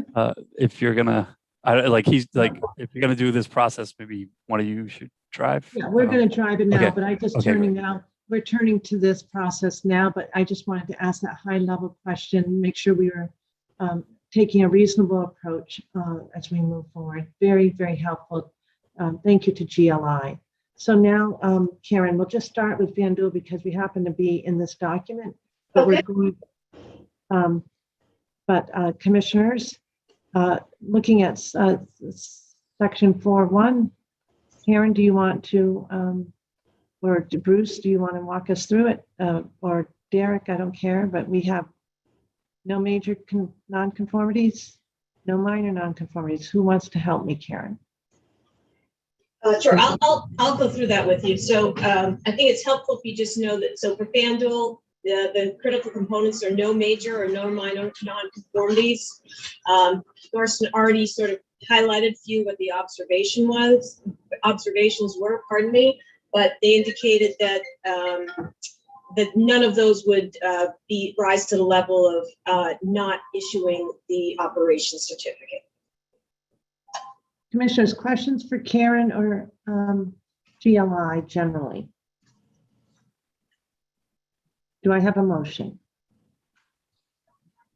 Madam Chair, I move that the commission find that the requirements outlined in 205 CMR 251 have been satisfied, and that an operations certificate be awarded to Betfair Interactive DBA FanDuel Sportsbook for the purposes of operating a Category 3 sports wagering operation commencing March 10th, 2023, conditional upon Betfair Interactive DBA FanDuel Sportsbook completing operational audits of wagering procedures and practices and technical security controls as required by the Commission's technical standards governing sports wagering at 205 CMR 243.011F and 205 CMR 243.011X within 90 days of the commencement of sports wagering operations. Second. Brad got it. No, go ahead. Okay, Brad got it. Okay, thank you, commissioners. Commissioner O'Brien. Aye. Commissioner Hill.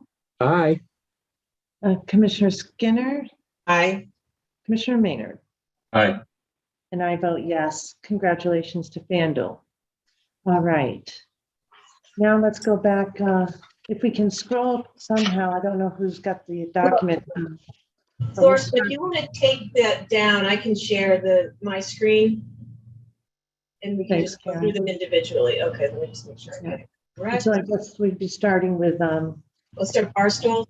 Barstools, yep. Barstool Sports, pardon me. I keep saying Barstools in the plural. That's incorrect, but all right, can you see my screen here? Let me make it bigger. So again, okay, there we are. Yep, section. Yep, got it. So again, for Barstool Sports, no nonconformities were identified during the review, no major nonconformities, no minor nonconformities, and that they had some low risk observations, some references to notes on the review matrix were found in documentation other than the references indicated by Barstool. And then for requirement 205 CMR 254.031, although control activities referenced meet requirements as stated in the current review matrix, they're recommending Barstool should update its documentation as per the updated requirement on the MGC website. So that's something that Bruce and his team can follow up with the operator and make sure that happens. So this was the one that I had the question on. Okay, and I think determine that this was in fact in reference to, we changed this not too long ago, so that there's more discretion in terms of the time periods that are available. So if someone can circle back to me in the very distant future, confirming that I'm correct on that, because if it's something else, I'd want to get a more specific follow-up on that observation. I'll just speak. I'll reach out to the audit team that was on this and get that to you. Thank you. Any questions on these findings? Do I have a motion?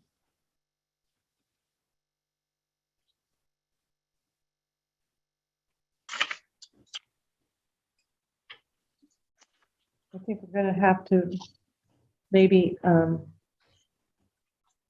can we just clarify the official name of Barstools, because we don't actually, I don't think we have a draft.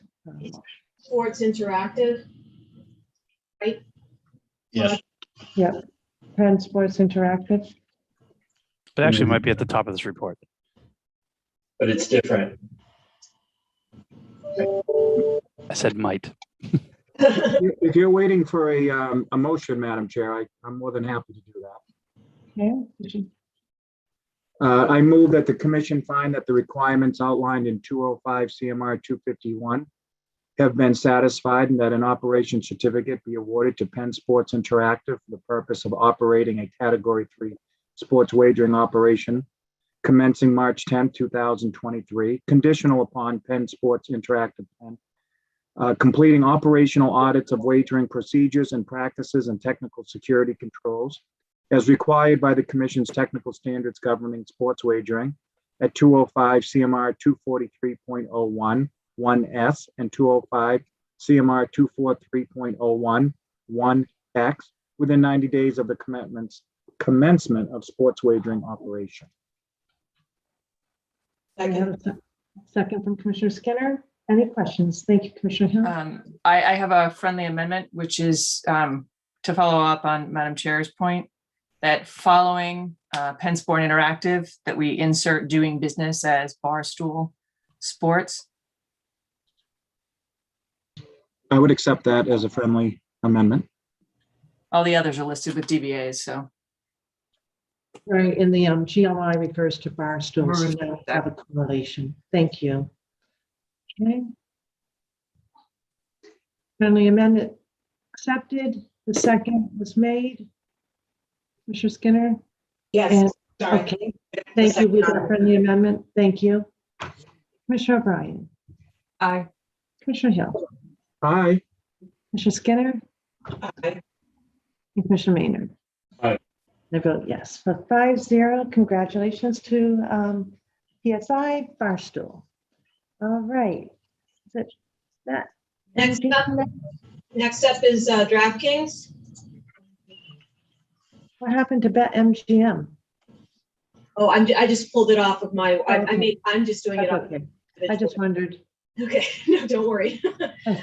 Again, summary of findings: no nonconformities identified during the review, no major nonconformities, no minor nonconformities. They did make some observations with respect to 205 CMR 254 and 205 CMR 138. DraftKings indicated that MGC had waived the relevant two requirements until March 17th. And then on the 138, which is the internal controls, it just had a comment that they hadn't spoken to us, how it will be discussed prior to launch, but notably through the major nonconformities and the minor nonconformities analysis, they're in compliance with all the regulations under 138. Any questions on this for GLI, for Karen or Bruce? Okay, do I have a motion? Madam Chair, I move that the commission find that the requirements outlined in 205 CMR 251 have been satisfied and that an operation certificate be awarded to Crown MA Gaming LLC doing business as DraftKings for the purposes of operating a Category 3 sports wagering operation commencing March 10th, 2023, conditional upon Crown MA Gaming LLC DBA DraftKings completing operational audits of wagering procedures and practices and technical security controls as required by the Commission's technical standards governing sports wagering at 205 CMR 0.01 1S and 205 CMR 243.01 1X within 90 days of the commencement of sports wagering operations. Second. I have a friendly amendment. I think one of the reference to 205 CMR 243.011S was not clear. I do speak with an accent, Commissioner Skinner. I did say yes. Okay, that's fine. I heard 205 CMR 0.011S. So I just wanted to make that clarification. Accepted. Thank you. It's the friendliest kind of amendment when it's just about numbers. So there we go. Okay. We have a second then. Second. Thank you so much. All right. Commissioner Ryan. Aye. Commissioner Hill. Aye. Commissioner Skinner. Aye. Commissioner Maynard. And I vote yes. 5-0. Congratulations to DraftKings. All right. Who do you have up next, Karen? Next, we have WinBet. So let me just share my screen here. This one's pretty straightforward in that there were no nonconformities, no major, no minor, and there were no observations indicated in the report. Pretty clean. That's easy. Let's just say clean report. That phrase can be used once again. Where's Gail? Exactly. Okay. Any questions for GLI on that? You wondering how good of a job they did? It was so clean. No. All right. Perfect. Section 4. No questions. Do I have a motion? Madam Chair, I move that the commission find the requirements outlined in 205 CMR 251 have been satisfied and that an operation certificate be awarded to WinBet for the purposes of operating a Category 3 sports wagering operation commencing March 10th, 2023, conditional upon WinBet completing operational audits of wagering procedures and practices and technical security controls as required by the Commission's technical standards governing sports wagering at 205 CMR 243.011S and 205 CMR 243.011X within 90 days of the commencement of sports wagering operations. Second. Thank you. Any questions on that?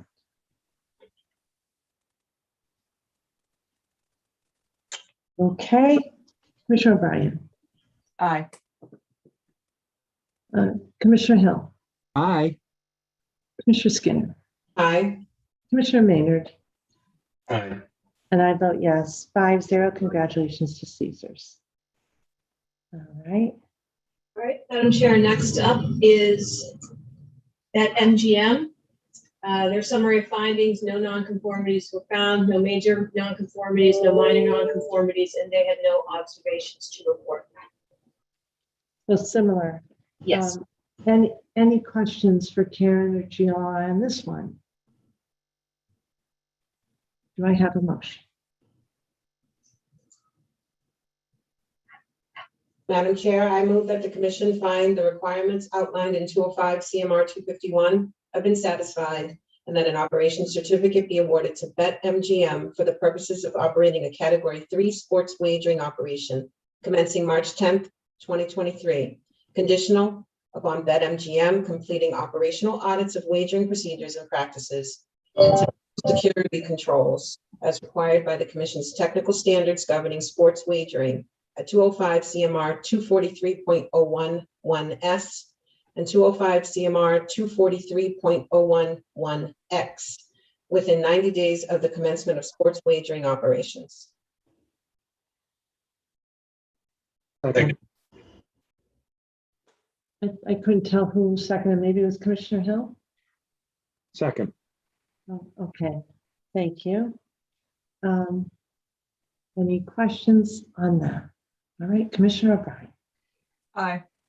Commissioner Hill. Aye. Commissioner Skinner. Aye. Commissioner Maynard. Aye. And I vote yes. Congratulations to BetMGM. The last one we have here is Caesars Entertainment. Didn't we do Caesars? No, I left that one to last. That because was WinBet. Oh, I congratulate Caesars. Early. I did not want to interrupt you, Madam Chair, but you said Caesars when we had done WinBet, but we were moving and grooving and I didn't want to WinBet interrupt. had, I gave Caesars that A+. It was WinBet that had the A+. Okay, my apologies. Caesars, you are we're holding for the very, very best for the lot. Thank you. I got my check marks off. Congratulations to WinBet. Let's do Caesars. Okay, so with respect to the GLI letter, summary of findings, no nonconformities identified during the review, no major, no minor nonconformities. They did have two observations. One, some security plan documentation will need to be provided to the MGC. The IT team and Bruce can follow up on that. And then they had a note that for one of the regulations, the reference evidence is in section 238, not 0.49, not for 8 as indicated in the spreadsheet. So there was just a notation there.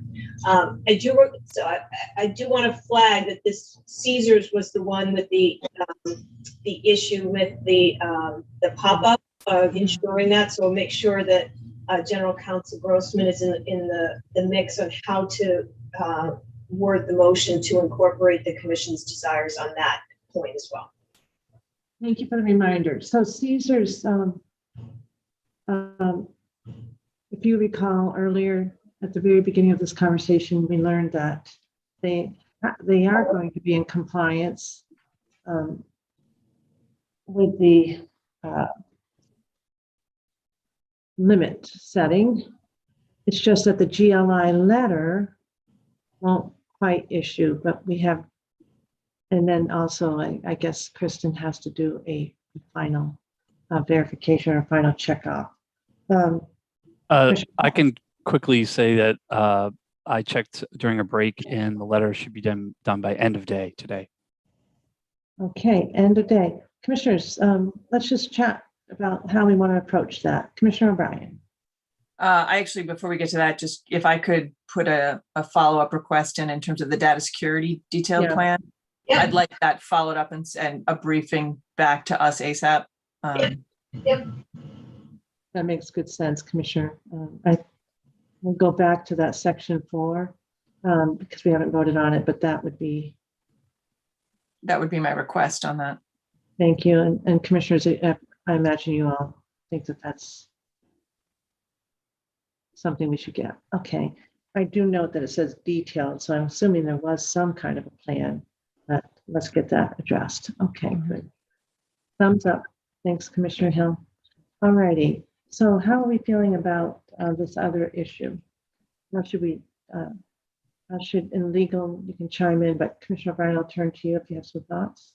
Well, Madam Chair, Yeah, I just have an administrative issue that I think we should address. Is I know Mr. Baroga indicated that Caesars would withdraw their request for a waiver, and I just think that should be formally done in this meeting so that we can get to the matter at hand, namely Commissioner O'Brien's request for language in the motion.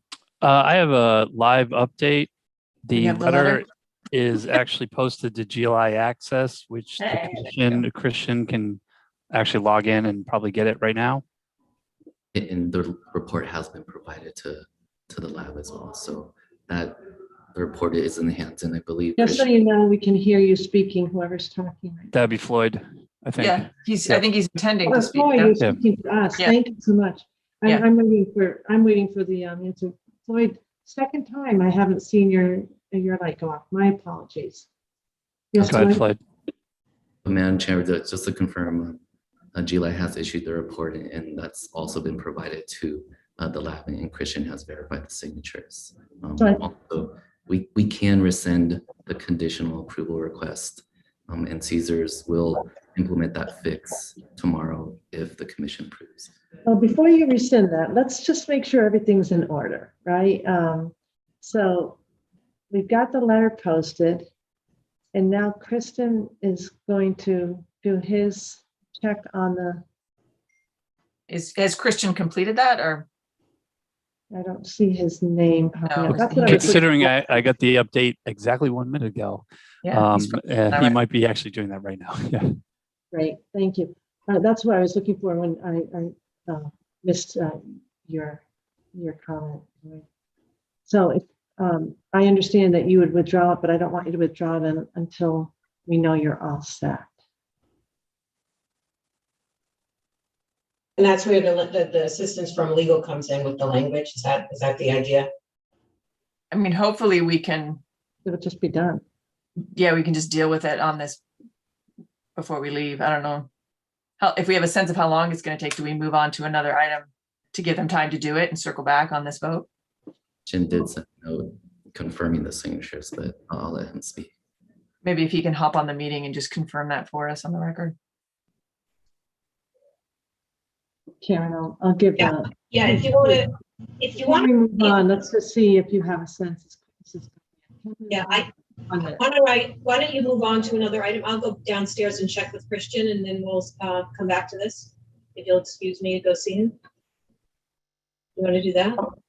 Oh, who's calling him? Say again. I think Bruce might be calling him. Right. And we are, well, just so that IEB is ready, we would be turning to a new item. So this is all happening real time, which is fantastic. Hi, Sterl. Hi, I just talked to Christian. He says he's joining now. Oh, there he is. There he is. Thank you. There Hey. Kristen, this is all in real time. Are you comfortable Well, with this? welcome to mobile internet wagering. Regulation. Yes. Yes, I'm comfortable now. Okay, so what's happened? Do we have all the documents signed and posted? Yes, I can confirm that GLI has certified Caesar's platform, and I also verified the signatures on Caesar's platform via screen share. So now, General Counsel Grossman, am I right that Mr. Baroga can withdraw his request for a waiver? Yes, it sounds like they're in conformance, so they don't need it. Does that work for you, Lloyd? If you want to withdraw that request now, sounds like Caesar's is all set. For the record, we will withdraw the conditional approval request. Thank you. Excellent, there. We've taken care of that. So now we go back to, and actually I already congratulated Caesar, so I'm a step ahead. If we can go back to section 4 as a reminder, because of course Commissioner O'Brien has noted that observation around the detailed plan, but I think with this matter, thank you so much, GLI. Thank you for the efforts, Kristen. Really nice to get that all wrapped up neatly. And to Karen, thank you. I know that kind of pressed a little bit for this, so thank you very, very much. Turning back to section 4, I don't know, Karen, if you can pull that up, or is that everybody has it in their memory bank? They're just have it in front of us.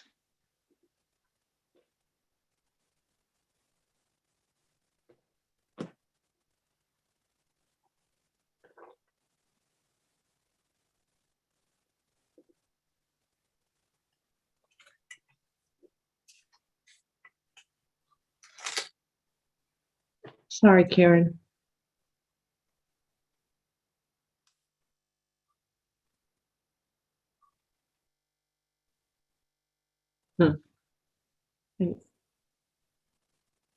Is that what you were looking for? The summary of findings for? Yeah, that same, you've already brought it up and it had the observation around the detailed plan, but if we put it up, everybody can have that in front of them when we move. Are you seeing this now? I see Lisa Rankin, you have your hand up. How can I help you? Good afternoon, Madam Chair and Commissioners. I did want to mention on one of the breaks, we too went back to see what the status was of that data security plan. And it looks like the actual plan in our 131 submission was missing. So we do have that and can easily provide today to Bruce and his team.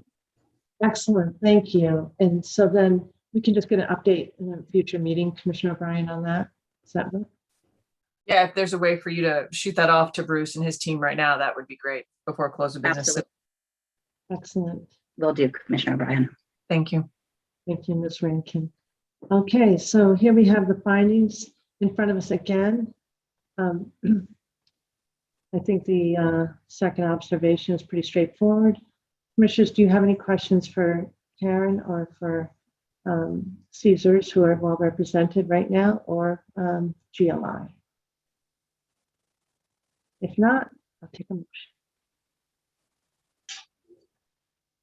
Madam Chair, I move the commission find that the requirements outlined in 205 CMR 251 have been satisfied, and that an operation certificate be awarded to American Wagering, Inc., doing business as Caesars Sportsbook, for the purposes of operating a Category 3 sports wagering operation commencing March 10th, 2023, conditional upon American Wagering, Inc., doing business as Caesars Sportsbook, completing operational audits of wagering procedures and practices and technical security controls as required by the Commission's technical standards governing sports wagering at 205 CMR 243.01 subsection 1 subsection S and 205 CMR 243.01 subsection 1 subsection X within 90 days of the commencement of sports wagering operations.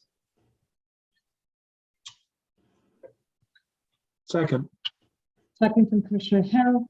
Any questions or edits? Okay, Commissioner O'Brien. Aye. Commissioner Hill. Aye. Commissioner Skinner. Aye. Commissioner Maynard. Aye. And I vote yes. Congratulations to Caesars. Okay. Thank you, and thank you for you being here today, both Mr. Baraga and Ms. Rankin. Thank you very much. All right, commissioners. Launch time tomorrow, 10 a.m. I think that each of the those who are operating, the best of luck. And again, we reiterate our commitment to the safety and consumer protections and health and integrity of the gaming tomorrow. We know that we have confidence in each operator putting all of those concerns at top of mind. So good luck. Let's move on then to IEB's report, where we turn to an issue of non-compliance. Hi, Chair. Hi, Commissioners. Again, yes, the IEB has its summary report on this non-compliance subsequent matter at Encore. I'm going to turn it right over to Chief Enforcement Counsel Hall, and then you're going to get to hear from a new face and a new voice before you, Attorney Zach Mercer. So I'm going to just turn it right over to Heather. Thank you, Loretta. And for those of you who haven't met him yet, I would like to introduce IEB Enforcement Counsel, Zachary Mercer. Zach's been with us for about 2 months now. And I think all of us who have worked with him would agree he hit the ground running from the start. And we are really happy to have him on board. So with that, I will turn it over to Zach. Thank you, Heather, for that introduction. Good afternoon, Madam Chair and Commissioners. This is a summary of a review conducted by the IEB regarding 2 incidents of non-compliance that occurred at Encore Boston Harbor, EBH, a Category 1 sports wagering operator in February 2023. It's worth noting that this is the second instance of non-compliance involving similar facts with EBH, the first occurring on February 2nd, 2023. For that incident, the IEB presented its summary review of the matter to the Commission on February 14th. That matter is currently scheduled for an adjudicatory hearing before the Commission on March 14th, 2023. Turning to the new matters, on February 21st, 2023, EBH Senior Vice President and General Counsel Jackie Crum notified Sports Wagering Director Bruce Band that EBH had inadvertently offered wagering on 2 unauthorized events through their sports wagering vendor WinBet. EBH reported to the IEB that on February 15th, 2023, they became aware that unauthorized events had been added to their offerings, but had not yet been activated for wagering. WinBet disabled these events and contacted its vendor, GAN Nevada. GAN is a technology platform that provides event management and other services to EBH and WinBet. Despite the actions taken to disable these events, they did not, in fact, remain disabled, and wagers were placed on an NCAA event featuring a team from the Commonwealth. The unauthorized wagers were initially identified by a WinBet trader on February 19th, a trader being an individual responsible for setting odds on an event. That trader discovered that 4 wagers totaling $50 were placed on the February 19th Boston College women's basketball versus University of Louisville game. Following the discovery of those unauthorized offerings, WinBet discovered another earlier unauthorized event that had been offered for wagering, specifically another Boston College women's basketball game. This one being the February 12th game versus the University of North Carolina. For that event, there were 3 wagers placed totaling $163. In the course of this investigation so far, the IAB has learned the following key facts. As to the time frame that wagering was allowed for each of these events, Boston College versus University of North Carolina was available for approximately 4 hours on February 12th. Boston College versus University of Louisville was available on February 19th for 2 hours and 13 minutes. As stated before, there were 3 wagers for $163 on BC versus UNC on the 12th, and 4 wagers for BC versus University of Louisville, totaling $50 on the 19th. As far as the winning wagers, there was 1 for each event. 1 partial winning wager on the Boston College versus University of North Carolina game as part of a parlay. That ticket paid for $53 in total winnings. $12.37 of that were specific to that game. That ticket was redeemed on February 13th at 6:48 p.m. There was 1 winning wager on Boston College versus Louisville, totaling $9.09 in winnings. That ticket was redeemed on February 19th at 1:59 p.m. All in all, there were 7 total bets placed, all 7 of which were placed at kiosks. The IAB was able to review reports from both EBH and GAN in generating this presentation. From the GAN report, GAN explained that the issue at hand was due to the submitted titles for events that had been provided from feed providers and how they were processed against their exclusion list. Essentially, GAN maintains a list of excluded teams or events. The feed provider, in this case, Genius Sports Media, uploads all markets and wager types. Those are then filtered by GAN to comply with the regulations that we have in place. GAN reported that, quote unquote, Boston College as a term was on their exclusion list. However, Boston College Eagles women was not.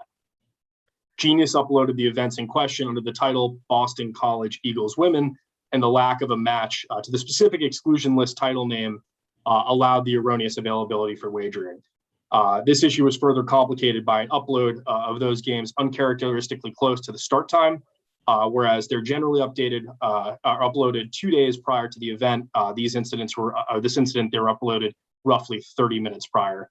As to the delay in discovery of those February 12th wagers, EBH explained that due to the initial deactivation of games for wagering, it did not appear on their first daily audit of offerings.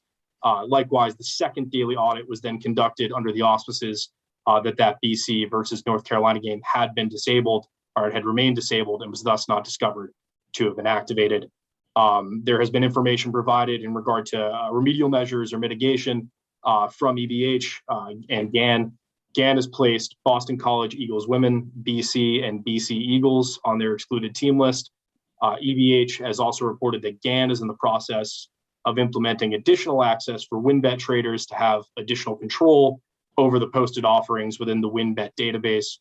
My understanding is that upon WinBet's mobile launch, this access will allow for added ability to suspend markets or wagers earlier on in the process.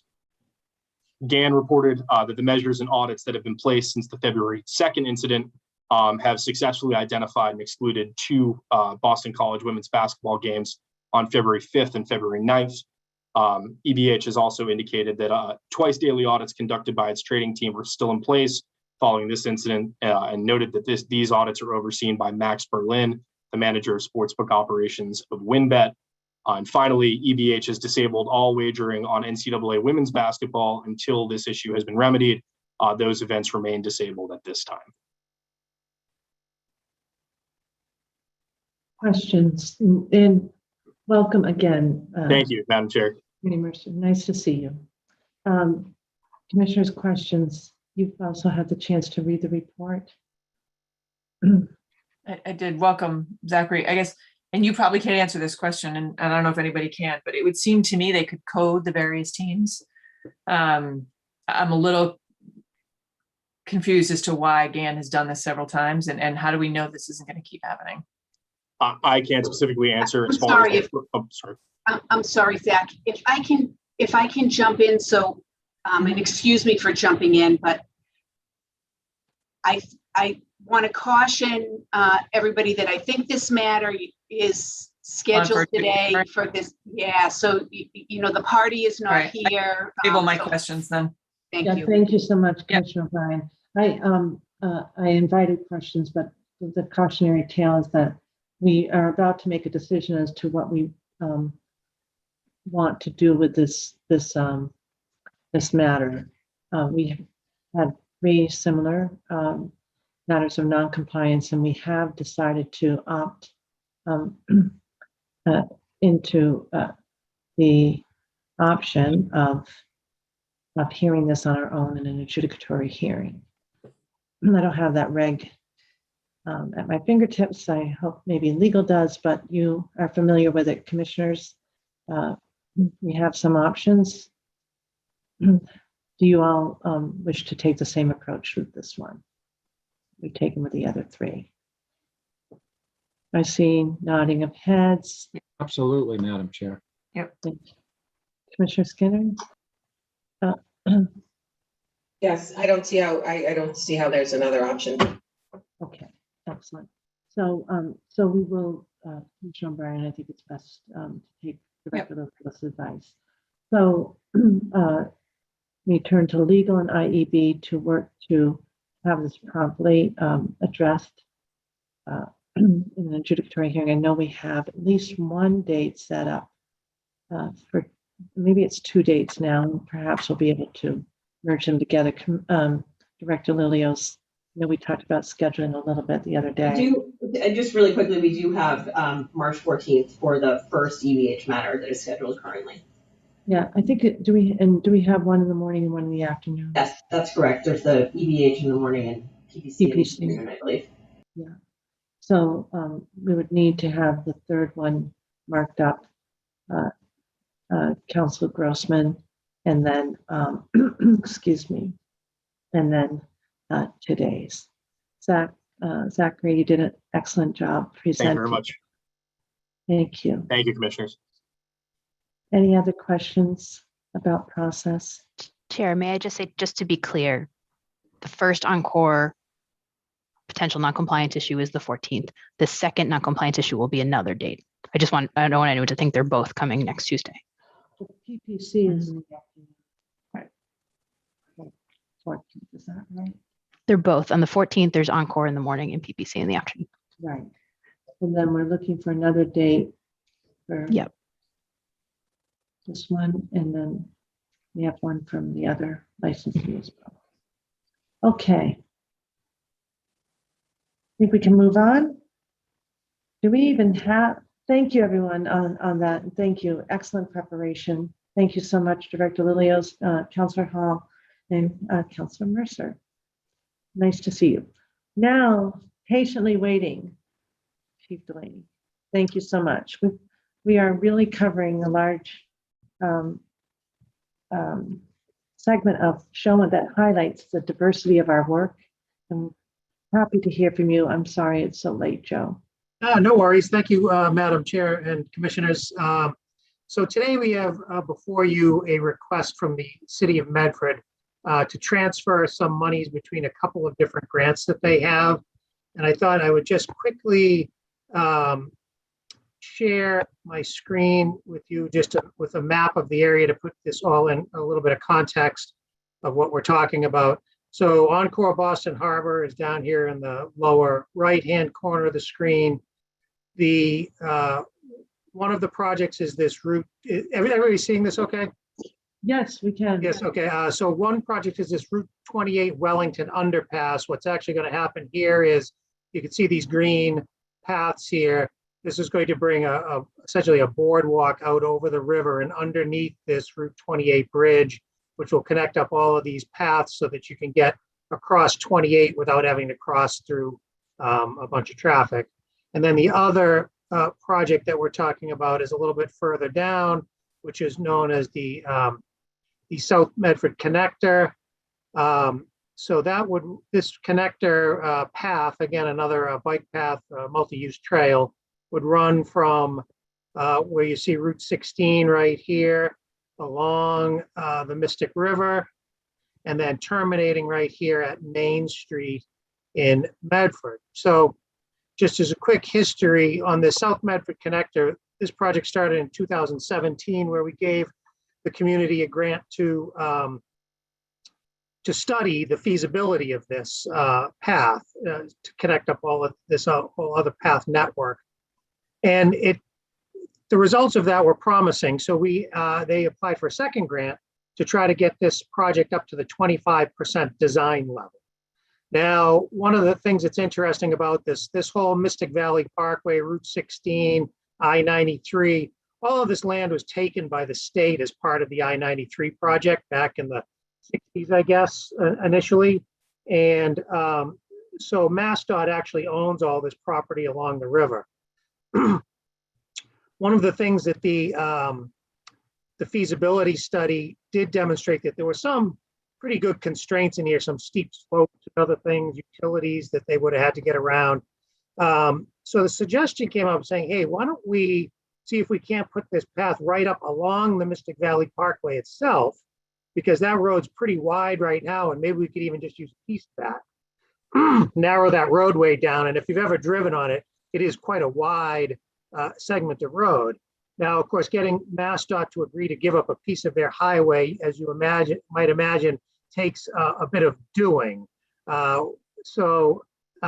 Essentially, only a small amount of the money out of that second grant was used to do this evaluation of whether or not they could move this piece of road. So only a little over $20,000 was spent off of that grant. So through that, MassDOT finally ended up saying, hey, you know what, we'll build this thing and we'll do this. We're doing a project down here on the interchange with Main Street and all of these ramps and so on. We'll just add this onto our project and do it as part of our project. So essentially, we don't have to pay for that anymore. So now that left a surplus of about $174,000 in that application. Now, going back over to our other project, the Route 28 underpass project, we gave them a grant to get this project up to about 25% design, which they have done. Now, in order to get this project built, they have to get it to 100% design. And what they'd like to do is take the surplus funds from the other project that MassDOT is taking on and put it towards this project to advance the design of this towards the 100% design. Now, with this, MassDOT, this is on the state's transportation improvement program. So this is going to be built by the state, but the city has the responsibility of getting the design plans up to a level where this can be taken over by the state. So what is being proposed here is that transfer of funds will get this project, the Route 28 project, to the 75% design level, at which point MassDOT will take it over. So we're recommending making that transfer of $175,604 from the South Medford Connector grant and moving it over to the Route 28 grant. We just think it's, we're going to get both projects built. Both of them are going to be done by MassDOT. So this is just a great way to leverage our money into this much larger expenditure that the state is going to do to get these paths together, which will help improve, access to Encore for patrons and for employees. And, it seems like a win-win all the way around. Questions for Joe? I have one clarifying, and I think in your memo it says this, the amount will bring them up to 75% and no balance, right? They'll use the total amount? Yep. Because we're not capping it at 75%. It just no, we're just saying that the dollar, they can expend the full dollar value, the $175,604 that's left. And they're saying that should get them to 75% design. If for some reason they got to 75 and there was a surplus there, they would presumably turn that back, or they could, it still has to get to 100% design, but MassDOT has said they would take it over at 75. So, okay, so they would presumably turn it back or whatever would need to happen. So we don't have to worry about that delta. Nope.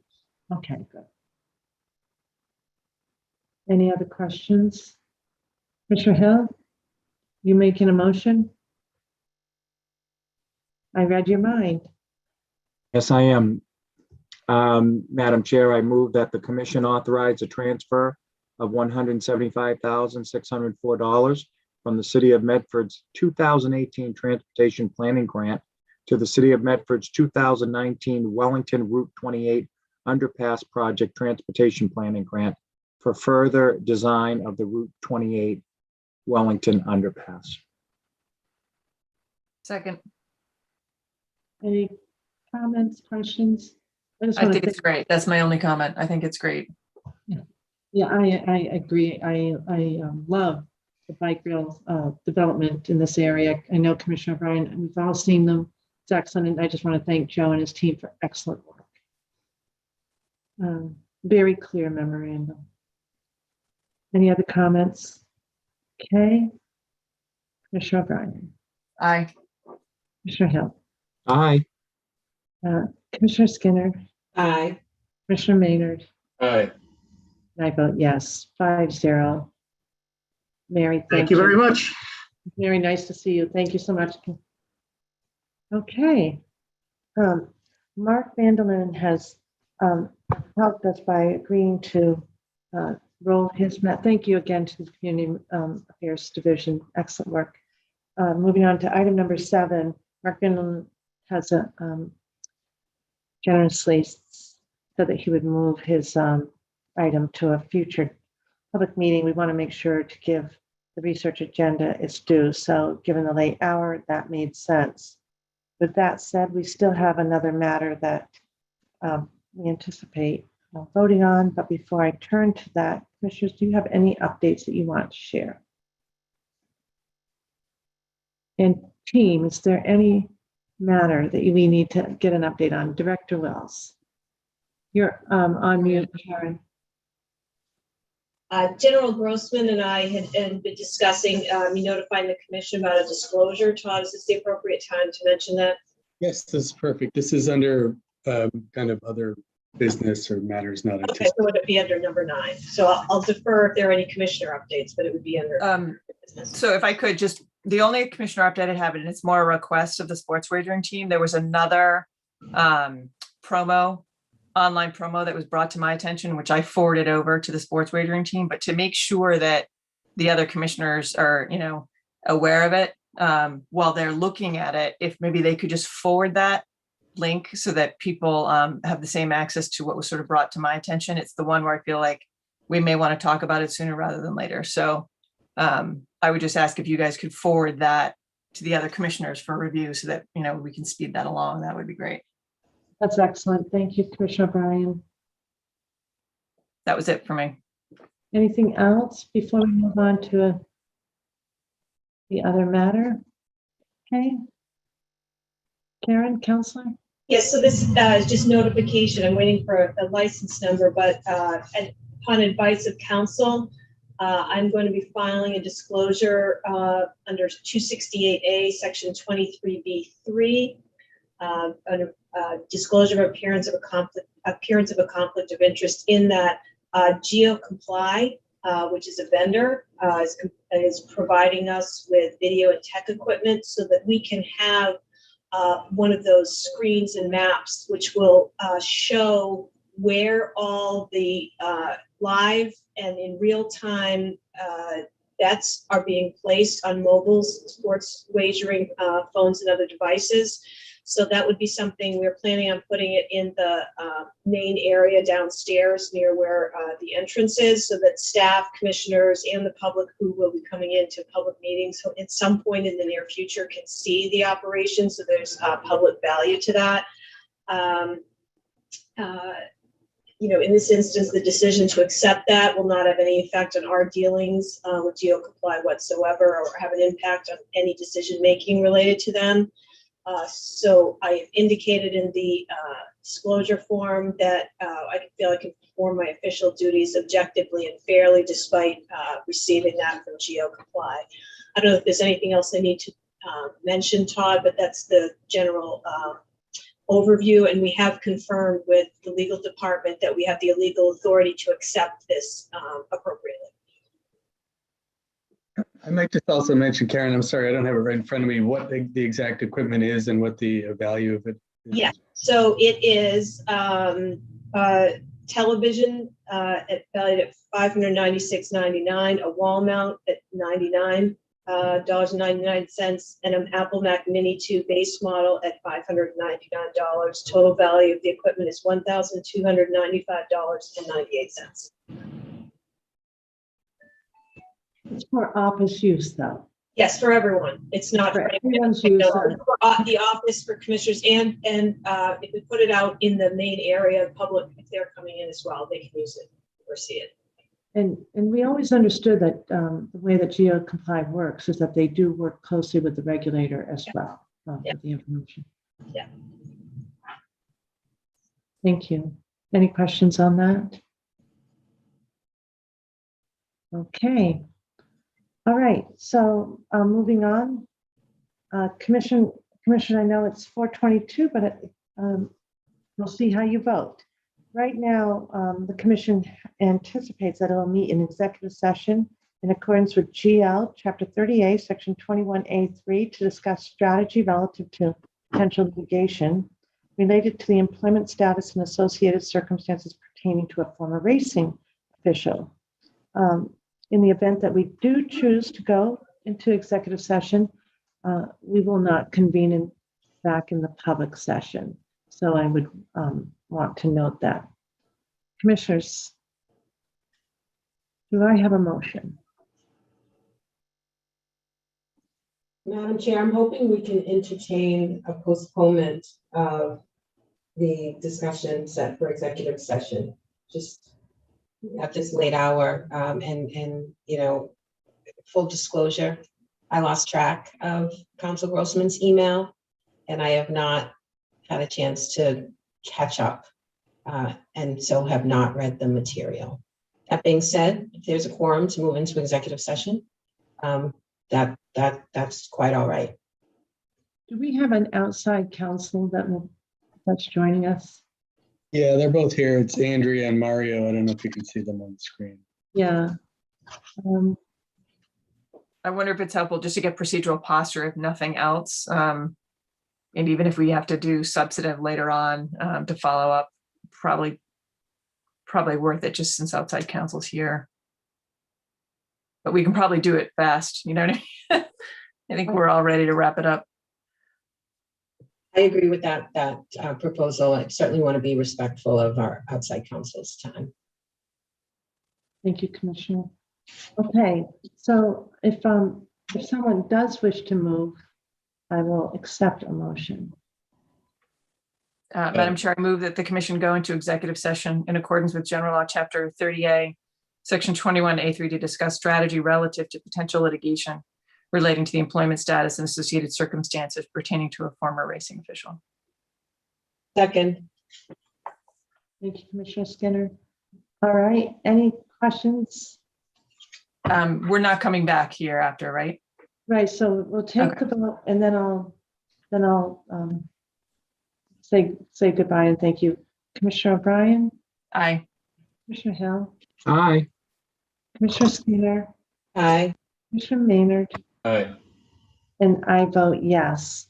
Now to the, so we'll go into executive session. I'm not sure who's managing moving into the virtual session. Dave Souza looks like he might be on board. But before we go anywhere to the next chamber, I just want to thank everybody, the team, for today. Was an extraordinarily long meeting, but also an extraordinarily important meeting.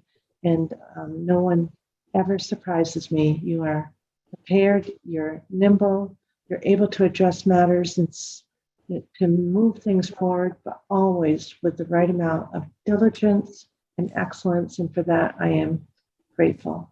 So thank you. I'm so proud of what has been accomplished today. Bruce Band, you should be very proud of the good work of your team. Karen, you should be very, very proud of the entire team, and thank you. To the public, we thank everyone for their patience as we had to navigate a few new matters this afternoon. And now we'll move into our executive session with, again, our best of wishes for our new operators. Commissioners, do you wish to say anything before we all set? Just a thank you to everybody. I know the legal team probably got more than their fair share of me, so a special shout out to the legal team. Everybody did a great job. GLI's assistance was immeasurable, so thank you to everybody. Thank you. Okay. All right, we're getting moved. Thank you.